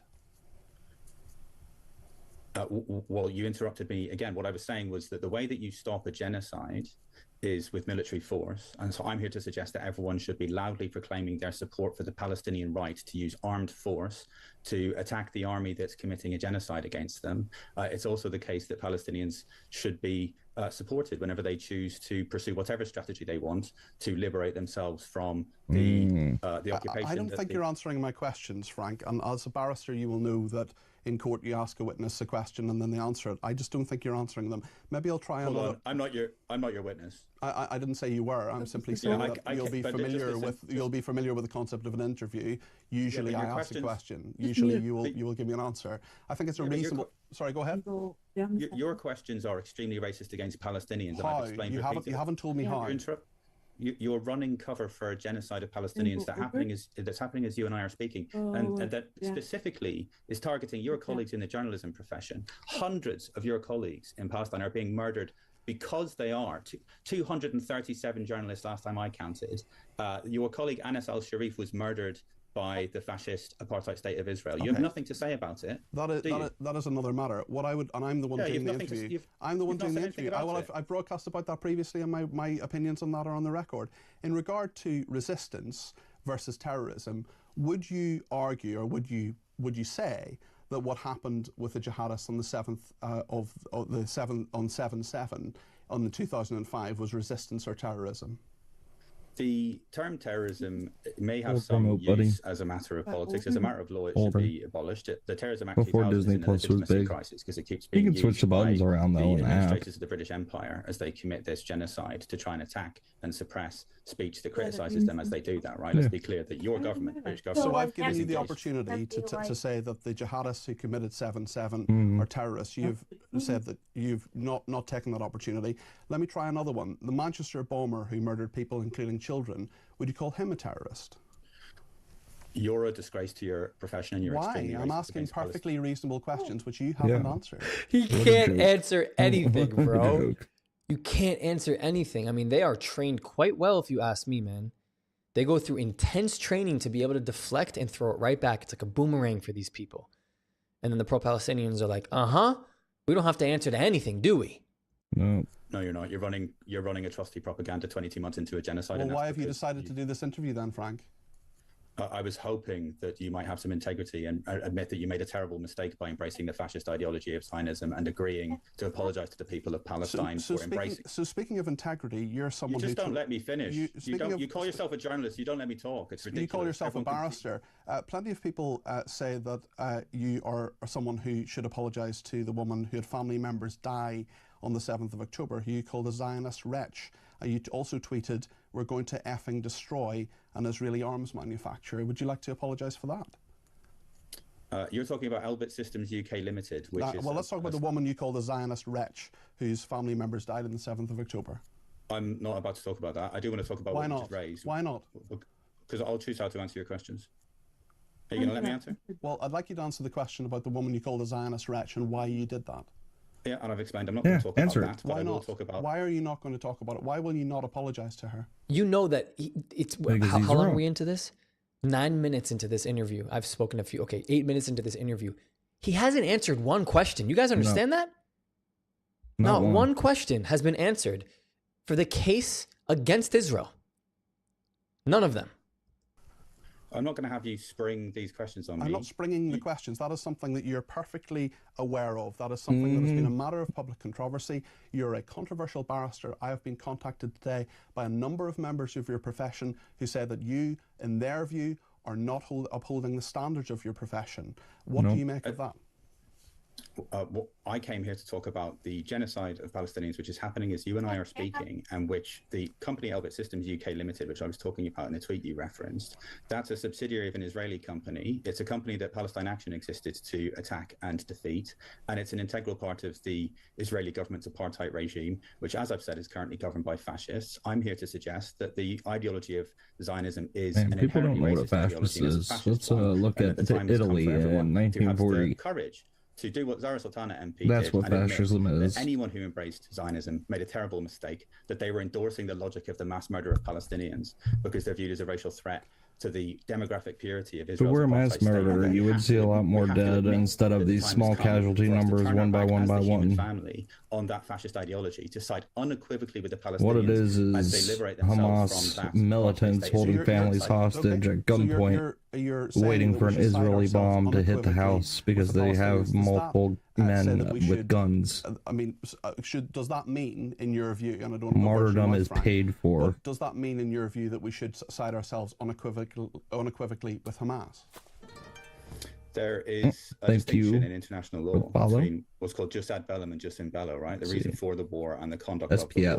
I think that what's absolutely clear is that Palestinians have a right to engage in armed struggle against an apartheid state while it tries to destroy them. I'm obviously not here to start falling into the traps you're trying to set regarding the Terrorism Act 2000. They're not traps, they're perfectly ordinary questions. They are ordinary questions. I don't understand why he's not able to answer them. What it says, because it might commit a criminal offense, while the other one gets to go on a platform and spout if it's committing criminal offenses, then maybe it's illegal and against the law. Right? That's the imbalance that the British state that's participating in this genocide has deliberately created. And I'm inviting you to have some courage to challenge the British state instead of engaging in this continued anti-Palestinian racism. It's a genocide, mate. Like, seriously. Like, how have you allowed yourself to become so numb to that? Have you lost all humanity? Like, seriously? I would argue, Frank, well, you're asking me a question, I want to put it back to you. I would argue that to be a humanitarian, what you would do right now is say that what Hamas did on the 7th of October was a lack of humanity, was a horrible, evil act that should not have happened. I would also challenge you to say that any anti-Semitism that happens in this country, including some that you have been accused of by others, should be completely condemned. You want to be very careful. It's not been shown that I've done anything anti-Semitic. I haven't said that either. I've said that you've been accused of it. It's as I've said. You are currently choosing to side with the British government while it commits a genocide. I'm inviting you to do something far more courageous, to admit that you made a mistake by embracing the fascist ideology of Zionism, to apologize to the people of Palestine, and to come out like Zara Sultana did as an anti-Zionist. It's beyond urgent. It's 22 months into a genocide, and you're still talking about October when it started, October 2023. Do you not think we should talk about it? Do you think we should not talk about the 7th of October? I think that the 7th of October is being used as atrocity propaganda, and I think that you are personally responsible for spending 22 months propagating atrocity propaganda. You are justifying a genocide, and you will be remembered as such. I think you'll be remembered too, Frank. I think you'll be remembered very, very clearly. Poorly. Thank you for joining me. Well, clearly, but poorly. The interesting thing about Frank is that he's really never been to the region. He's never been to the Gaza Strip. He's never actually seen it with his own two eyes. And the entire genocide claim is just like, it's the most easily debunked thing in the world. First of all, the population has increased. In genocides, populations don't increase. That's number one. Number two, in genocides, the enemy territory usually doesn't feed the other enemy territory, meaning Israel is providing aid. Make sure they give them the amount of calories they need. In northern Gaza and Gaza City. That's because the United Nations will refuse to work with the GHF and the IDF. So you have tons of food, sitting there, soaking up vitamin D, not getting delivered to people. But at the same time, you see YouTubers inside of the Gaza Strip going to markets, vlogging their way, buying macaroni and diced tomatoes and canned meat. I keep saying this over and over because I literally have been watching this guy Yusuf's channel, who then have the audacity to ask for more donations from people abroad who only see the videos of set up pictures of kids and women crying, waiting for food. But the flea market behind them, 200 yards, is selling macaroni. And then you see the arms of the Hamas terrorists full of flesh, as if they've been fed, well fed. And then you see the Israeli hostages who look like they haven't been fed in almost 22 months. Starve their victims. And so the other thing is, if there was a full-on famine and genocide, how is it that the population has increased and still survives? Human beings are not meant to survive with zero food, zero nutrition for 22 months. There'd be tons of miscarriages. There is no genocide in the Gaza Strip. Of... Frank doesn't know that there's no genocide in the Gaza Strip. He's just getting paid very well. And doesn't know better to even look the body beyond does the not surface. run when there's famine. Blaming everything on Zionism, blaming everything on the Jews, blaming everything on the state of Israel and the establishment of Israel is just returning to scapegoating to us, to white people for all the world's problems. You see how zero accountability was held? No accountability was held by Frank on the pro-Palestinian movement for Hamas? None. So the same way that the anti-Israel pro-Palestinians want to say that like radical Israelis and pro-Israel people always say that everything's on Hamas, well, I could say that they think that everything's on Israel. Tomato, tomato, we can play ping pong all day. Doesn't validate the argument because you claim the same thing. It's ridiculous. Thank you so much for all your support. Links in the description to help this channel grow. Here's a note from me. Agree. Here are 4 ways you can help us grow if you believe in our mission. I agree, Brock. Other Brock. Oh, JD. He's live.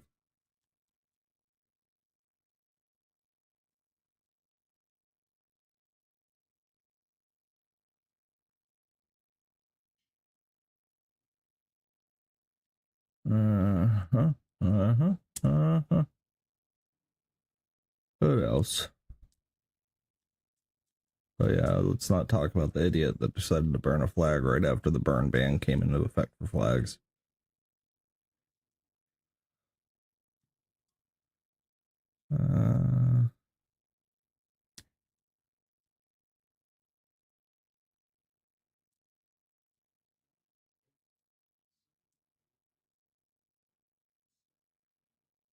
You familiar with Nelson Mandela? Of course. Okay, well, I'm going to use his words to kind of answer your question here. But Nelson Mandela said, and this is true, that if you have a problem with the means, so the means that the oppressed use, the oppressed... Oh, it's a short, sorry. I have a surprise for you. You familiar with Nelson Mandela? Of course. Okay, well, I'm going to use his words to kind of answer your question here. But Nelson Mandela said, and this is true, that if you have a problem with the means, so the means that the oppressed use to resist their oppressor, they're determined by the oppressor. So if you have a problem with the means used to resist the oppressor, then you should condemn and you should criticize the oppressor for getting rid of all means of resistance except violence. That's the only means that the Palestinians have to resist their genocidal oppressors. And if you have a problem with that, then your condemnation should lie with the oppressor. What I have a problem with is the murder of innocent civilians on October 7th. I have a problem with that too. And you know who's doing because that? they're Israel. Jewish. Israel is acting in self-defense, Israel is the one who's sending the Apache incredible helicopters measures to kill all those people. to protect civilians. If you don't see October 7 as terrorism, then I don't even know what to say to you. And ultimately, this war could have been ended. All these civilian lives could have been saved if Hamas had laid down its weapons and given back the hostages and committed to building Gaza without Hamas radicalism. has literally offered at least 4 times to return all of the hostages, and Israel has said no every single time. That's a lie. That is plainly false. This is Hamas is counterfactual. I don't know where you're getting uncompromising. this from. Don't Look, compromise. thank you so much, Jordan. We're out of time now. Thank you for coming on this show. We really appreciate your time. Have a good evening. Thanks for having me. So, in conclusion, Hamas controlling Gaza is apparently irrelevant to whether or not there'll be peace, and it was actually the IDF that killed most of the people on October 7. Insane. But look, even though I thoroughly, vehemently disagree with everything Jordan just said, so much I chaos. appreciate that he was willing to Baby's come on, and that's what this is all crying, about. Eli's crying. Let's have the debate. Yeah, I don't really have much to say on this video. If other people who don't like Israel are not willing to hold Hamas, hold their friends, hold Iran, hold any of their other neighbors Hezbollah. that have taken part, hold any of the Fatah members of Fatah, should I say, and any of the other militia brigades, brigades. Yeah, that took all the part in bottles October should be in 7th the atrocity. steamer. If they're not willing to hold any of them accountable, I don't see any point in having conversations with people like this right now, Yep. because they don't have access to the information. I just find it fascinating that there are still people today in August 2025. Are you familiar with Nelson Mandela? Of course. Yeah, they're all clean.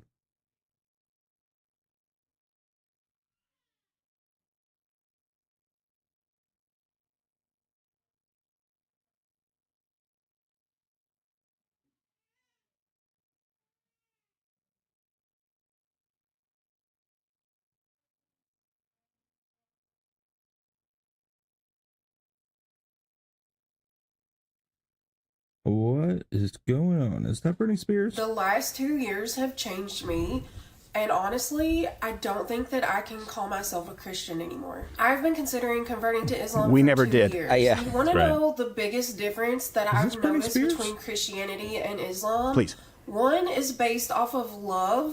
The What? other is based off of fear. I'm going to be so for real with you. I've had agree. to really practice fearlessness in the last 2 years as I have advocated for the Palestinians and for these global genocides in the world. And the more You that I have advocated for become them? fearless, the more that I've pulled away from Christianity and leaned more towards Islam. Oh, Christianity is the What I've fear. learned is that Islam and I think about Islam is you its can't lean is towards about it. You have to be love, full in. service, You have to Good fully in your in own Islam. personal relationship with God. It's about compassion. Or die. It's Yeah. about the It's not humane compassion. It's treatment not- of there's animals. no- And it's about By that, they mean showing women. up when it costs you everything. When it comes to Christianity, at least the way that it's practiced in America, it's very much fear this same God that we all serve, because it is the same God Nope. in Islam and Christianity. Nope. But it's like, fear not. this God or burn. And under that holy fear, Christians have cheered on some of the worst atrocities in history. I choose to be on the hard, messy, bloody, dangerous It is bloody, front lines with the Muslims, as opposed to sitting comfortably in the back with But you Christians. just said watching peaceful. genocide like it's entertainment, eating I thought they were popcorn and peaceful. clapping in the name of Jesus. Who was Palestinian, by the way? I keep What you got saying against that I'm popcorn? still deciding, but I He was from think Judah. I just made that final decision, and I guess I'll handle It's final. whatever comes Yeah. my way in the name That's of not Britney Allah. Spears. She was greeted with open arms by her new Islamic overlords. Like, yeah.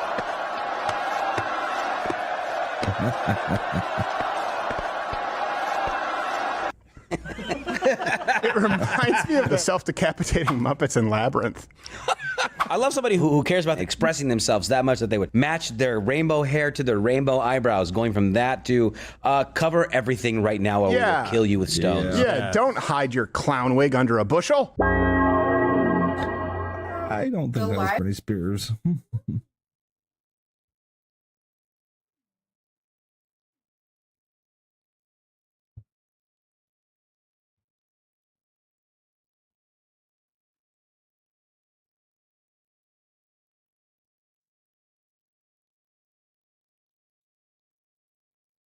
Turning to the investigation, they are now focused on the shooter's family.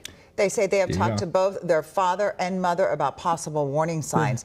Uba Ali spoke to one of the shooter's former teachers, and Uba joins us right now. Hi there.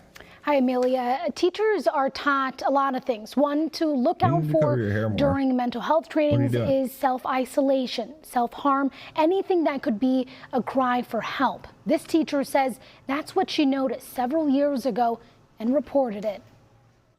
As the community mourns and investigators work around the clock looking for answers, there is another voice. I felt like I connected with this student. Sarah Reilly taught art at one of the high schools the shooter attended in the Twin Cities.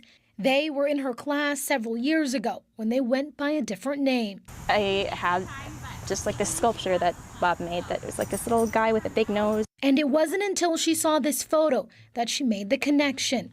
Did you ever think this person would be capable of such a heinous act? No. But she recalls noticing concerning signs. Self-harm is usually an indication of either a cry for help or an expression of self-hatred or both. And that's something that needs to be reported. And she did, but doesn't know what happened after. Would you say there was missed warning signs? I don't know if it's necessarily that they were missed. I noticed.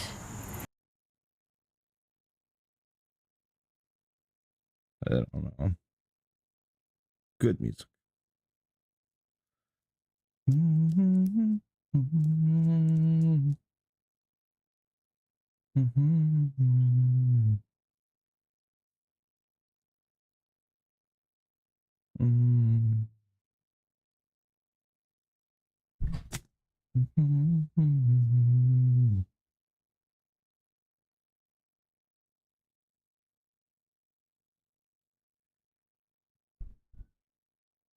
More Jordan Peterson and Douglas Murray interview? When?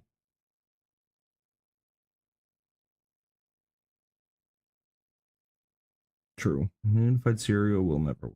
I agree.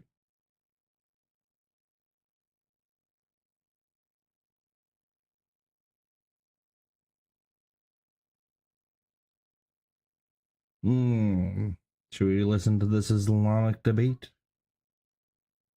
Islami debate?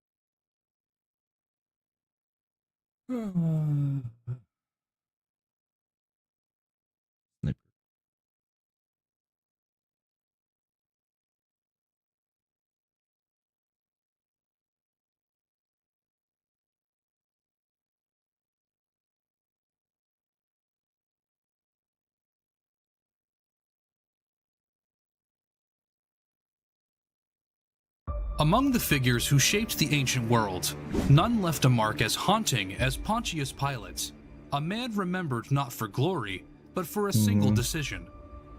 His name is spoken in the Nicene Creed recited by billions of Christians every year, forever binding him to the trial of Jesus of Nazareth. Appointed prefect of Judea in 26 AD, Pilate's mandate from Emperor Tiberius was simple. Maintain the peace. Honor the Imperium. But Judea was no ordinary province. It seethed with apocalyptic expectation, messianic uprisings, and a readiness to die for the law of God. Rome crushed every revolt without mercy, yet the embers of rebellion always persisted.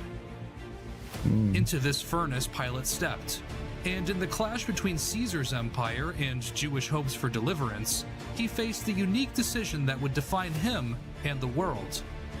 At the height of religious fervor in Judea, Pilate presided over the trial and execution of Jesus, a moment that eclipsed every other act of his career. This is the background story of what happened that day, with more to the story than it may seem. When a Roman governor found himself shockingly caught between two kingdoms, his conscience was pressed with ultimatums both political and eternal. There was something different about this man this time. He was unafraid. Here, Pilate's encounter with the king of... Yeah, I have the whole encounter of Pontius Pilate. I read that whole letter that Pilate sent to Caesar.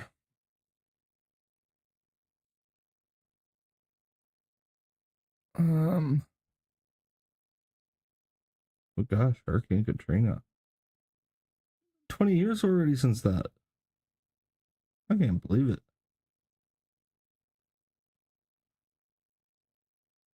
Really hit New Orleans.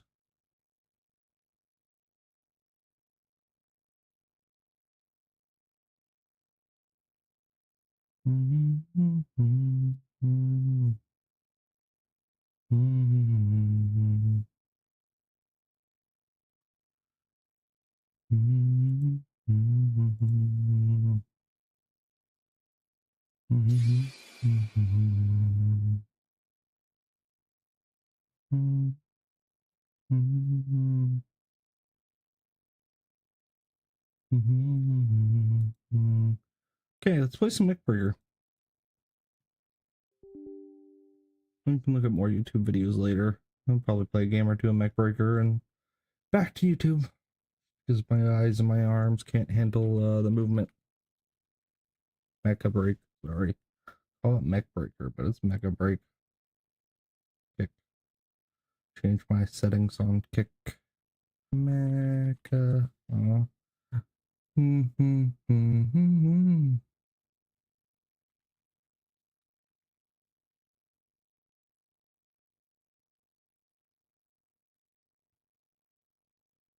They have 2 new mechs coming out, I think.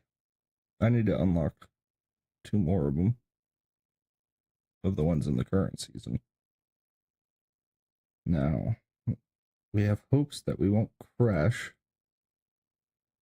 Which we shouldn't. Shouldn't crash. Yeah, there we go.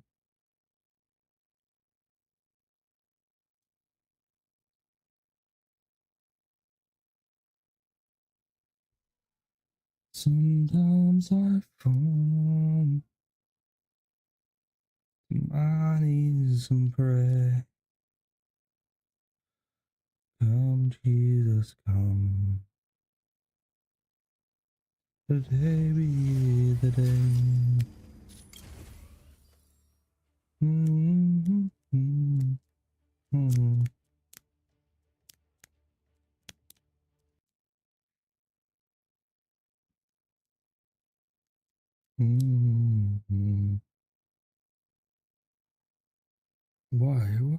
Why did the stream stop?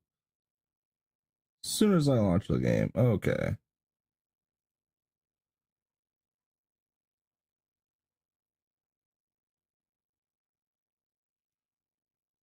As soon as I launch the game on Rumble, it shuts my stream off. So stupid.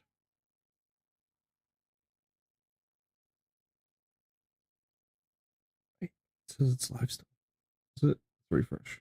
It's probably not.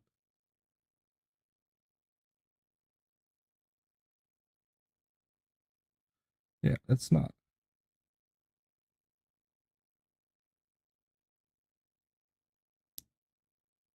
There we go. Offline. End it.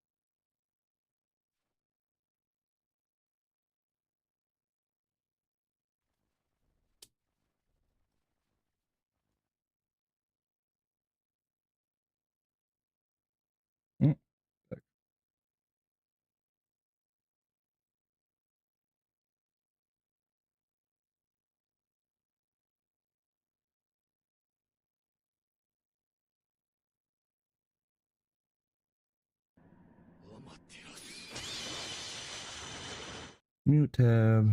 Thumbs ups all around. Like, follow, subscribe. Twitch Primes. More than welcome.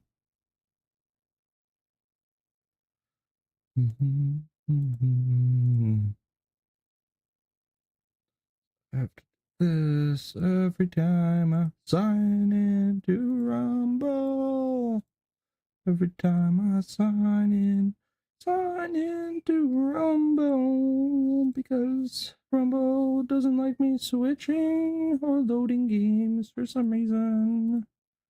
No idea why, but we'll try to solve it. I don't know why. It always DCs. Sorry. Had to horribly sing because I'm getting tired of getting DC'd all the time from my Rumble. Please add a reconnect button. Might make it easier. Instead of kicking me from Rumble and ending my stream out. Here we go. Here we go. Let me let the dog in, because we know Rumble. Every time I switch the game on, it always goes and closes. Always goes and closes. Every time I try to play some. Oh, thank you. Who knows what happens? I don't. 'Cause Rumble always closes anytime I click a button. And it shuts off like my Windows. 'Cause I don't know the promise. Wow, you got some volume.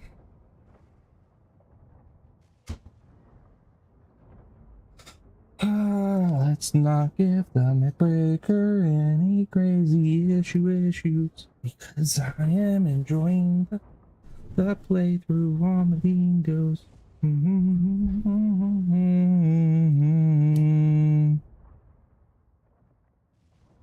All that I know is the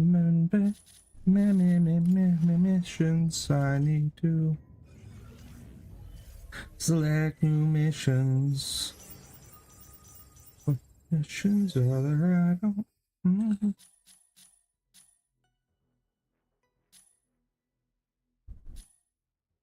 All right. Panther. New mission available. Stego. Please. New mission available. Please check the detail.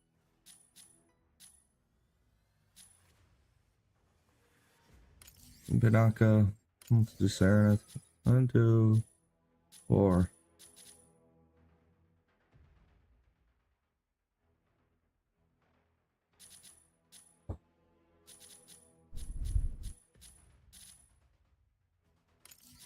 Tommy. 1, 2, 3, 4, 5. And Hurricane.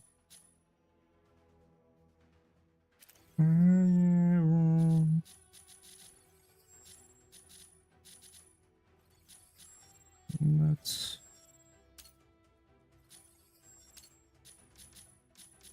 go take that. There were no welcome missions? Mission.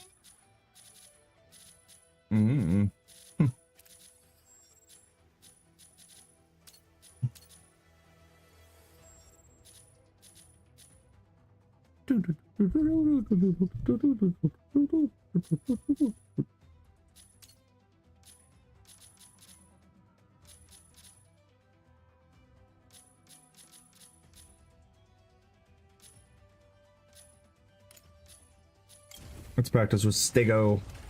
And then some new Stego tactics.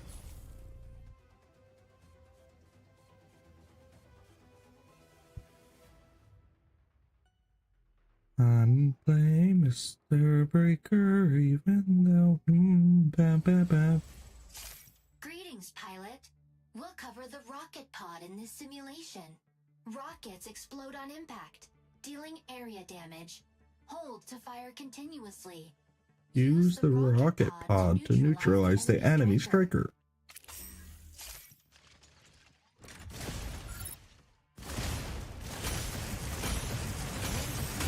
The rocket pod automatically reloads, or you can reload manually.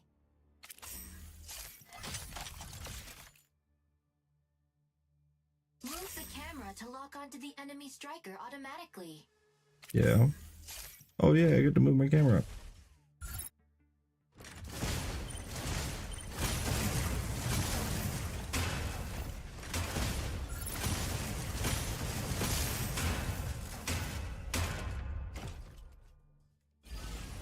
Tutorial complete. That was simple. Next level.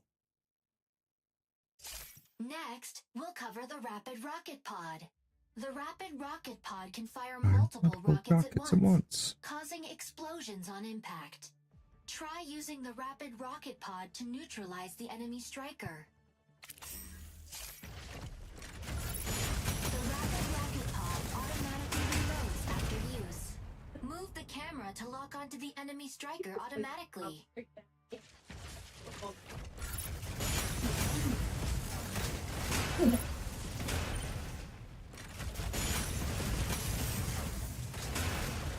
We did it. Tutorial complete.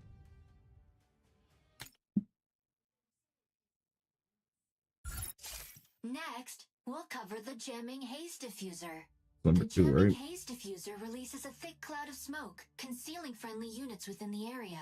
It increases their fluid armor regeneration while disabling enemy targeting systems. Oh, okay. Didn't know it regenerated. Fluid armor jamming haze diffuser to restore your fluid armor. Oh, it's 1. Now, the enemy stego will deploy the jamming haze diffuser, preventing you from locking onto it.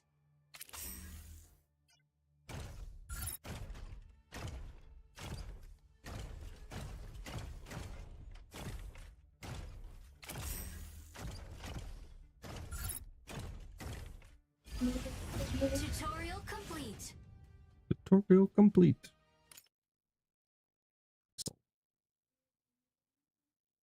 Next, we'll cover the turret form. In turret form, a stasis field deploys in front of the striker, blocking enemy units from moving and protecting against incoming attacks. If the field takes massive damage in a short time, it will briefly become immune to excess damage.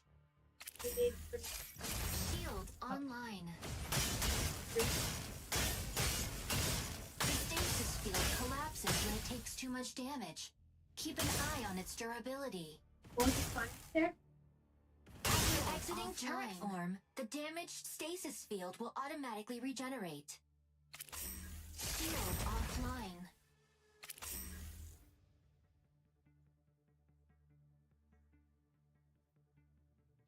Six, 7.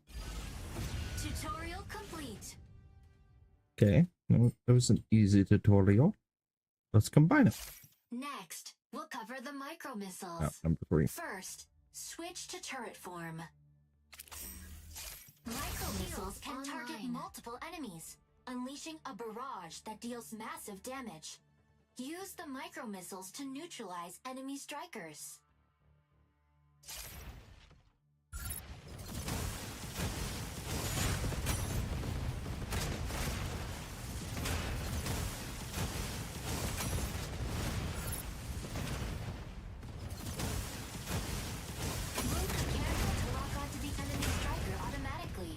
In turret form, the striker's firing angle is restricted, preventing it from targeting enemies outside its range. Exit turret form and reposition to neutralize the enemy unit. Shield offline.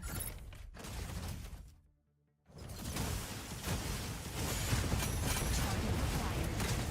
Shield offline.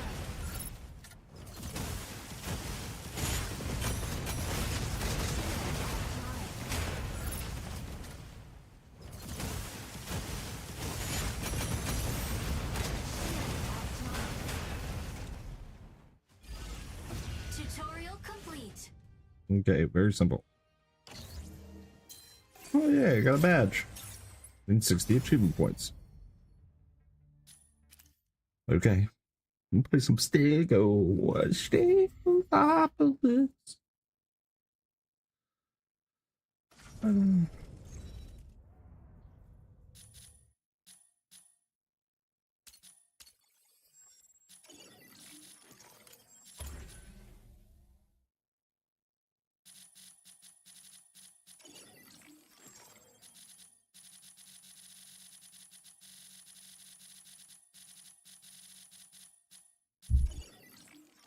2 times are a little longer.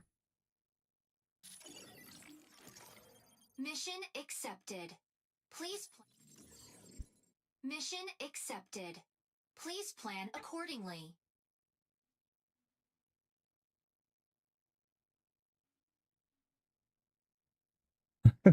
Yeah. Yeah, you. It's what they want. Oh, okay. Is it shaking you? No, you're okay. I just heard you humming. I was in my own little world. Sorry. Okay. I did not expect you to know that. I just heard you because everything got quiet on here, and I was like, who's humming behind me? And you have both ears covered.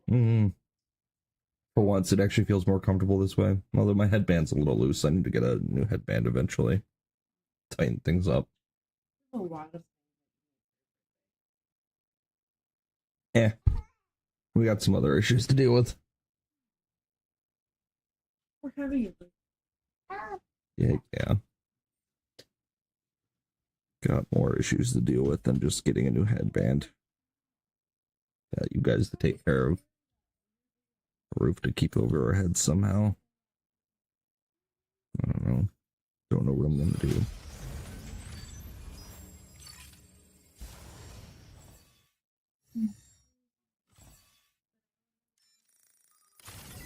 Stego, ready to strike. Hurricane, ready to strike. Narukami, ready to strike. Aquila, ready to strike. Panaka, ready to A strike. lot of people with voice Pilot comms. proceeding on board.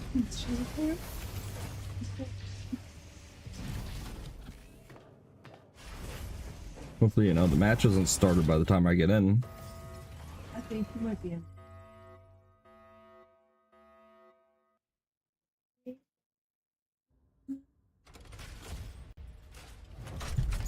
Injecting Colixium particles. Pilot sync rate stable. Mind bridge initiated. Annihilate the apostles that have infiltrated Sky City. First squad to 8 kills wins the round. Secure 2 rounds out of the next 3 attacks to stop their...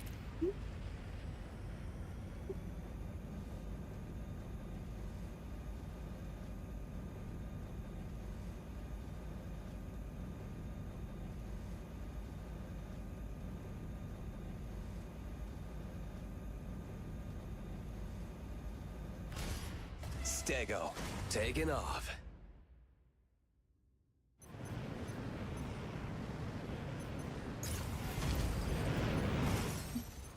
Fire control system neutralize all hostile strikers and safeguard Sky City.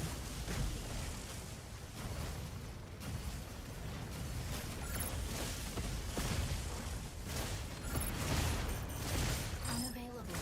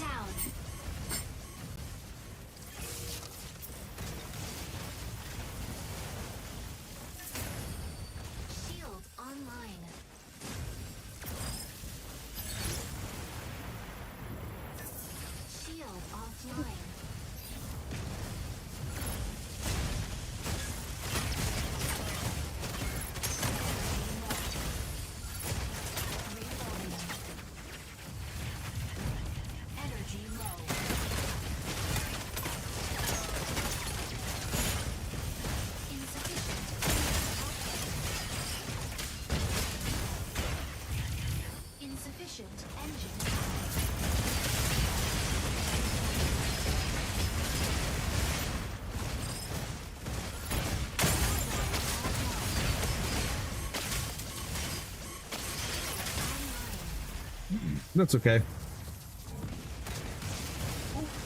Initiating ejection sequence.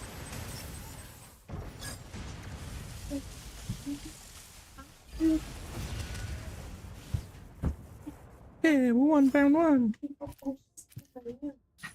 Landing area. Stego, ready to hold down the front line. The new round has begun. Fire control system unlocked.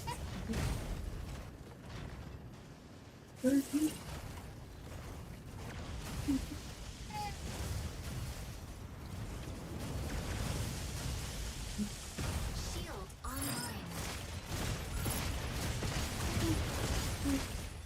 Shield offline.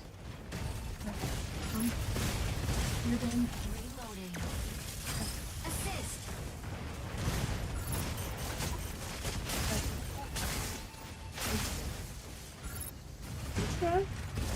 Unavailable.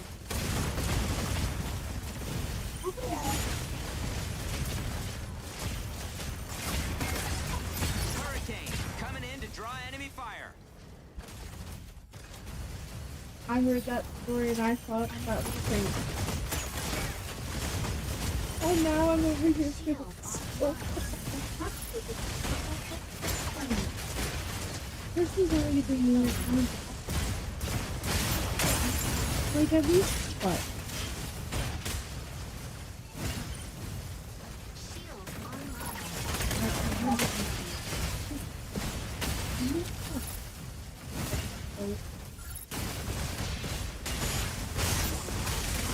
Tanaka, moving in to fix our strikers up.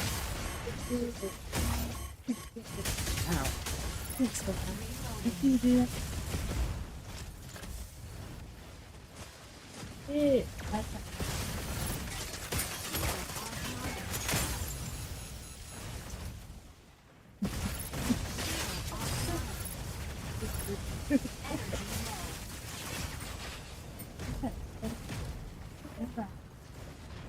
Insufficient engine output.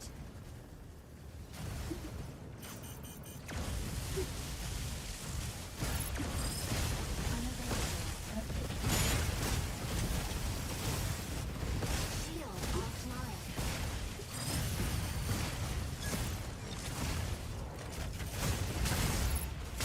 Target acquired.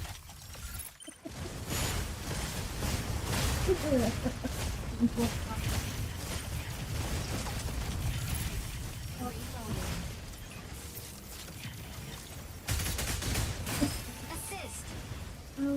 We can't move it.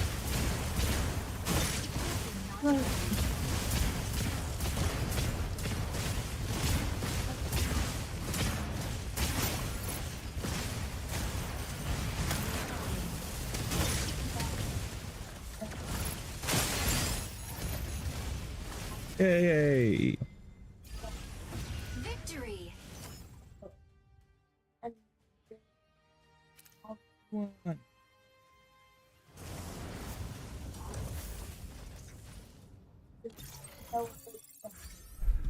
One kill, 3 assists.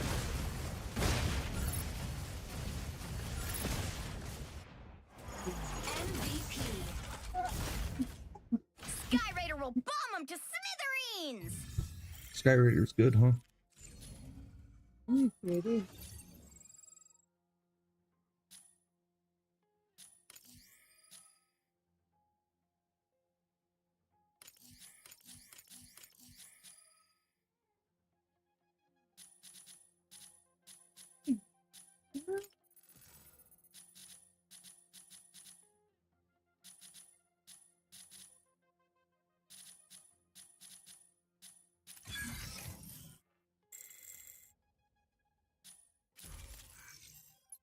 One.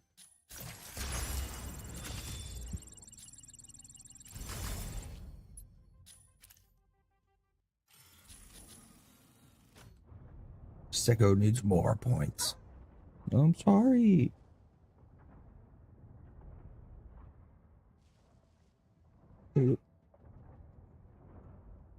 Oh. Shit, boobs. Mm.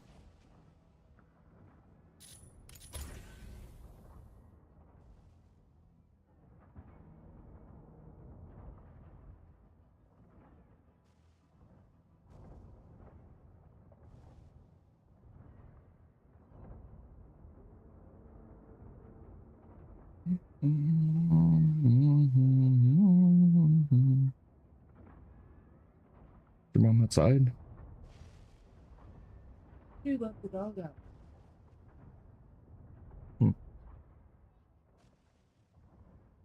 By who? Aliens.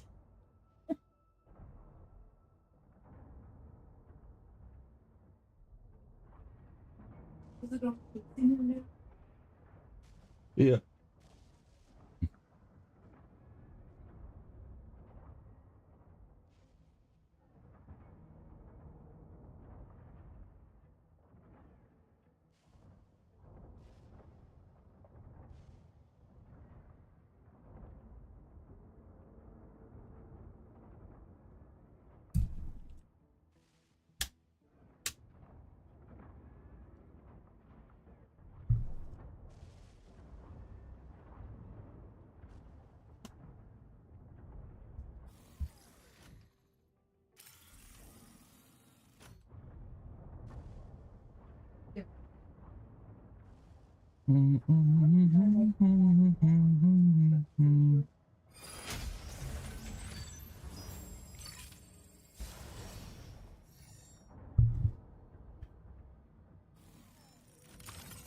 Stego, ready to strike.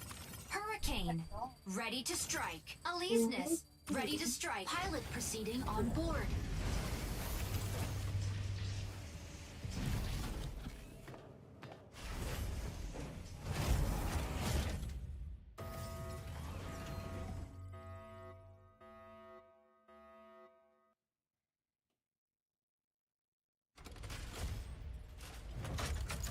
Injecting Coaxium Are going to go again. Diffuse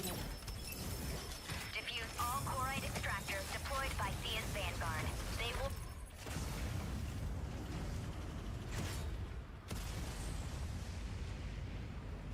Yeah. Thank you.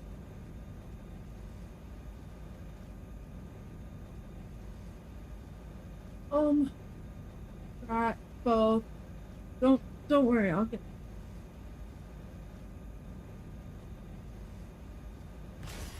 Stego, taking off. Stego, ready to hold down the front line. Dismantle chloride extractors to prevent chloride pulse storm. Optimal camo drone will signal fire control system unlocked. Stabilizing. Unavailable. Shield chloride extractor deploys in 10 seconds.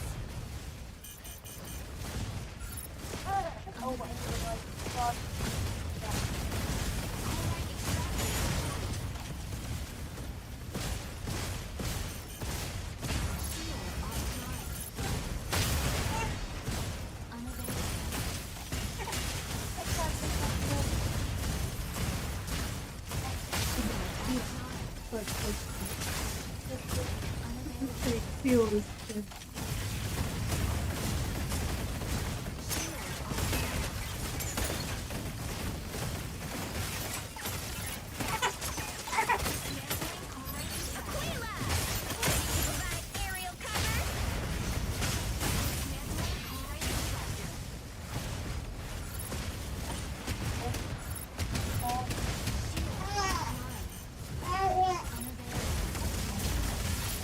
Extractor deploys in 10 seconds.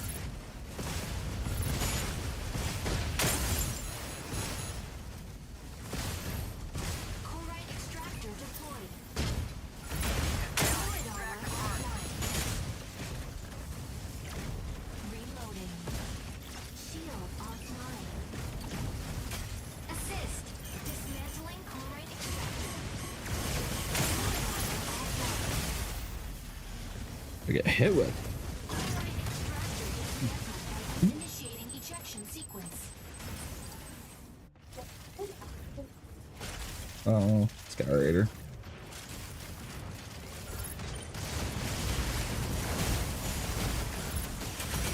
Double kill. Ready for deployment.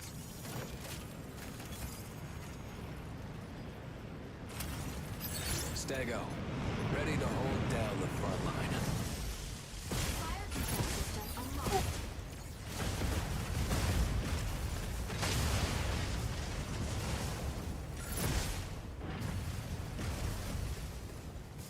Stabilizing.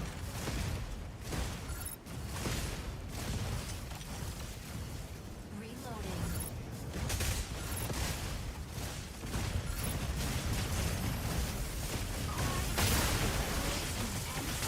Aquila! Ready to provide aerial cover? Fire. Chloride extractor deployed in 10. Chloride extractor deployed. Shield offline. Assist. Chloride extractor dismantled by enemy. Dismantle the extractor first.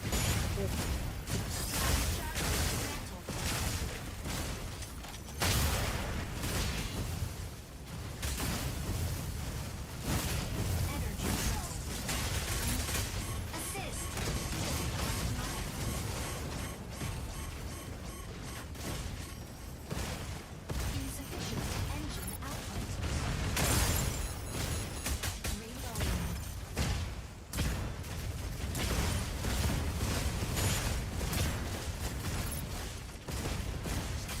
Assist.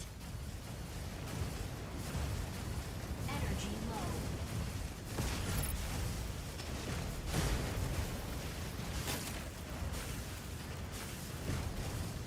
Energy low.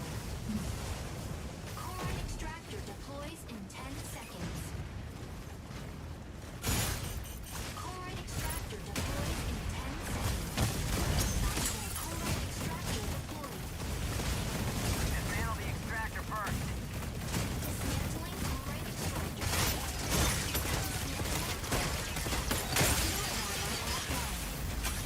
Enemy down. Chloride extractor dismantled. Hey, we did it.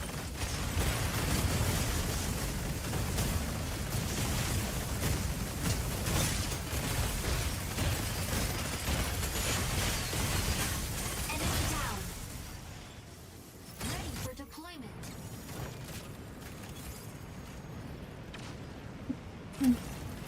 Stego, ready to hold down the front line. Fire control system unlocked. Energy low. Reloading. Shield online. Enemy down. Insufficient engine output. Aleseness, hitting the front line. Energy low. Stabilizing. Chloride extractor.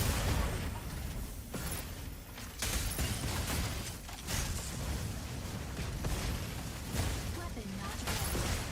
Shield online.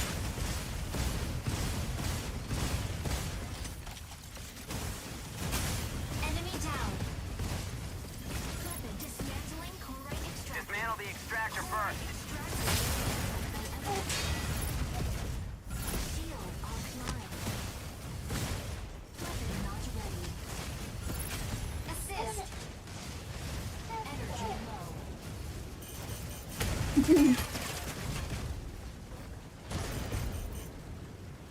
Insufficient engine output.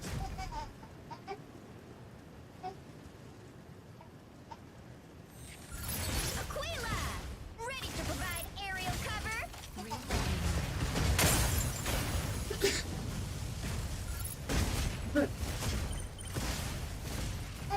Energy low. Unavailable.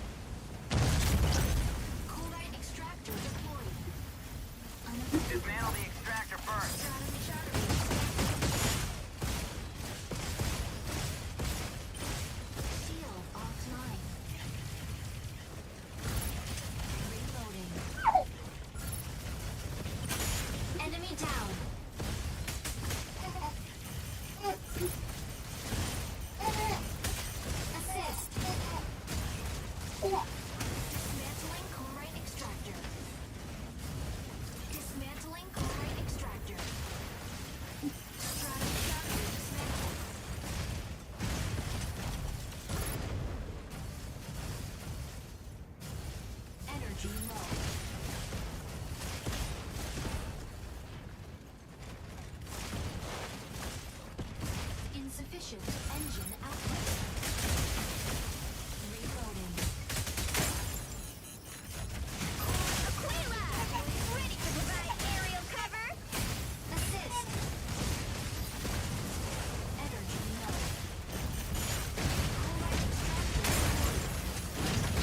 An extractor! Destroy Energy it! low. Shield online. Dismantling chloride offline.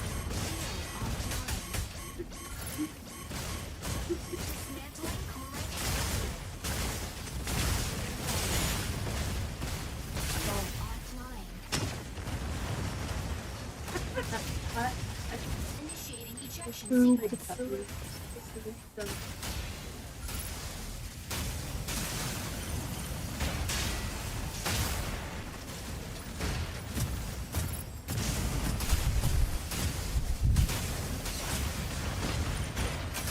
Enemy down. Ready for deployment. Chloride extractor dismantled by enemy. Stego, ready to hold down the front line. Fire control system unlocked.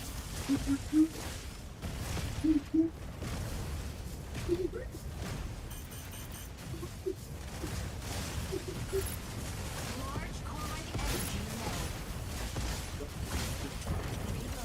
Allegiance! Hitting the front line! Large chloride extractor deployed. Insufficient engine output.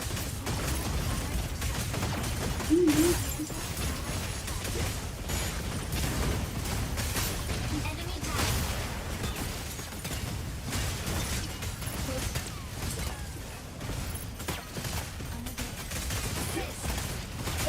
Double kill.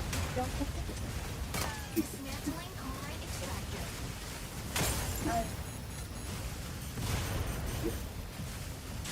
Dismantling chloride extractor. Large stratum shadow dismantled.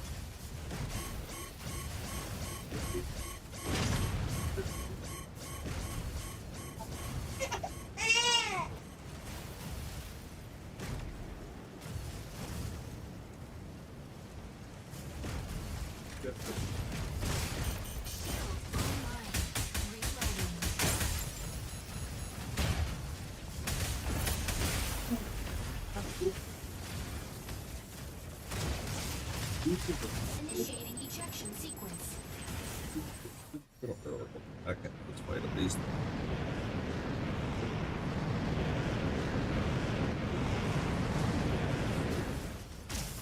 Yeah. 649. That's not good. Ready for deployment. Chloride extractor deployed. Stego, ready to hold down the front line. Dismantle the extractor first. Dismantling chloride extractor.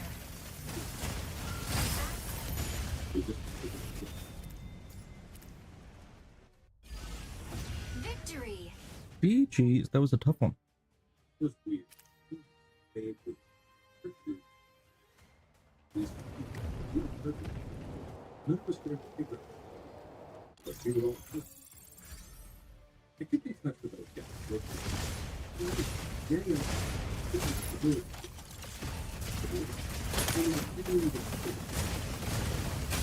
Enemy down. MVP. No escape from Stego's barrage. No escape from Stego's barrage.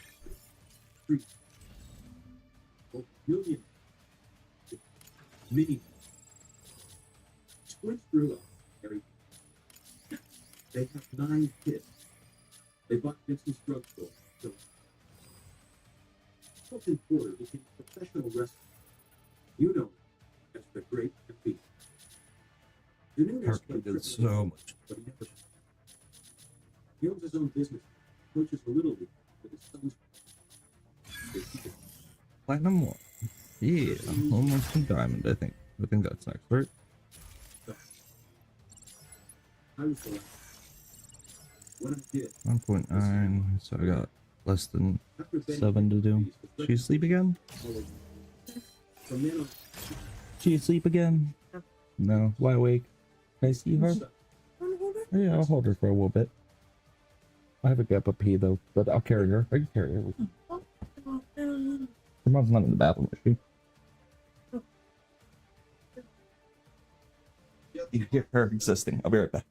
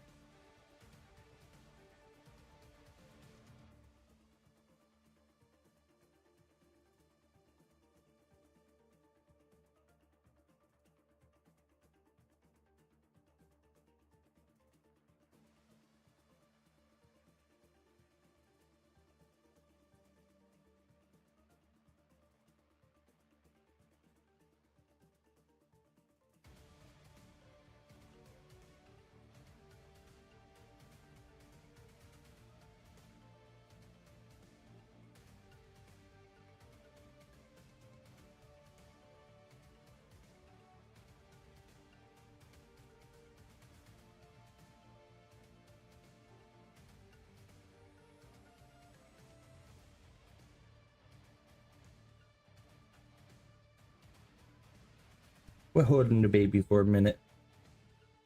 Just because we love the babies. We love the baby Savannah. Right? Right, Savannah? La la la love you. No! No! We need the bottle. You're hungry. No crying. We don't want the crying. We just want the not. No. I hear you. There, you in sit up? Are you okay? Don't look sad like that at all, right? Baby.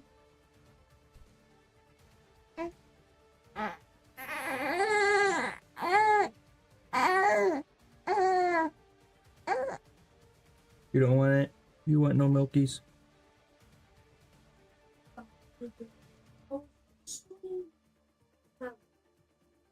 No, no milkies. Yuck. Yuck, milk. No, milky yummy. Milky yummy. Sounds bad. Make it like I'm walking, even though I can't with you. Make me hold you, but I love you.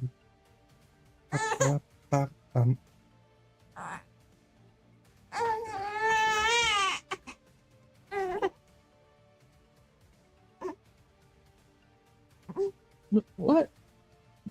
Well, look at you holding your head up. Oh, you did such a good job. Look, hold your head up. Wow, she's doing such a good job. Baby, yeah. There you go. Look around. Yeah. Wow. No, not the pouty face. Mama. So cute.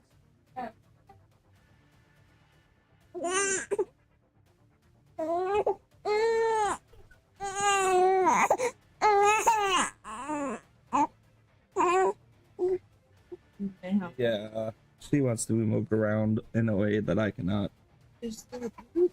Maybe. Not away from our focus. It could be me.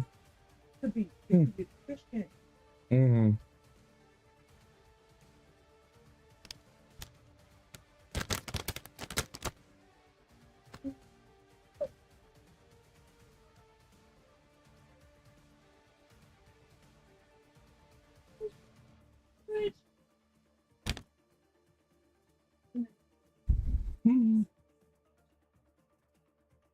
Okay.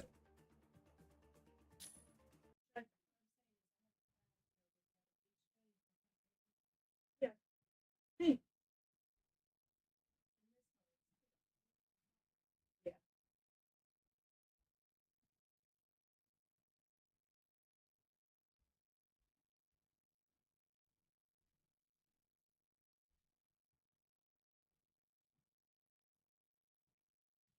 Use your phone. Oh, thanks, kid.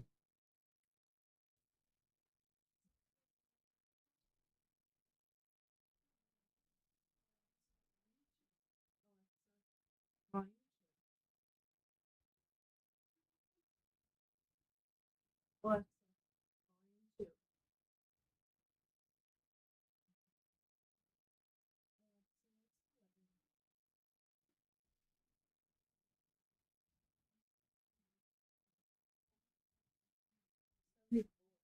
Mm-hmm. Wow.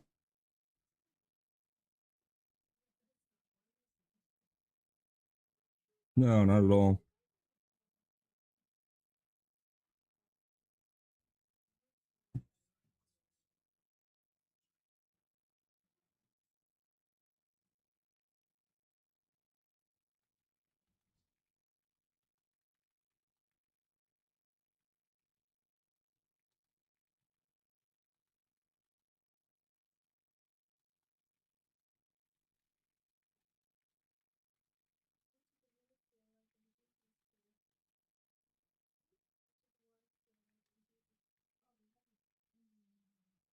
Can you put your hand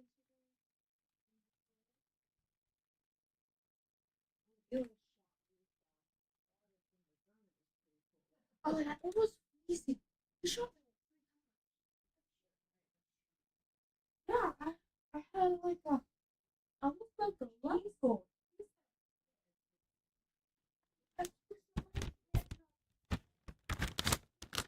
And then you put this like it's a bit. It's a bit. And you're like, no. And you just want to like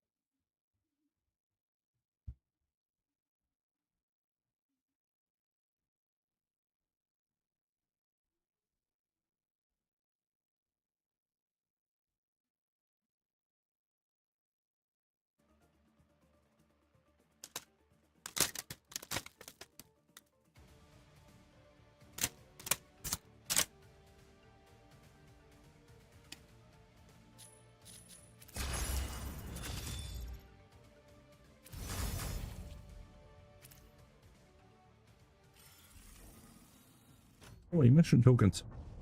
Batman.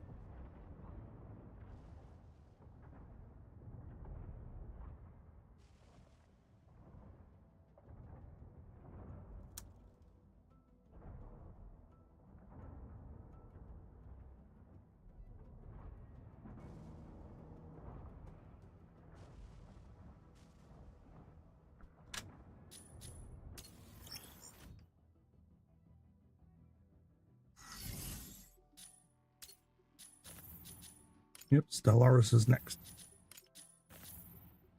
And then I'll get Inferno.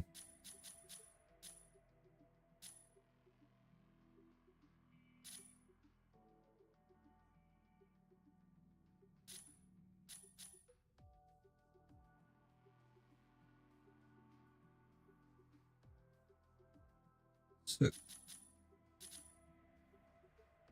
3. Oh, this one's nicer.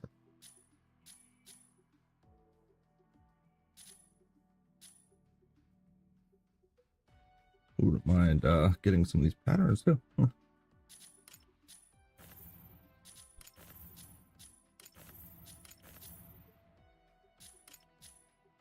Really want that lamp.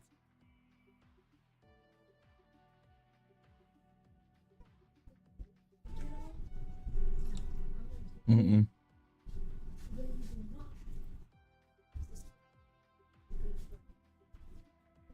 An hour.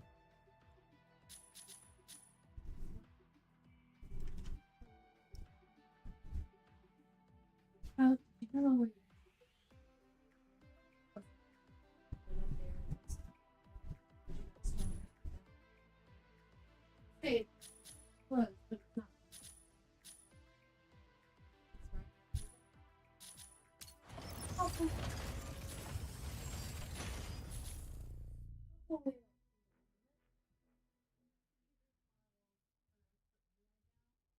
Yeah.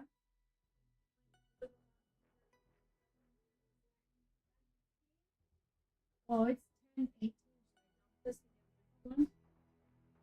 Yeah. Mm-hmm. Is that what they tell you now?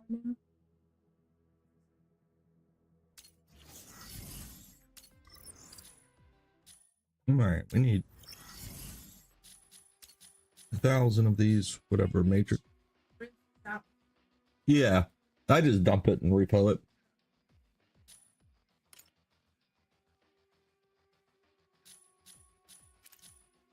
I've never done ace either.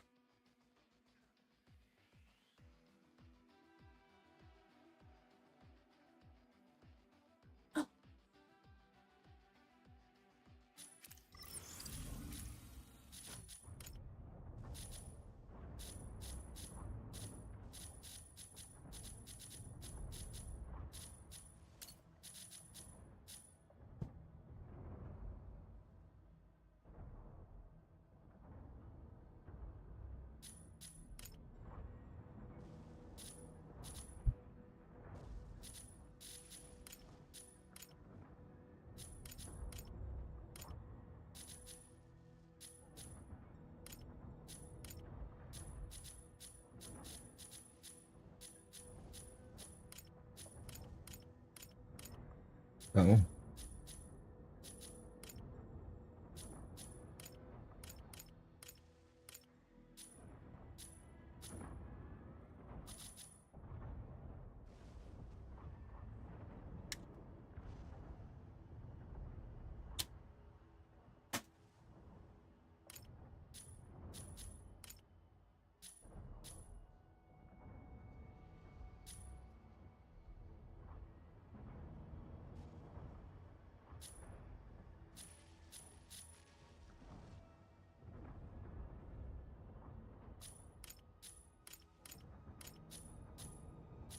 Yeah, those stay off.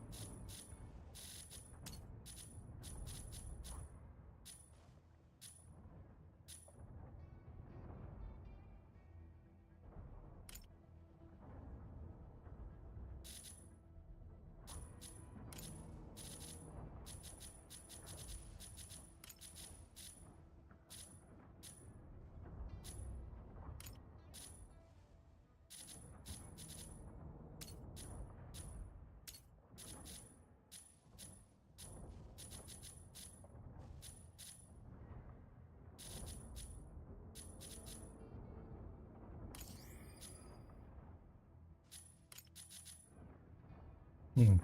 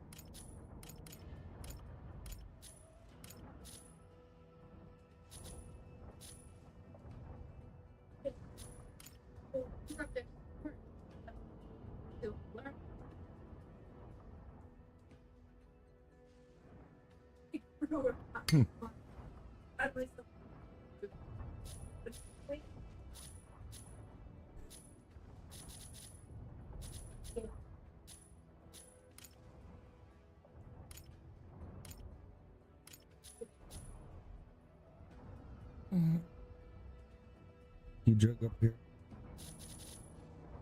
I think I'm okay.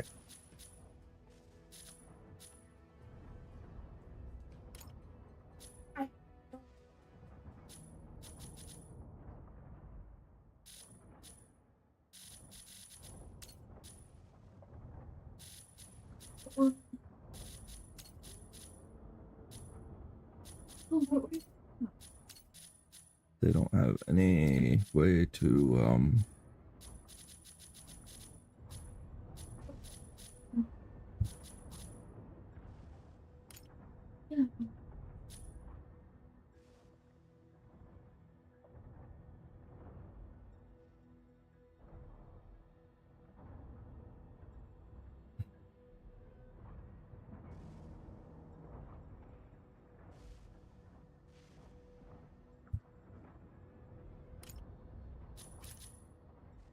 yeah, that's too dark.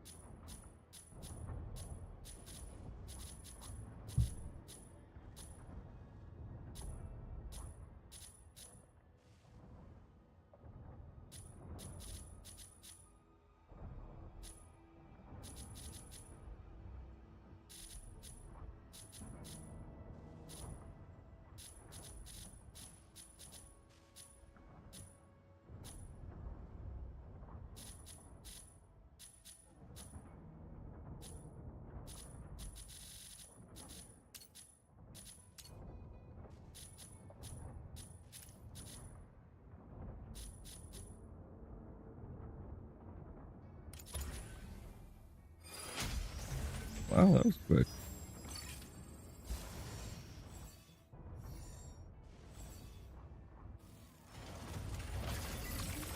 Hanaka, ready to strike. Tricera, ready to strike. Stego, ready to strike. Welkin, ready to strike.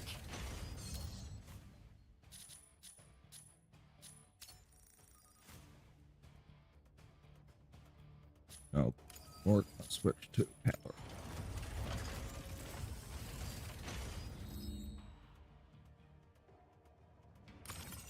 Panther, ready to strike.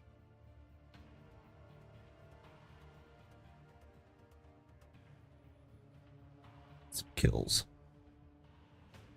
Hopefully, who knows? Who knows with this guy? I play with him.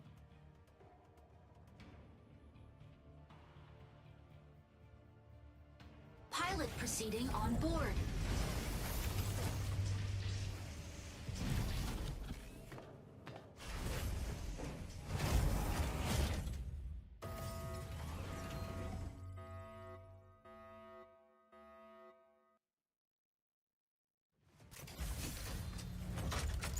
Injecting Coaxium particles. Pilot sync rate stable. Mind bridge initiated. Eliminate all mercenaries in the Sky Fortress. The first squad to 8 kills wins the round. Secure 2 out of 3 rounds of attack to suppress the enemy forces.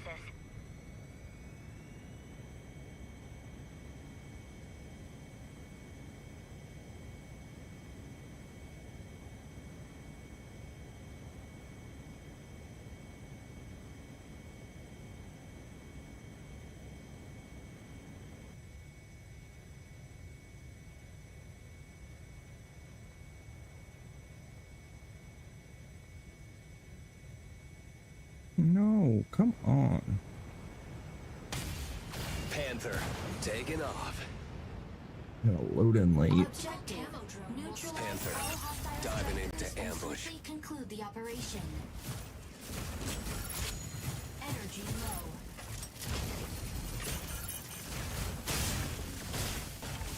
Insufficient engine output.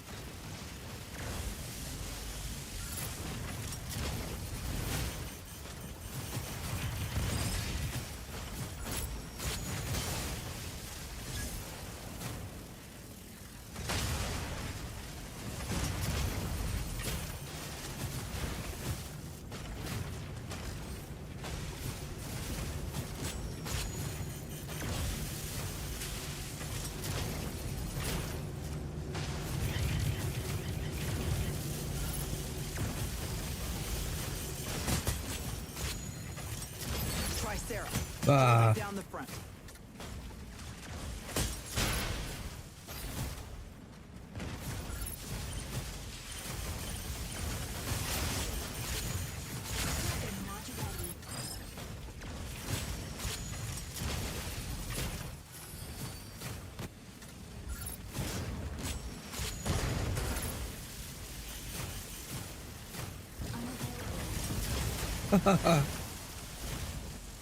Get over here.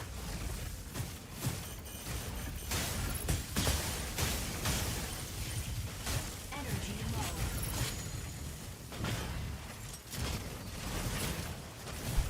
Weapon not ready. Eyes on this target.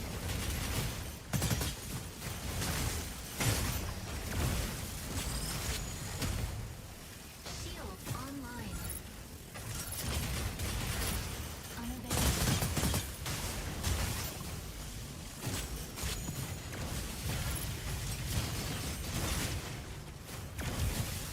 Weapon not ready.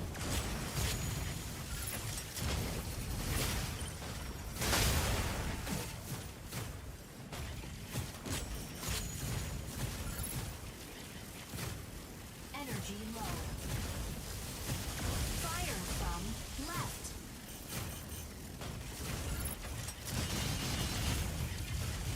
Weapon not ready.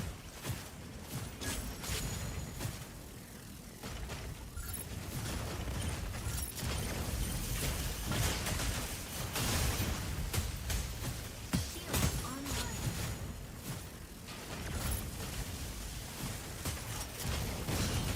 Unavailable. You can't get enough, huh? Skyraider here. The sky is ours.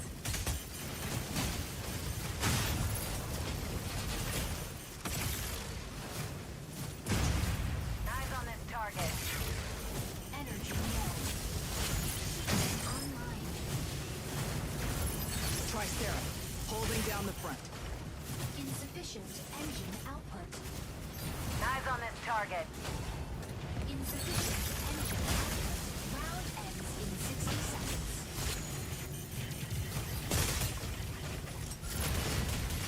Unavailable.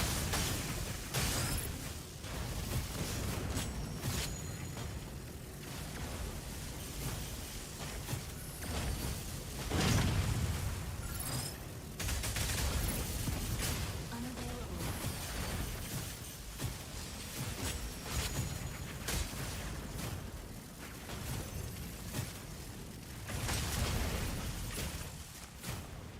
Weapon not ready.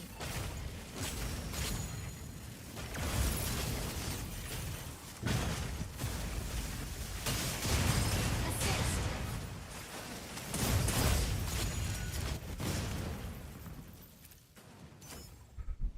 Yeah, I might need that auto lock on. That's very hard to do without an auto lock on. Panther, diving into ambush. The new round has begun. Shield online.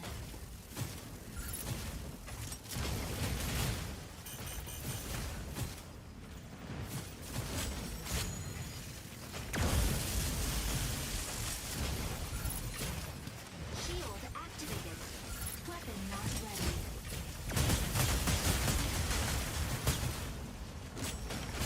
Shield offline.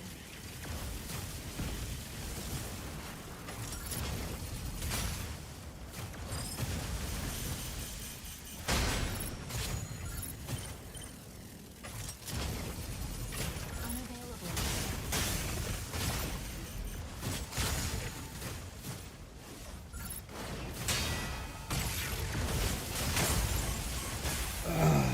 Come on.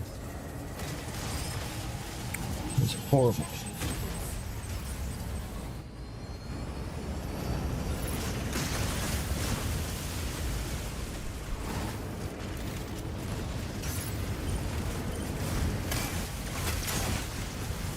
He didn't even see me. Just Ready for deployment.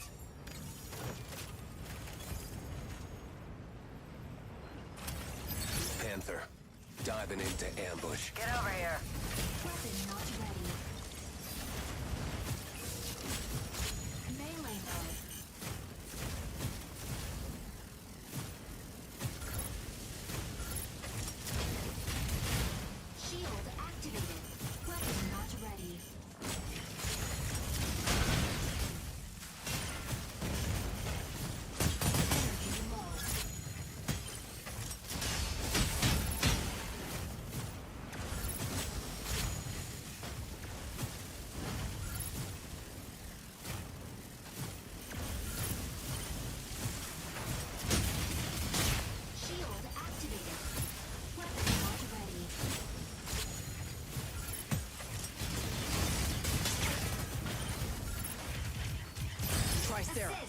holding down the front. Energy low.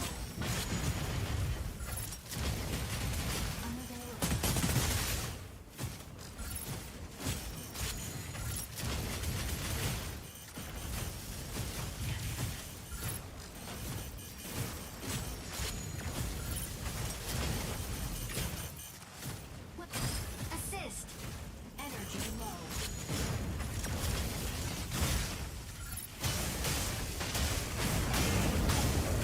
Assist.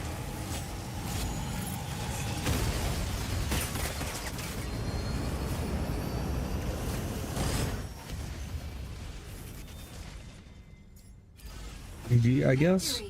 I didn't get any kills.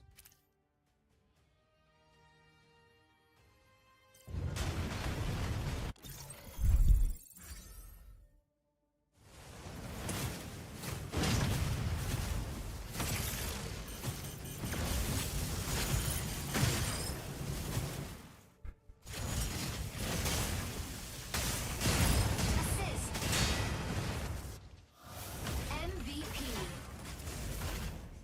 Welkin ain't something to mess with. 10 hours playtime, huh?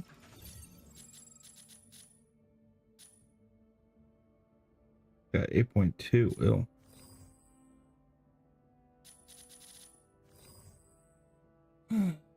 Okay.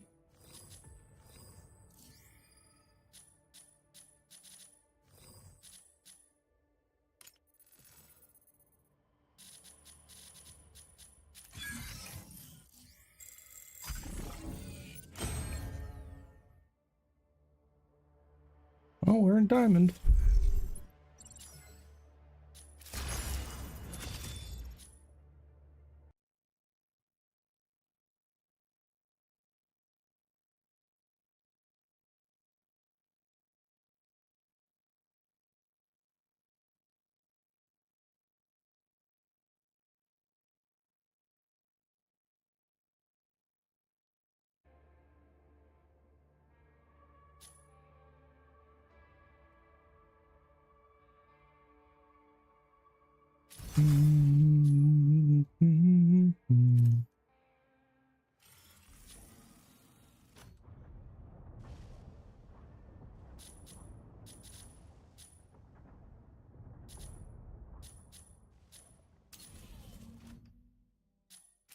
I didn't get a single kill.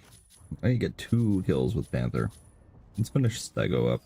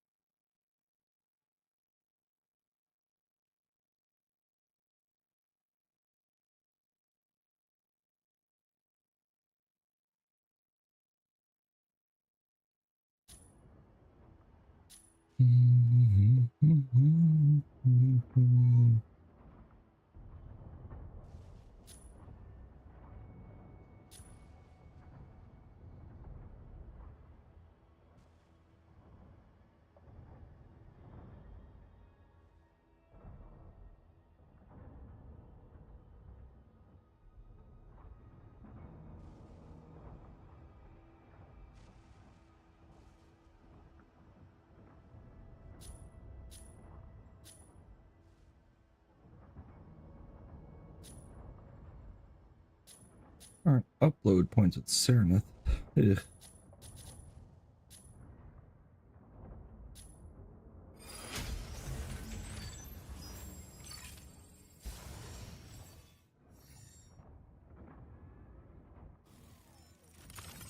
Stego. Ready to strike. Hurricane. Ready to strike. Narukami. Pilot proceeding on board.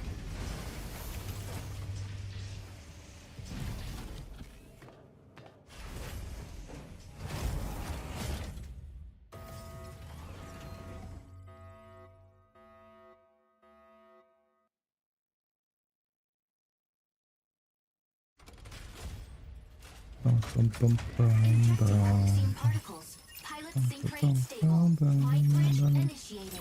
Escort the payload along the route to the launch site. Activating the consoles along the way can speed up the payload.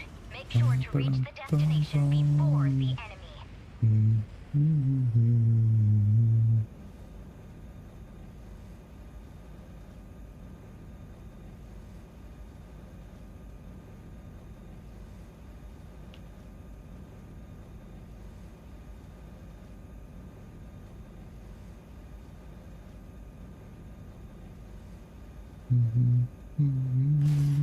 Stego, taking off. Fire from front. Take it out.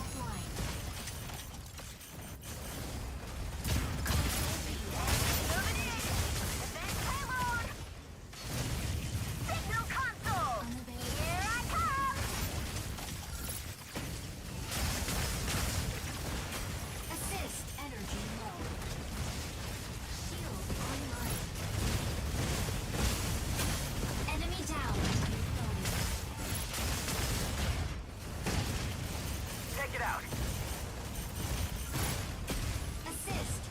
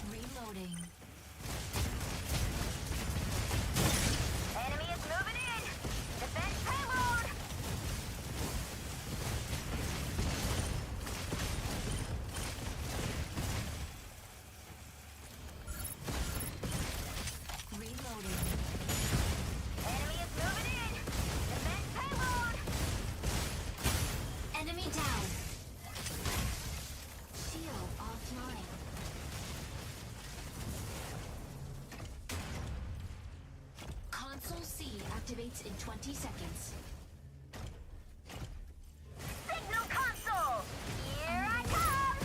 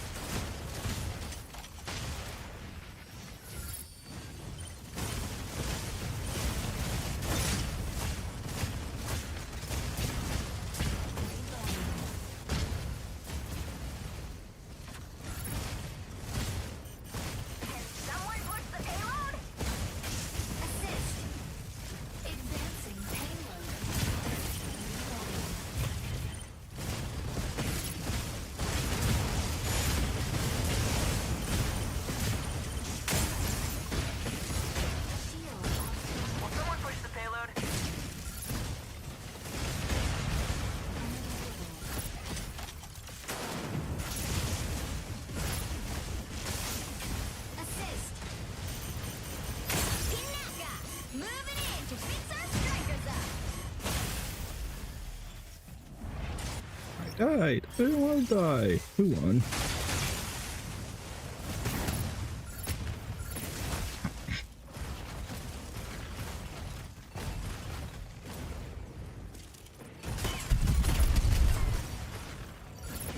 Assist. Ready for Can deployment. someone push the payload?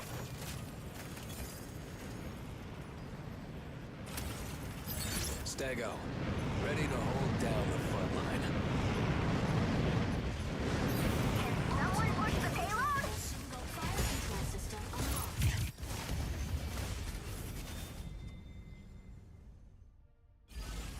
So many kills. Yeah.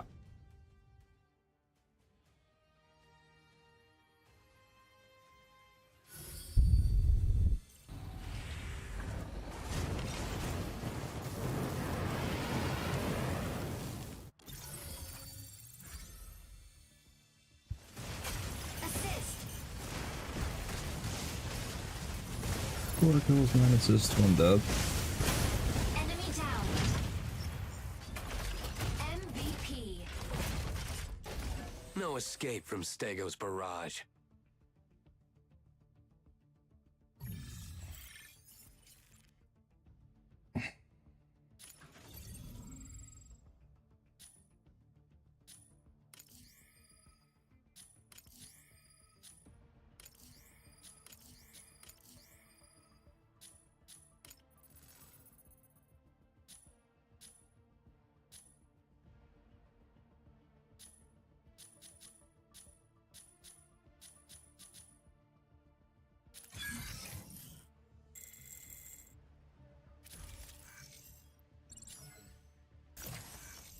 More victories. And we did this. Yay, 300. Those are not unlocked though. 666.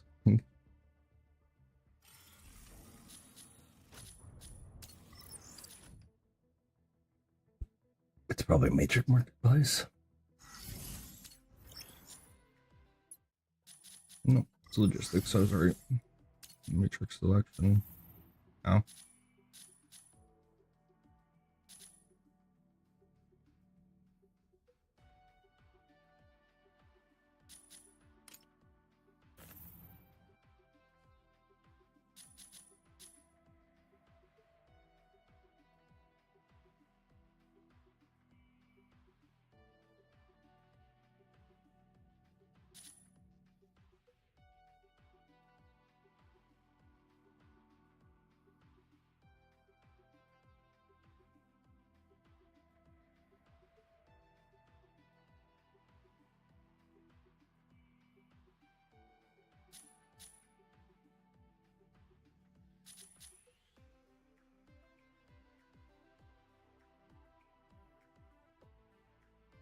I don't understand how Serenith has light support. It doesn't make sense to me.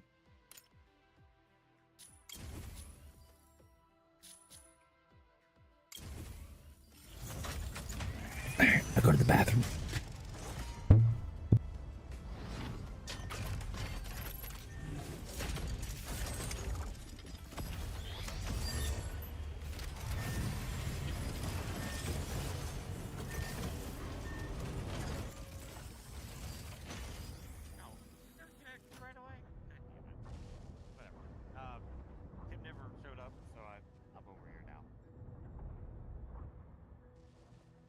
If you're talking, if you're doing your drug thing, that's cool.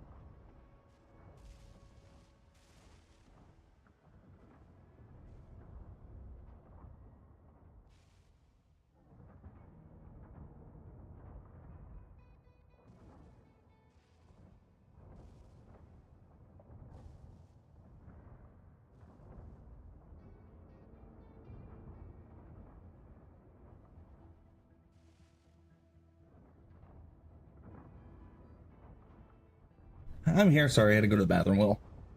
Love ya. Leah says hi. Hi, Leah. Says hi back. Yeah, take my medicine too. Nah, I wasn't doing my tablet thing yet. Need to, but I wasn't. Got even more pills now.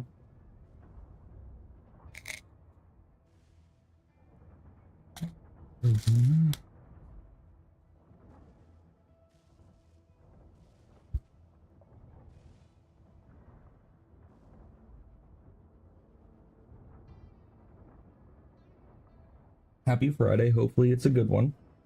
Was a good one. Work going okay? As well. As well as it can be in being work.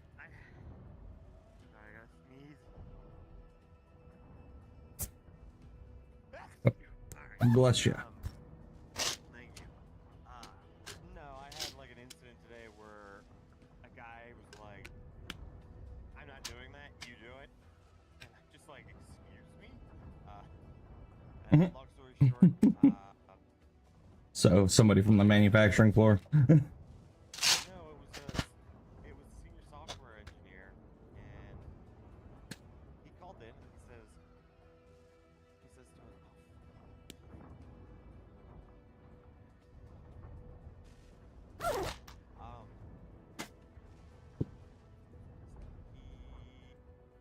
yeah, he's a senior software engineer. He's a full-time employee, so he should already understand how the world works.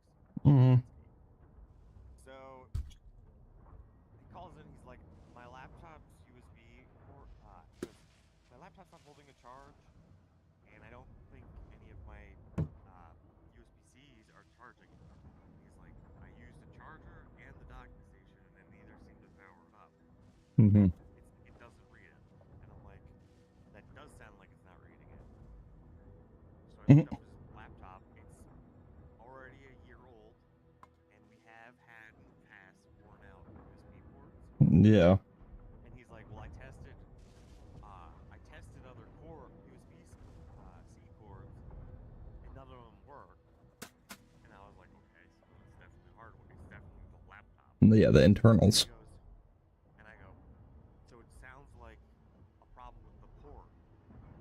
However, you can't do a warranty call because your warranty's expired. You'll have to buy a new one.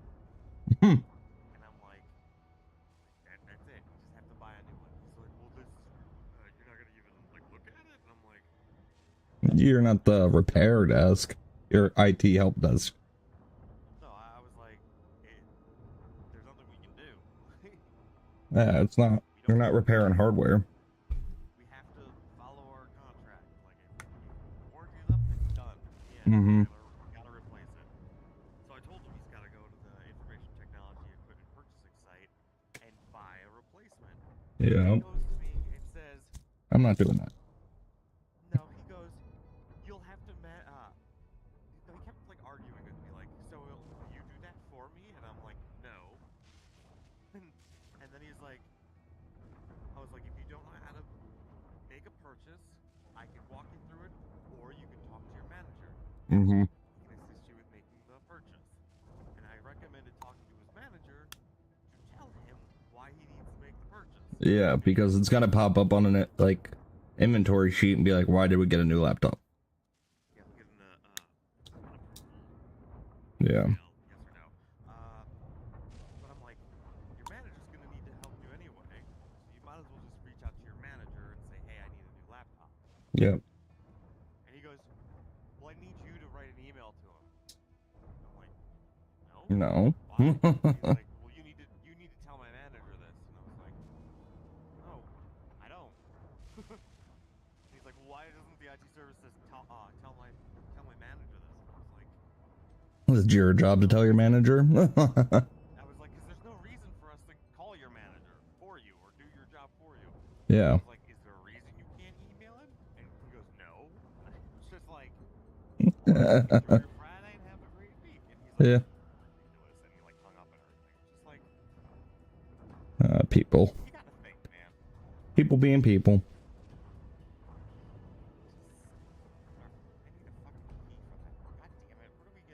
So what's Tim doing? Rating in WoW? Fine.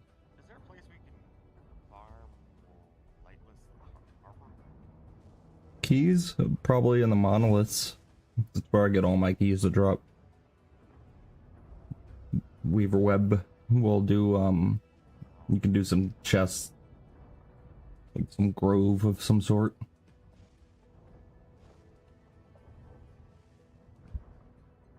Yeah, I was playing last Epoch. It just plays horrible on stream. I can't stand it. Uses all my RAM and all my CPU. It shouldn't, because I have 32 gigabytes of RAM, and it's like, eesh. Also, doesn't help. I'm multi-streaming to 5 platforms too, so.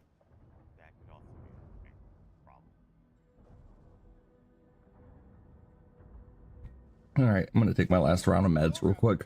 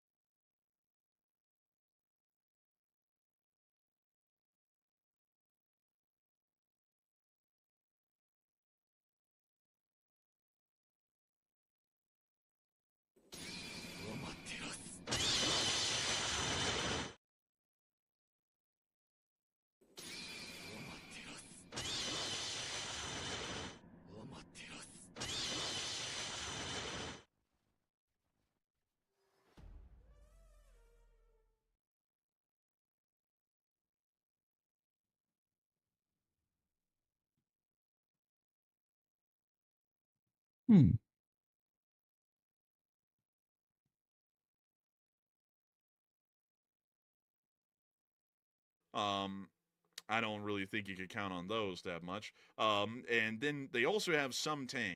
1283 of the War News stream, and that is not clickbait. That is a real headline right there. Germany's declared a state of conflict with Russia, and that's a new declaration today. Also, the gas shortage has spread to eastern Russia. It's gotten way worse. And also, Venezuela's mobilized their army against U.S. forces on the coast, and things are popping off yet again today, and it's good to see you all once again.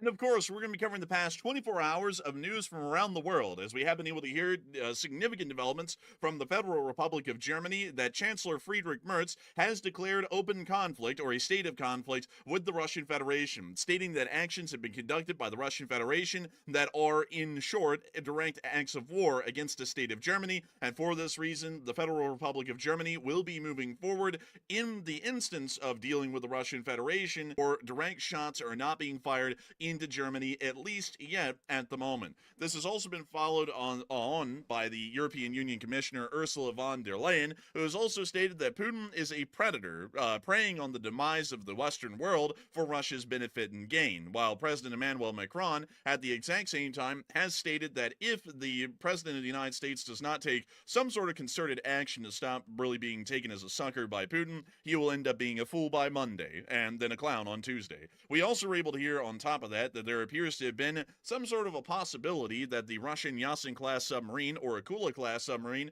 that threatened the USS Gerald R. Ford on Sunday may have possibly been found, as we are now hearing that a large amount of NATO warplanes are now converging on a singular area within the central northern region of the Norwegian Sea, highly suggesting that the Yasin-class submarine has been found, and these vessels are going out there to quite literally sit on top of the submarine and observe it from directly above. We have also been able to hear additional news from around the world as well, as it does appear that U.S. military buildups have caused the Venezuelans to rally their armed forces. We were able to see that Nicolas Maduro conducted a little hoopla rally with all of them today, and then we heard that the second backup executive plane of Venezuela took off today for some sort of an unnamed country within South America, highly likely Colombia, Ecuador, or Peru, based on its flight path. There have been rumors at this moment that Maduro may have already fled the country, but we're not entirely sure on that, so those reports are completely unfounded, at least for now. Outside of that, we have also been able to hear that the United States of America's delegation that arrived in Taipei, Taiwan just the other day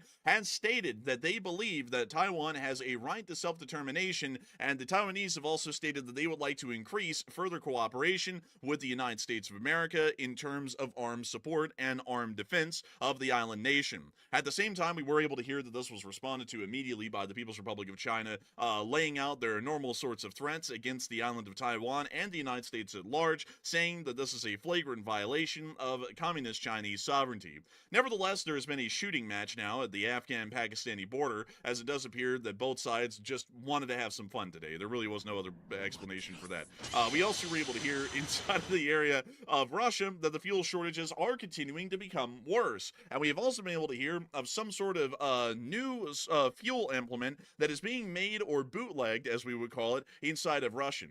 Some people call it ghetto quality petroleum. Here on this channel we call it gatrolium, as it does appear to be destroying Russian engine blocks at a massive and fervent rate. We have also been able to hear that other Russian refineries were targeted and hit over the course of the night, and a gas station also exploded within Dagestan violently today in the midst of all this. A Russian tanker is also split wide open just out of Novorossiysk, causing another significant oil spill within the Black Sea, hence giving it the actual name, the Black Sea, because about half of it's now filled with crude oil. We also were able to hear that the Ukrainian armed forces have been holding their lines heavily today, and the Ukrainians also hit another fuel logistics center inside of Bryansk, causing even further damage to the already fragile Russian logistical system that exists for transporting fuel and natural gas not only throughout the Russian Federation, but outside of Russia to foreign markets. We also had some smaller developments from inside of Moscow, as we were able to hear that Putin and Xi Jinping have unified in stating that no one's going to bastardize the history of World War II. And once again, we do thank them for recognizing the United States, Britain, and France, as well as Poland, as the ultimate winners of the Second World War, with the Russians and the Chinese playing an incredibly small part.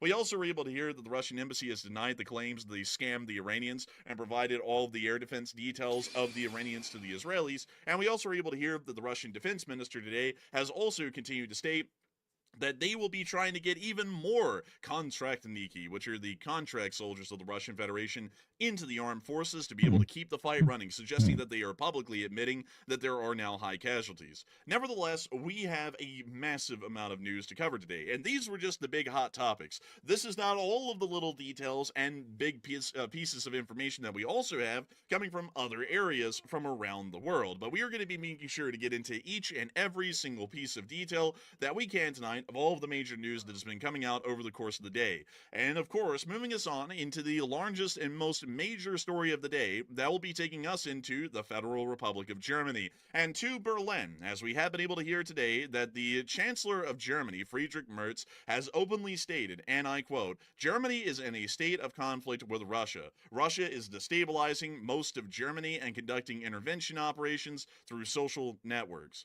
In short, the German Chancellor today has stated that Germany may as well be in a hybrid form of war with the Russian Federation directly, as an official government statement from the highest office inside of the Federal Republic of Germany, outside of that of the Bundestag, which is a German version of a Congress. And it does appear that they are now saying that the Russian Federation is conducting destabilizing operations throughout the entirety of the Federal Republic of Germany, both in person and also conducting social network operations to try and further destabilize the Federal Republic of Germany as an extent. This is following on information that we got just yesterday, where the Federal Republic of Germany's officials and the United States both announced that the Russian Federation was also violating the sovereignty of German airspace and flying long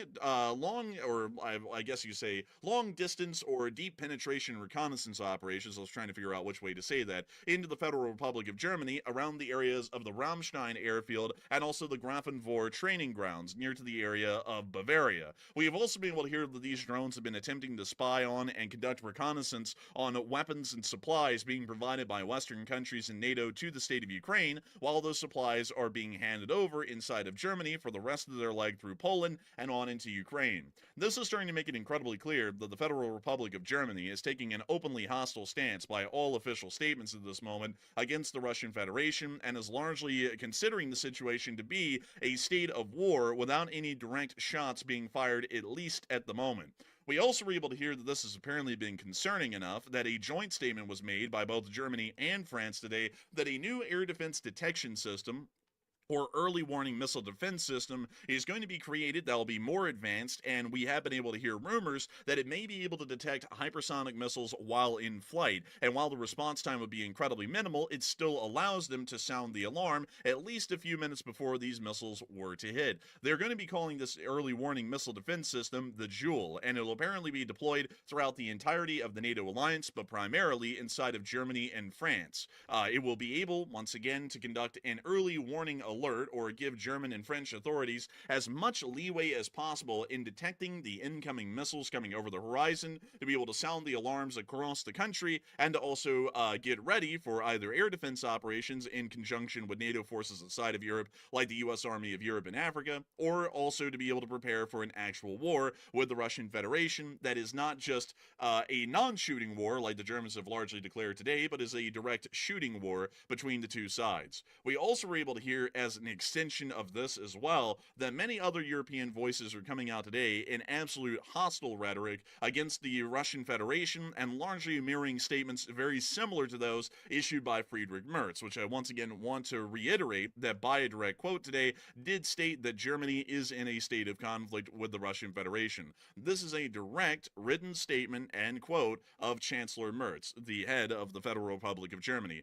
Germany is in a state of conflict with Russia. I want to make that incredibly clear because I do know that the title seems to be crazy and fairly hard to believe, but there is no clickbait involved in that title. Germany did declare a state of conflict with the Russian Federation today in plain wordage, directly from the Chancellor's office and directly from the Chancellor, Friedrich, than trying to guess the DEFCON. That's like trying to win the lottery, really. But anyways, with that, we are on to the last question of this segment, and then we're going to be getting right back into the news. And this one goes to Hokey Redneck yet again, and he puts in another $100 donation. And thank you very much, Hokey, for that $200 support in total. He said, thank you for being in the middle. Hey, and thank you so much for your massive support, Hokey Redneck, and thank you for enjoying us being in the middle. We try to be in the middle as much as we can. We like to say that we are militantly politically neutral, and I think that that's been a massive service here on this channel. Not a lot of people take that kind of a stand, and I've got to say that it's a wonderful and incredible thing to know that a lot of people appreciate that and support it to help us to keep this channel running. Some people also misunderstand that, though. That doesn't mean that we sit here and act like every administration is the greatest. Well, really, we actually criticize all administrations for the large part. So don't expect that when I say that. If I sit there and say this administration is making a bad move and here's why, that doesn't fall within our political criteria, because every single administration that we've ever covered has been subject to scrutiny. And we've only covered two, and that's the current administration and the last one. And the last administration was open to plenty of scrutiny, and the current one is as well. If a president is not open to scrutiny on their foreign policy actions, then there's a bit of an issue there. Like, I'm not saying that we're, going to get heavily political or anything, but if we can't sit there and say that a foreign policy action doesn't appear to be analytically the best idea, and you think that we shouldn't be able to say something like that, or there isn't a reason to say that, there's something concerning going on there. So with that, I hope that does address that the best I can, but a huge, massive thanks to you for the incredibly huge support tonight, Hokey Redneck, and helping this channel to keep on running, because it is folks like you who have helped to make this channel possible for years, and help us to keep this thing rolling well on into the future, and well on through the rest of the night. And speaking of which, Indeed. it is... And also, by the way, do you want to hear probably the cringiest joke I've ever come up with of all time? Let me see if you get this one, Enforcer. What actually is a DEF CON? What do you know what that actually means? A DEF CON man? A DEF CON is what you call a scammer who can't hear good anymore. Man, pull out that soundboard. Oh, God, pull it out. Honestly, pull it out. Let me pull out the soundboard. Come on, man. I got to get Whip it. it out. That sucks so bad. Let's get it. Let's get it, little. Oh, my God. Oh, we had 2 and 1. 2 and 1. Terrible dad joke. I tell you what. We had to hit it, though. It had to bring us into the next news segment. I tell you. Man, I got to tell you. Whew, man, we had to have one. We had to have one, folks. We had to do it. That was actually pretty good, though, I'll admit. But anyways, moving on from that, it is time for us to get on into the rest of the news. We were able to hear that the current U.S. administration is still trying to work on another Putin meeting. Anyways, moving on from that and into New York, we also got to see that Witkoff met the Ukrainian negotiator inside of New York. This picture is one for the ages. I don't know why Witkoff looks like he was just caught doing something like illegal, possibly. But also the Ukrainian negotiator looks like he's probably going to pick up a drinking habit after this. So I don't know what they were talking about. Yeah, Witkoff just got caught trying to strong arm the Ukrainians again. Honestly, at this point, and when I say strong arm, folks, I mean that he's trying to force them into a peace deal that they really don't want. That's what I mean by that. But also, the Ukrainian guy looks absolutely fed up. Like he looks like he is tired. Like I don't blame him. I'd be tired too. I'll need a long rest after that. Man, I don't know what Witkoff said, but he probably said, "Can you believe that the Russians said y'all are genociding people?" Like or something like that. He's just like, "Oh my god."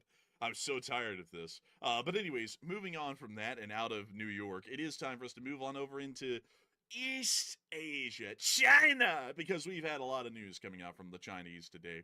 Moving us on over into Taiwan, or specifically Taipei, which is a part of Taiwan, which is a part of the Republic of China, which is different than Communist China on the mainland, but moving on into the island of Taiwan, under the jurisdiction of the Republic of China, we have been able to hear that the United States delegation that went to Taiwan has said some very interesting things. A senior U.S. congressional delegation arrived in Taiwan yesterday ahead of China's highly publicized military parade, which is coming up on the 3rd of September. Beijing has, in the past, used such visits as a pretext to escalate, although that is not a given.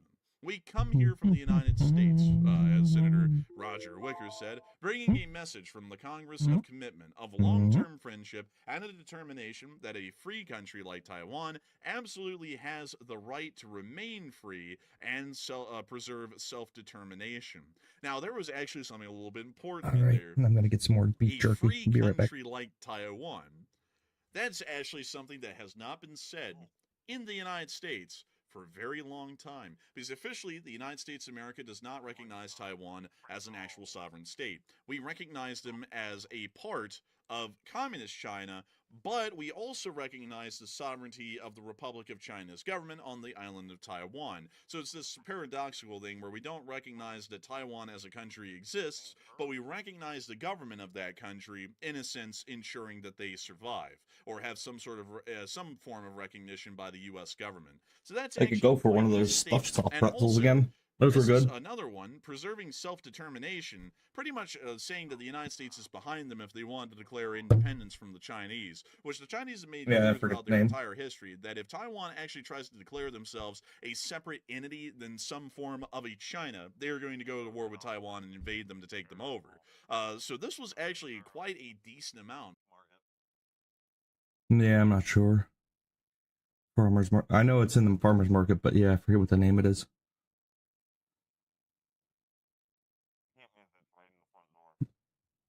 Yeah, so good. So good.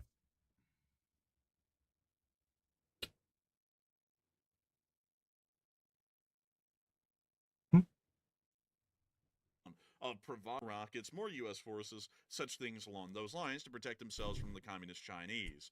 It does appear that right now the Chinese are reserving retaliation, but still they haven't made any official overt actions that are incredibly aggressive, at least for now. We also got to see that an RC-135W rivet joint was also in the area just south of Kaohsiung City, which is on the southern side of the island, conducting some sort of an orbit within the area for undetermined reasons. But before we move on from this and on into what we were able to see unveiled within the mainland of China today, Matthew, what are people thinking about this whole developing incident with the Taiwanese, and what are you thinking about it as well?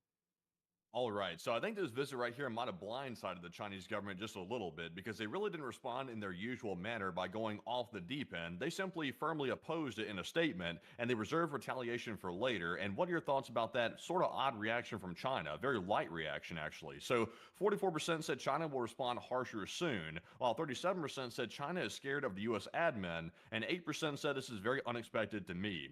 And it's unexpected to me. I will say that. I'm with the 8%. I was expecting a much stronger reaction, and I can only assume that maybe a stronger one is coming very, very soon in the future, because this would be very, very light. Like, China has done way worse in retaliation for a U.S. visit to Taiwan in the past, and it was even less serious than this visit. This visit right here, the U.S. officials made direct statements, which were designed to provoke China, in my opinion.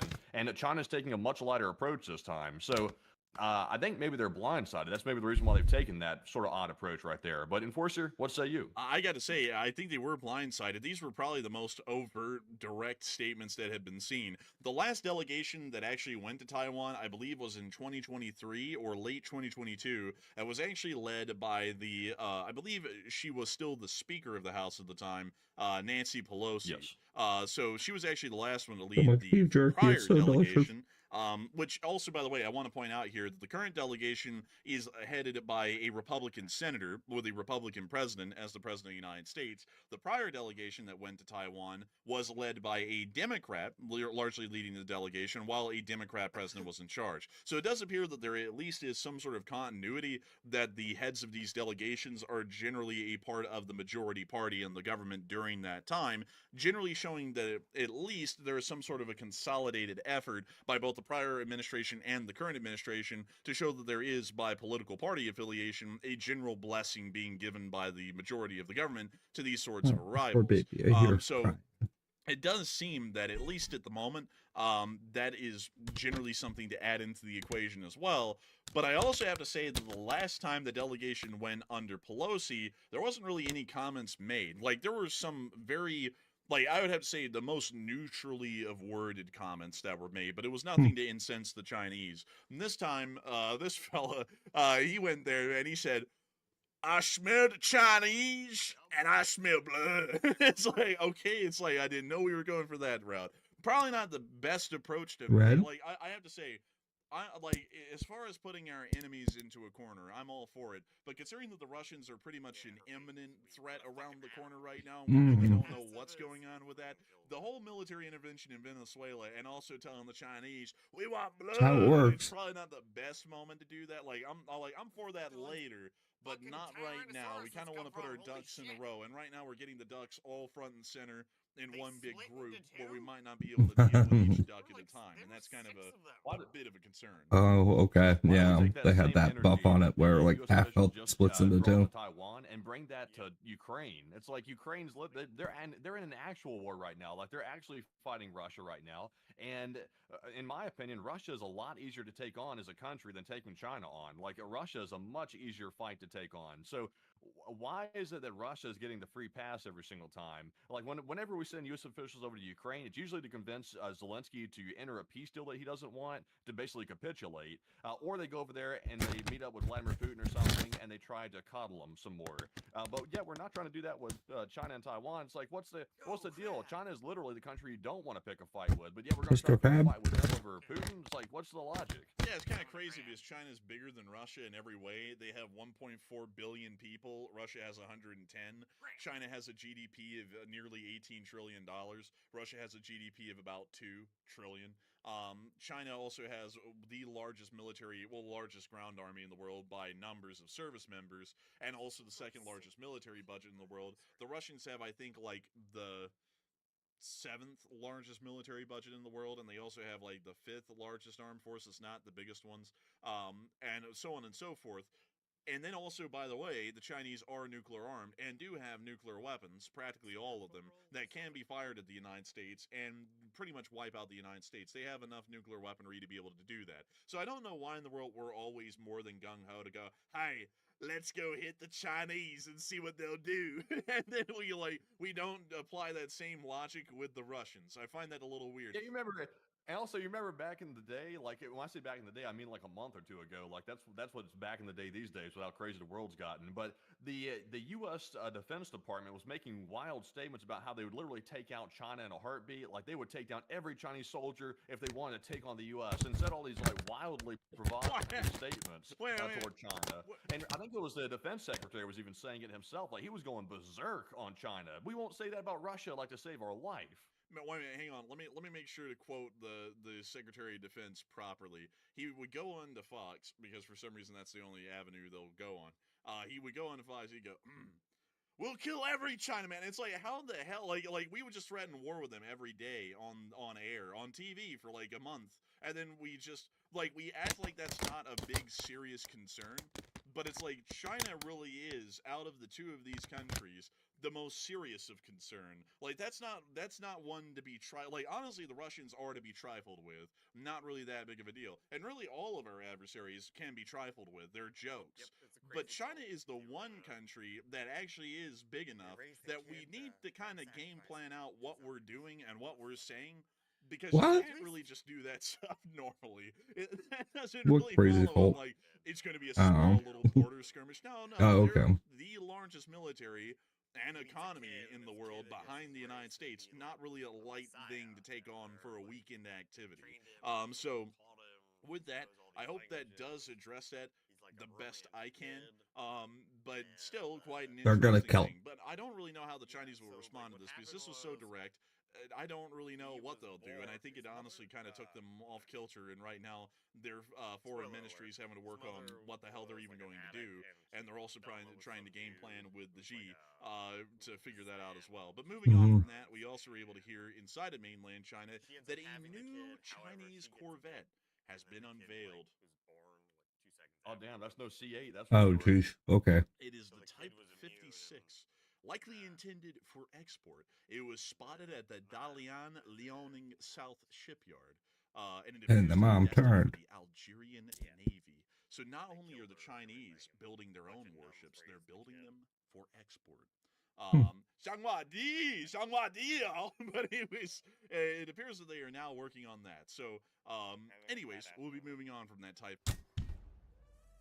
Oh, that wasn't what happened. Central Asia. I'm going to knock these out really quickly. We were able to hear that there was a little firefight along the Afghan-Pakistani border today between the border forces. Basic explanation, they got a little bored, so they started a firefight. There's like no big explanation as to why that even happened. Inside of Israel, the Israelis are continuing airstrikes on the Gaza Strip and are continuing their offensive within the area.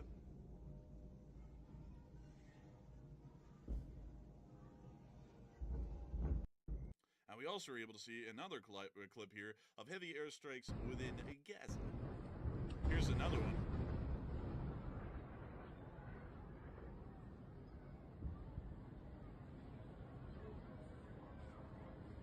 And here's another one.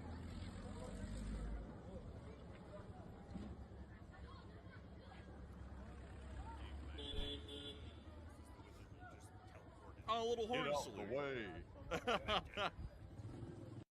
Holy wounds. That's the clips that we have, at least from there. And we also got to see that the Israelis were conducting night operations as star shells were fired over the city of Gaza itself. With that, we're now going to be Are you doing a crab build? From the Gaza Strip and the Middle East in general and the updates from there. And we're going to be moving into Western Russia because this starts a whole new Oh, from the summoning thing. This starts the fuel Summoning ring, crisis, which is still going on, and it's getting worse. We were able to see that over the course of the day, there's still no gas in Primorsky Krai. Yeah. And the shortage is continuing to extend deeper into the Russian Federation. It's starting to consume eastern Russia, and it's slowly working its way. Is it one of those giant crabs? Around Manchuria, towards Lake Baikal at the moment. We also got to see the long queues of people waiting for gas once again, and then we were able to hear that apparently the bootleggers are out in mass, and they are making fake gasoline to sell to people, because y'all know wherever there's a camshaft without gas, or as they say in Russia, wherever there's a cam, there's a scam. And there appears to be a really big one going on in Russia right now. The Russians have started to sell bootleg petroleum, bootolium, or as we call it, hoodolium, here on this channel. And it appears that it's having some unintended side effects for the lifespan and longevity of the car engines. И ту попробуй тоже. Uh-oh. Try it again. He put that boil in the engine. На Русоле 3 тачки заправились. Some Russian boil. It's not good for your engine, it turns out. It doesn't sound like it was healthy. But it does appear that hoodolium is really starting to catch on in eastern Russia. But do not worry, the authorities have insisted that everything Bolts are is no okay. good. This was a statement today in the Jewish Autonomous Region, which, by the way, I have to explain really quickly, is around right here. It's around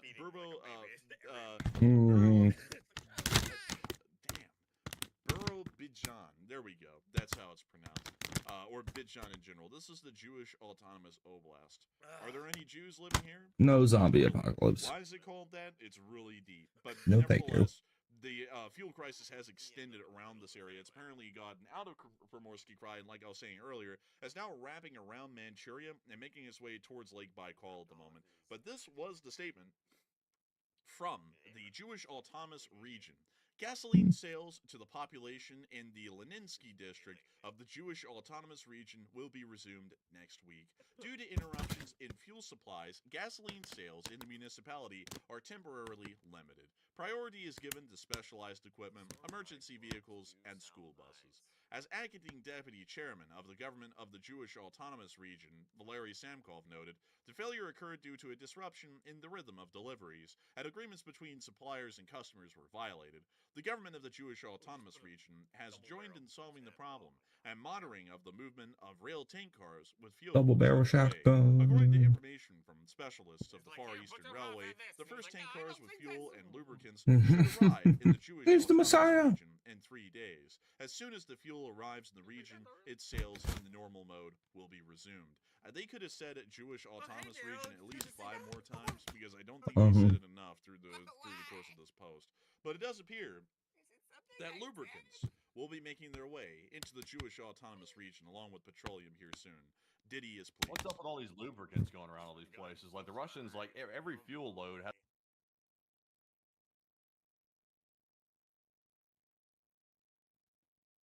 Pitch black. Like even a stick now too. Oh my god, they're so fucked. Post-apocalyptic John Wick here. He really just used a rope and like lassoed a dude's leg. Pull him off that there motorcycle.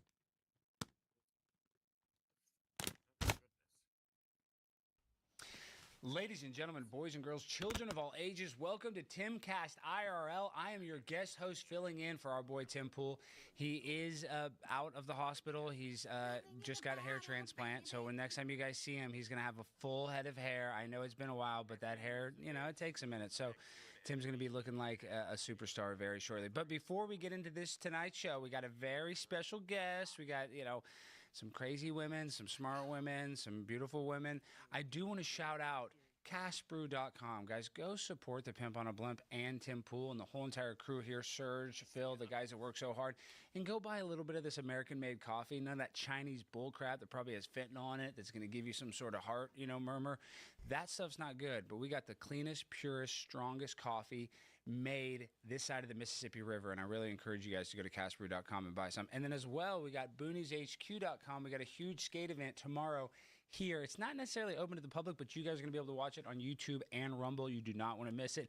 I think Tim is going to drop in, and you know, you're going to be able to see his new hair. So if you guys want to see the hair reveal, you definitely want to watch this. And also go buy a board. We got the Don't Be Gay board, the Be Gay board. I think one of them sold out, but I guess we restocked. So definitely go there. And now, you know, Tim's got the independent logo back. You know, that was a big news story. So if you guys really want to support Tim and you'd love skating, definitely go to boonieshq.com. All right, with all that being said, we got a wonderful panel. Can we introduce everybody here? We got the one, the only, Libby Emmons. Libby, how are you doing this evening? I'm good, Alex. How's it going? Are you nervous that I'm hosting? Because I know Tim's scared to death. No. Okay, I think you're going to be awesome. I have my Tuck I'm Friendly rooting for you. I have my Tuck Friendly on underneath this. I'm going to whip it off. Oh, that's awesome. My women's bathing I suit. loved that stunt from you. I'm Libby Emmons. I'm here from the Postmillennial and HumanEvents.com. Glad to be here. Hey, Libby. I'm Karis Rhea. Born and What do you raised do? California. I shower every day. No. What do you do? What do you do? You have the Israel flag. Do you work for Benjamin Netanyahu? Let's be clear. You know. What do you do? Who do you work for? And what do you got going on, Karis? Who works for Mossad. I'm former producer at Epoch Times and Newsmax, and now I'm sitting on my couch every day and writing a book. We love that. Okay, and now we have Jamie. Jamie Reed, author, whistleblower. What's going on, Jamie? Tell us about yourself. Hi. Thank you so much for having me. Yeah, I'm Jamie Reed. I am a whistleblower from a pediatric transgender center. So this has been a really heavy week and have been being asked lots of questions to kind of weigh in with my expertise, what I know about these kids who are being transitioned. Yes. From Missouri, shut down that clinic, then shut down all of those clinics in Missouri, moved on and have been testifying across the country to try to get pediatric transitions banned across the U.S. We love that. The show me state, but do not show me those messed up genital mutilation that you got going on. We don't want to show us that. Okay, you know who we always have here, Serge on the ones and twos, but Phil Labonte, you know he's a badass lead singer, and he's freaking, he's jacked up, Phil. And when I'm next to you, I feel a little, you just make me feel overflow of testosterone. Yeah, that's what I'm saying. I'm about to start taking TRT because the full beard is back, and that's probably and why. you're vascular. How do you get jacked up like that? A lot of cardio. Gosh, honestly. you got the veins. Hello, everybody. My name is Phil Labonte. I'm the lead singer of the heavy metal band All That Remains. I'm an anti-communist and a counter-revolutionary, and I'm here to keep Alex Stein in line. That's a fact. He's not. He's going to succeed because, listen, we love Tim. I know Phil loves Tim. We're not going to say anything to be even considered terms of service. So we just want to say the vaccine is safe and effective, and we encourage everybody to get it. And RFK was wrong. They do not cause any side effects whatsoever. Okay, so with all that being said, let's get into the first story of the evening. It's a story we've all heard. We're kind of tired of hearing, but there's different angles coming out. And, of course, we're talking about the transgender shooter that shot up the Catholic Church in Minneapolis. Now, obviously, this story is incredibly sad. I'm not patting myself on the back when I say this, but I did speak at a recent state Senate hearing in Texas, and I got absolutely buried by the trans community because I made a joke about transgenders being good for the military because they like to do mass shootings, and if their rate of suicide is so high, we could use them like the Taliban uses suicide bombers. And I got absolutely buried. But less than 2 weeks from that speech, they hated him because he spoke the truth. I spoke the truth, and I didn't like this. I don't like that I'm clairvoyant and these things are happening. So I guess my first person I want to direct it to is Jamie. You speak at these Senate hearings. You go around to Missouri and all these other states and speak at them. Why don't they understand that this problem is really prevalent and that these people are suicidal and that serious stuff's happening? Oh, wow. You want the history and how we got here? How prevalent is it? Because I said this at a state Senate hearing and it happened. And even before that, it was 2 days after the hearing. It was a story in the UK where a train conductor was misgendered and they threw themselves in front of a train. So I was right after I said it. And then I was sadly extra right about the suicide and the trans. I think we've seen upwards of a 5,000% increase in individuals identifying as trans. In the young people population, it's close to 3% by some estimates. So yes, of course, we're going to see huge numbers of issues in the public when you have that large of a percentage of our population identifying into something that is rooted in a lot of mental illness. Yeah, I mean, obviously we have a serious mental illness problem, but I think you saw Charlie Kirk. Everybody talks about it's not rude for us to figure out if this shooter was on SSRI. So where does the over medication come into this, Karis? I think you were talking about that earlier, right? Yeah, it could come into play, especially because the fact that a lot of these young kids are being medicated with drugs that have never been tested in cross-examination with each other. Like when you're on a cocktail of more than 2 drugs, there's just absolutely no way to know what kind of side effects those are going to produce, right? They haven't done any of those clinical trials. So yeah, I think that's really dangerous when you have a whole generation that has grown up economically shortchanged, obsessed with screens, getting all of their romantic, quote unquote, needs or sexual needs met through porn or Snapchat or social media. And then so obviously they're all going to be anxious and depressed because they're not really functioning in real life and going outside and having human to human interaction. And so then they're going to all be put on all this medication, and that is just going to inevitably make things worse for them because you get into this like prescription cascade, they call it. Well, I just want to say this quick statement. Howard Stern famously got canceled for saying during the Columbine So how are you like in the finalists? Is that what you're still with, or did you make a new character? Made that same argument right there, did you not? By looking at the pornography and stuff, the fact that these kids are online looking at all this demonic stuff, maybe if they went out and actually got laid, they wouldn't be school shooters. Well, I mean, let's take it. What we want. Isn't that what you joked? Isn't that what you said? We want these kids to have real life experience. Yeah. And so there was something about art. I don't know what your generation is, but going to the mall, Story's definitely longer. POE2 added a new act and 3 small having acts those risk behaviors of in my real act. life and learning the consequences with your social peers and your group is actually how you become an adult. You're not going to learn how to become an adult. So there's not like a replay through anymore. There's a you just play through once and then you're at end That game. was ridiculous. I'm not, I'm not hanging out with you right now. Like, you learn how to adult through social pressure, and the real way to do that is in real life. Right. It's not just getting. I just have to say, I don't think my message to would-be mass shooters is go out and get laid. I think that but isn't that that kinda might what be you're like saying my by them that looking might at be like my pornography? fourth message to them. the first after thing- So you're a not few not others. saying it, I'm right? saying, You're not but the saying it, but you're first- not saying You're it. not saying it, just like I'm not saying it, but I'm not saying. But you went to the porn thing, so I'm saying, like, maybe if these guys went out there and they didn't have access to all this porn and they had to actually get it from a chick, maybe they'd be a little more suave, a little more self-aware, and less likely to do something like this. I'm not saying you said that, but you kind of insinuated that. But Phil, am I crazy for Fair doing enough. that? Not for that. Okay, I'm crazy for other stuff. Yes. But I think there's other stuff going on when we look at this is something I've been thinking about, right? Because we hear an awful lot about how we need more mental health care for people. And I have a lot of questions about what exactly mental health care is and what it does and what use it really is. I don't know about you guys. I've been to a therapist a couple times in my life, like different times that I've had questions, and I'm like, I'm not going to bore my friends about this for a year and a half. I'm going to go talk to somebody and figure it out.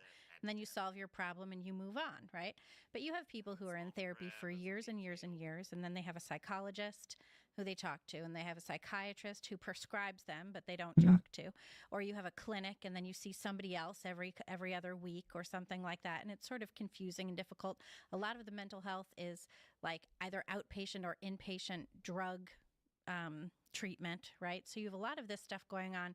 And I had an interesting conversation, just bear with me for a second, at Turning Point a couple of years ago. I was doing a panel, and this woman asked a question that I found absolutely fascinating, because we were talking about God and religion and what place faith has in your life. And she said, how do you find faith if you don't know what it is and no one's ever told you about it? She said, my generation, which is, substantially younger than me, like Gen Z or whatever, she said, my generation, when we have problems, we're told that it's a mental health thing and to go talk to a therapist. And then we're given drugs about it. And so much of the attention of mental health turns you and your problems in on yourself. And you're not looking outside, like you were saying, Jamie. You're not looking to friends. You're not looking to other experiences, even to sex, as, Karis and Alex were discussing. You're not looking to other things. You're just turning everything in on yourself. And in on yourself is sort of a wasteland, right? Like, we are not God. It's because the mental health model has transformed into an industry, right? Basically, and so they don't want to cure you. Exactly, it's business. The more you'll sit there and talk about your problems, right? And it's kind of become, in some ways, a very narcissistic oriented pursuit, right? Instead of teaching people to maybe be more focused on service, right, or helping others, or it's all about me, and trying to figure out, why I'm anxious and what happened in my childhood and who can I blame and things like that. I mean, Abigail Schreier wrote a whole book about fascinating book, bad therapy, and there's amazing people like Lauren Delano and Cooper Davis and stuff that are trying to create different models for mental health, things like peer-to-peer mental health, because I think, like, as you guys were saying, like, it was, back in the day, people actually relied on their family or their pastors or their community. And there were certainly crazy people back in the old days. There was Lizzie Borden, There's crazy people, but I was here for Halloween one year. But there's a point I want to make when it comes to mental health. And I mean, maybe Phil won't agree with me, but we actually do have a cure to mental health. It's called diet and exercise. And literally, people that actually do diet and exercise, their mental health improves dramatically. So there are cures other than just taking a pill, SSRIs. And that's one application that no doctor has ever prescribed. I mean, maybe some homeopathic doctors, but that's the problem, is that people are over-medicated. And of course, people do have depression, but you can literally fix that with regular exercise and eating a diet. Yeah, to your point, I wouldn't. But not I wouldn't in say that. excess, because even those things you can end up getting. You can get psycho You about should that. add one more. It's diet, exercise, and sleep. Yeah, and So sleep. there- Of there course. actually is sleep an is just as important as exercise. There Yeah, is yeah, an yeah. adolescent study that showed if you could get these kids to actually get enough sleep, their depression and anxiety actually did Okay, lift. but if you diet, you exercise, and you're getting sleep, and then you spend all the rest of your time on Snapchat and Tumblr and TikTok. I don't know if that will really. Hold on. This is the whole topic is a little bit more nuanced than just as simple as exercise. Yeah, I think it's a whole confluence of I'm a big proponent of going to the gym and exercising. We can tell. It's important. Thank you very Yes. much. I mean, it's important For your to eat mental right. health, it's just as important exactly. for your mental health as But there are genuinely very ill people that medication does help. If you're schizophrenic, going to the gym isn't going to help. You need to actually talk to a doctor. And I'm only saying this because there is a certain there's almost a idea that people have that if you're depressed or if you feel some kind of mental illness, pressure or whatever, just go to the gym. That will not solve it. But if all you're feeling like is, oh, I'm tired and I'm kind of bummed out, going to the gym and getting a good night's sleep a couple nights in a row will probably solve your problem. It's almost It's like super chronic annoying. versus episodic or something. It's super annoying how helpful it is to work out. Yeah, can't pay attention to that stream.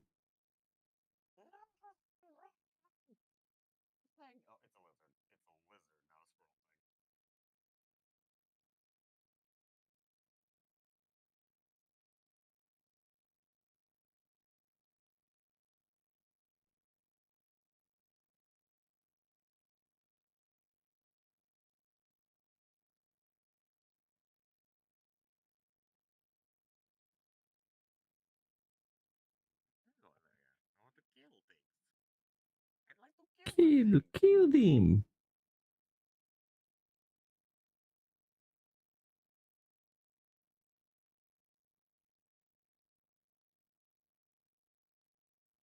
Backwards hat, bro. Talking to it with the computer behind him.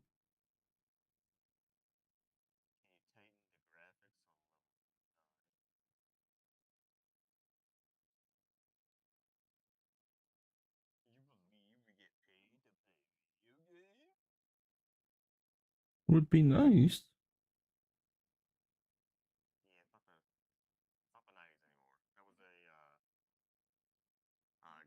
Graphics card for like advertisement.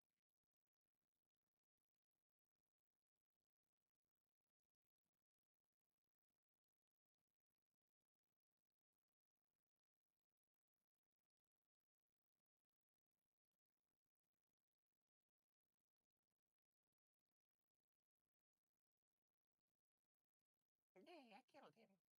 I broke his egg and I killed him. I think he might be sociopath.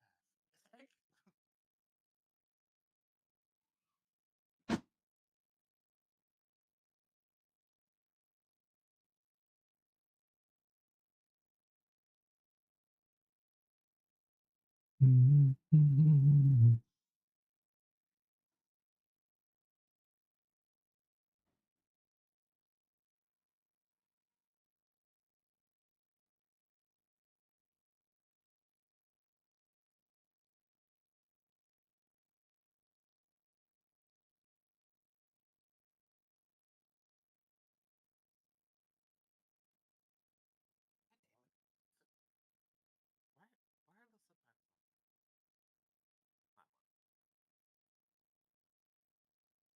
Playing the music now. Musical.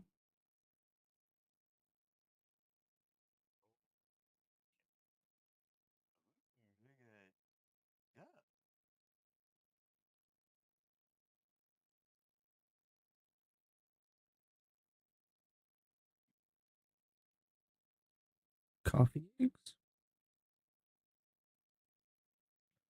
Interesting.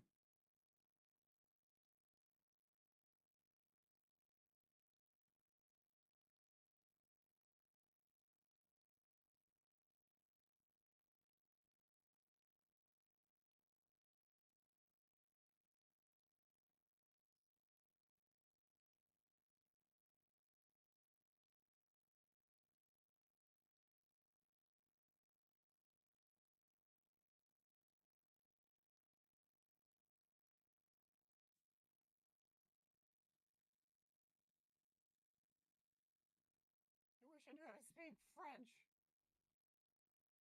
La vie, la vie.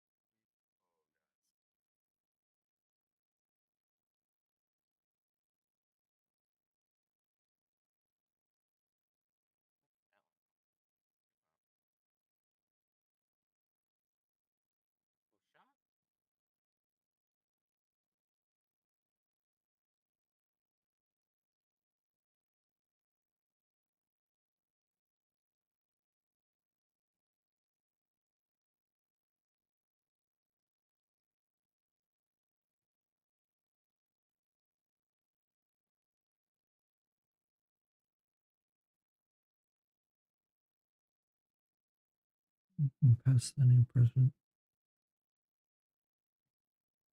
And welcome back here to Live Now from Fox. I'm Andrew Kraft. So in the meantime, like I said before the break, have some of these top headlines emanating out of the Middle East.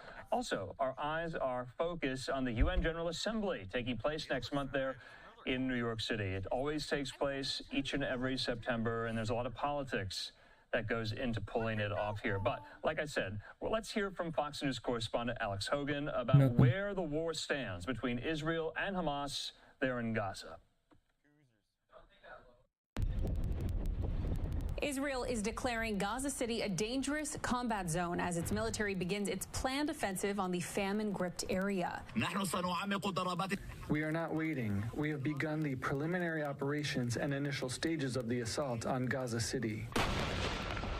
The return to around-the-clock fighting is expected to displace thousands of Palestinians. The Israeli government argues that a widened offensive is the best way to bring the hostages home and cripple Hamas's capacity to launch future attacks. We will deepen our strikes on Hamas and the other terrorist organizations, and we will not hesitate until we bring back all the hostages and dismantle Hamas both militarily and in terms of governance. Meanwhile, protests have swelled in Israel as the families of the